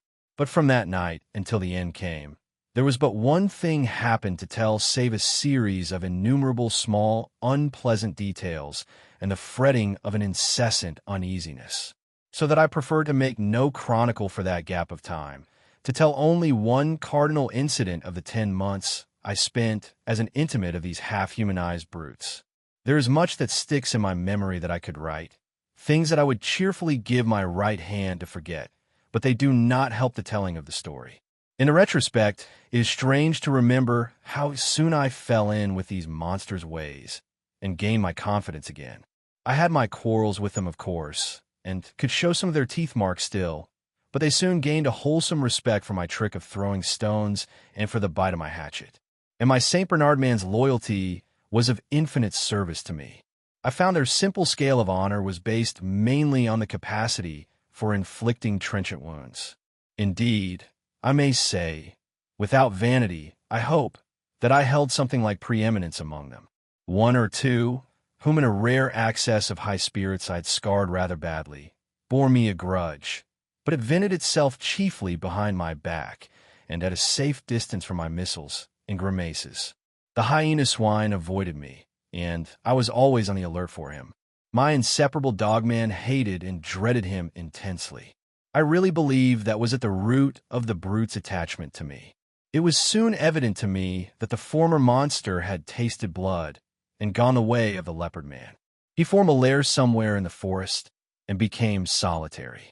Once I tried to induce the beast folk to hunt him, but I lacked the authority to make them cooperate for one end. Again and again I tried to approach his den and come upon him unaware, but always he was too acute for me, and saw or winded me and got away. He too made every forest pathway dangerous to me and my ally with his lurking ambuscades. The dogman scarcely dared to leave my side. In the first month or so the beast folk, compared with their latter condition, were human enough, and for one or two besides my canine friend, I even conceived a friendly tolerance. The little pink sloth creature displayed an odd affection for me, and took to following me about. The monkey man bored me. However, he assumed, on the strength of his 5 digits, that he was my equal, and was forever jabbering at me, jabbering the most errant nonsense. One thing about him entertained me a little. He had a fantastic trick of coining new words. He had an idea, I believe, that to gabble about names that meant nothing was the proper use of speech. He called it big thinks to distinguish it from little thinks, the sane, everyday interests of life. If ever I made a remark he did not understand, he would praise it very much, ask me to say it again, learn it by heart, and go off repeating it, with a word wrong here or there, to all the milder of the beast people. He thought nothing of what was plain and comprehensible. I invented some very curious big things for his especial use. I think now that he was the silliest creature I ever met. He had developed in the most wonderful way the distinctive silliness of man without losing one jot of the natural folly of a monkey. This, I say, was in the earlier weeks of my solitude among these brutes. During that time, they respected the usage established by the law and behaved with general decorum. Once I found another rabbit torn to pieces by the hyena swine, I am assured, but that was all. It was about May when I first distinctly perceived a growing difference in their speech and carriage, a growing coarseness of articulation, a growing disinclination to talk. My monkey man's jabber multiplied in volume, but grew less and less comprehensible, more and more simian. Some of the others seemed altogether slipping their hold upon speech, though they still understood what I said to them at that time. Can you imagine language, once clear-cut and exact, softening and guttering, losing shape and import, becoming mere lumps of sound again? And they walked erect with an increasing difficulty. Though they evidently felt ashamed of themselves, every now and then I would come upon one or another running on toes and fingertips, and quite unable to recover the vertical attitude. They held things more clumsily. Drinking by suction, feeding by gnawing, grew commoner every day. I realized more keenly than ever what Moreau had told me about the stubborn beast flesh. They were reverting, and reverting very rapidly. Some of them, The pioneers in this, I noticed with some surprise, were all females, began to disregard the injunction of decency, deliberately for the most part. Others even attempted public outrages upon the institution of monogamy. The tradition of the law was clearly losing its force. I cannot pursue this disagreeable subject. My dogman imperceptibly slipped back to the dog again. Day by day, he became dumb, quadrupedal, hairy. I scarcely noticed the transition from the companion on my right hand to the lurching dog at my side. As the carelessness and disorganization increased from day to day, the lane of dwelling places, at no time very sweet, became so loathsome that I left it, and going across the island made myself a hovel of boughs amid the black ruins of Moreau's enclosure. Some memory of pain, I found, still made that place the safest from the beast folk. It would be impossible to detail every step of the lapsing of these monsters, to tell how day by day the human semblance left them, how they gave up bandagings and wrappings, abandoned at last every stitch of clothing, how the hair began to spread over the exposed limbs, how their foreheads fell away and their faces projected, how the quasi-human intimacy I had permitted myself with some of them in the first month of my loneliness became a shuddering horror to recall. The change was slow and inevitable. For them, and for me it came without any definite shock. I still went among them in safety, because no jolt in the downward glide had released the increasing charge of explosive animalism that ousted the human day by day. But I began to fear that soon now that shock must come. My St. Bernard brute followed me to the enclosure every night, and his vigilance enabled me to sleep at times in something like peace. The little pink sloth thing became shy and left me, to crawl back to its natural life once more among the tree branches. We were in just the state of equilibrium that would remain in one of those happy family cages which animal tamers exhibit, if the tamer were to leave it forever.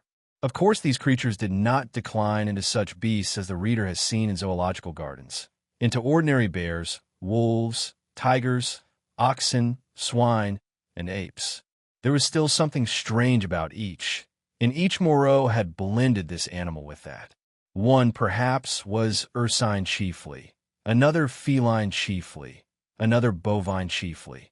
But each was tainted with other creatures, a kind of generalized animalism appearing through the specific dispositions. And the dwindling shreds of the humanity still startled me every now and then. A momentary recrudescence of speech, perhaps, an unexpected dexterity of the 4 feet, a pitiful attempt to walk erect. I too must have undergone strange changes. My clothes hung about me as yellow rags, through whose rents showed the tan skin. My hair grew long and became matted together.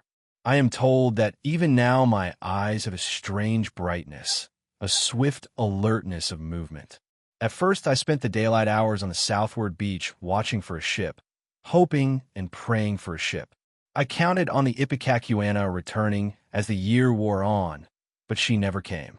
5 times I saw sails and thrice smoke, but nothing ever touched the island. I always had a bonfire ready, but no doubt the volcanic reputation of the island was taken into account for that. It was only about September or October that I began to think of making a raft. By that time my arm had healed, and both my hands were at my service again. At first, I found my helplessness appalling. I had never done any carpentry or such-like work in my life, and I spent day after day in experimental chopping and binding among the trees. I had no ropes, and could hit on nothing wherewith to make ropes. None of the abundant creepers seemed limber or strong enough, and with all my litter of scientific education, I could not devise any way of making them so. I spent more than a fortnight grubbing among the black ruins of the enclosure and on the beach where the boats had been burnt, looking for nails and other stray pieces of metal that might prove of service. Now and then some beast creature would watch me and go leaping off when I called to it. There came a season of thunderstorms and heavy rain, which greatly retarded my work, but at last the raft was completed. I was delighted with it. But with a certain lack of practical sense, which has always been my bane, I had made a mile or more from the sea, and before I had dragged it down to the beach the thing had fallen to pieces. Perhaps it is as well that I was saved from launching it, But at the time my misery at my failure was so acute that for some days I simply moped on the beach and stared at the water and thought of death. I did not, however, mean to die, and an incident occurred that warned me unmistakably of the folly of letting the days pass so, for each fresh day was fraught with increasing danger from the beast people. I was lying in the shade of the enclosure wall, staring out to sea, when I was startled by something cold touching the skin of my heel, and starting round found the little pink sloth creature blinking into my face.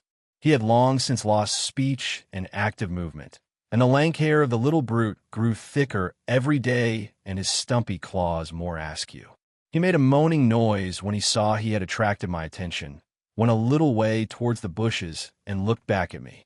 At first I did not understand, but presently it occurred to me that he wished me to follow him, and this I did at last, slowly, for the day was hot. When we reached the trees, he clambered into them, for he could travel better among their swinging creepers than on the ground. And suddenly, in a trampled space, I came upon a ghastly group. My St. Bernard creature lay on the ground, dead, and near his body crouched the hyena swine, gripping the quivering flesh with its misshapen claws, gnawing at it, and snarling with delight. As I approached, the monster lifted its glaring eyes to mine.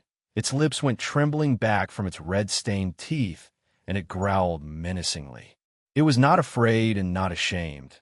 The last vestige of the human taint had vanished. I advanced a step farther, stopped, and pulled out my revolver. At last I had him face to face. The brute made no sign of retreat, but its ears went back, its hair bristled, and its body crouched together. I aimed between the eyes and fired. As I did so, the thing rose straight at me in a leap, and I was knocked over like a ninepin. It clutched at me with its crippled hand and struck me in the face. Its spring carried it over me. I fell under the hind part of its body, but luckily I had hit as I meant, and it had died even as it leapt. I crawled out from under its unclean weight and stood up trembling, staring at its quivering body. That danger at least was over, but this, I knew, was only the first of the series of relapses that must come. I burnt both of the bodies on a pyre of brushwood, but after that I saw that unless I left the island my death was only a question of time. The beast people by that time had, with one or two exceptions, left the ravine and made themselves lairs according to their taste among the thickets of the island. Few prowled by day, most of them slept, and the island might have seemed deserted to a newcomer, but at night the air was hideous with their calls and howling. I had half a mind to make a massacre of them, to build traps or fight them with my knife. Had I possessed sufficient cartridges, I should not have hesitated to begin the killing. There could now be scarcely a score left of the dangerous carnivores. The braver of these were already dead. After the death of this poor dog of mine, my last friend, I too adopted to some extent the practice of slumbering in the daytime in order to be on my guard at night. I rebuilt my den in the walls of the enclosure, with such a narrow opening that anything attempting to enter must necessarily make a considerable noise. The creatures had lost the art of fire too, and recovered their fear of it. I turned once more, almost passionately now, to hammering together stakes and branches to form a raft for my escape. I found 1,000 difficulties. I am an extremely unhandy man. My schooling was over before the days of Sloyd, but most of the requirements of a raft I met at last in some clumsy, circuitous way or other, and this time I took care of the strength. The only insurmountable obstacle was that I had no vessel to contain the water I should need if I floated forth upon these untraveled seas.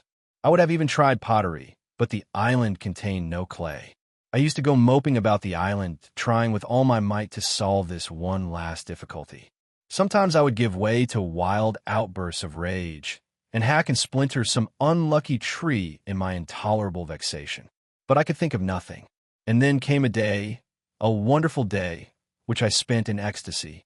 I saw a sail to the southwest, a small sail like that of a little schooner, and forthwith I lit a great pile of brushwood, and stood by it in the heat of it, and the heat of the midday sun, watching. All day I watched that sail, eating or drinking nothing, so that my head reeled, and the beast came and glared at me, and seemed to wonder, and went away. It was still distant when night came and swallowed it up, and all night I toiled to keep my blaze bright and high, and the eyes of the beast shone out of the darkness, marveling. In the dawn the sail was nearer, and I saw it was the dirty lug sail of a small boat. But it sailed strangely. My eyes were weary with watching, and I peered and could not believe them. 2 men were in the boat, sitting low down, one by the bows, the other at the rudder. The head was not kept to the wind. It yawed and fell away. As the day grew brighter, I began waving the last rag of my jacket to them, but they did not notice me, and sat still, facing each other. I went to the lowest point of the low headland and gesticulated and shouted. There was no response, and the boat kept on her aimless course, making slowly, very slowly, for the bay. Suddenly a great white bird flew up out of the boat, and neither of the men stirred nor noticed it. It circled round, and then came sweeping overhead with its strong wings outspread. Then I stopped shouting and sat down on the headland and rested my chin on my hands and stared. Slowly, slowly, the boat drove past towards the west. I would have swum out to it, but something, a cold, vague fear, kept me back. In the afternoon, the tide stranded the boat and left it 100 yards or so to the westward of the ruins of the enclosure. The men in it were dead, had been dead so long that they fell to pieces when I tilted the boat on its side and dragged them out. One had a shock of red hair, like the captain of the Ipecacuanha, and a dirty white cap lay in the bottom of the boat. As I stood beside the boat, 3 of the beasts came slinking out of the bushes and sniffing towards me. One of my spasms of disgust came upon me. I thrust the little boat down the beach and clambered on board her. 2 of the brutes were wolf beasts, and came forward with quivering nostrils and glittering eyes. The third was the horrible nondescript of bear and bull. When I saw them approaching those wretched remains, heard them snarling at one another, and caught the gleam of their teeth, a frantic horror succeeded my repulsion. I turned my back upon them, struck the lug, and began paddling out to sea. I could not bring myself to look behind me. I lay, however, between the reef and the island that night, and the next morning went round to the stream and filled the empty keg aboard with water. Then, with such patience as I could command, I collected a quantity of fruit and waylaid and killed 2 rabbits with my last 3 cartridges. While I was doing this, I left the boat moored to an inward projection of the reef for fear of the beast people. 22. The man alone. In the evening I started and drove out to sea before a gentle wind from the southwest, slowly, steadily, and the island grew smaller and smaller, and the lank spire of smoke dwindled to a finer and finer line against the hot sunset.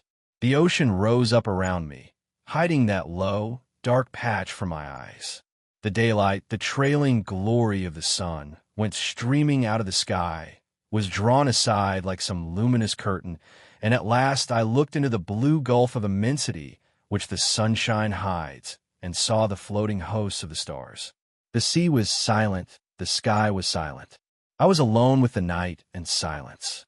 So I drifted for 3 days, eating and drinking sparingly, and meditating upon all that had happened to me, not desiring very greatly then to see men again. One unclean rag was about me, my hair a black tangle. No doubt my discoverers thought me a madman. It is strange, but I felt no desire to return to mankind. I was only glad to be quit of the foulness of the beast people. And on the 3rd day, I was picked up by a brig from Apia to San Francisco. Neither the captain nor the mate would believe my story, judging that solitude and danger had made me mad, and fearing their opinion might be that of others, I refrained from telling my adventure further, and professed to recall nothing that had happened to me between the loss of the Lady Vane and the time when I was picked up again, the space of a year. I had to act with the utmost circumspection to save myself from the suspicion of insanity.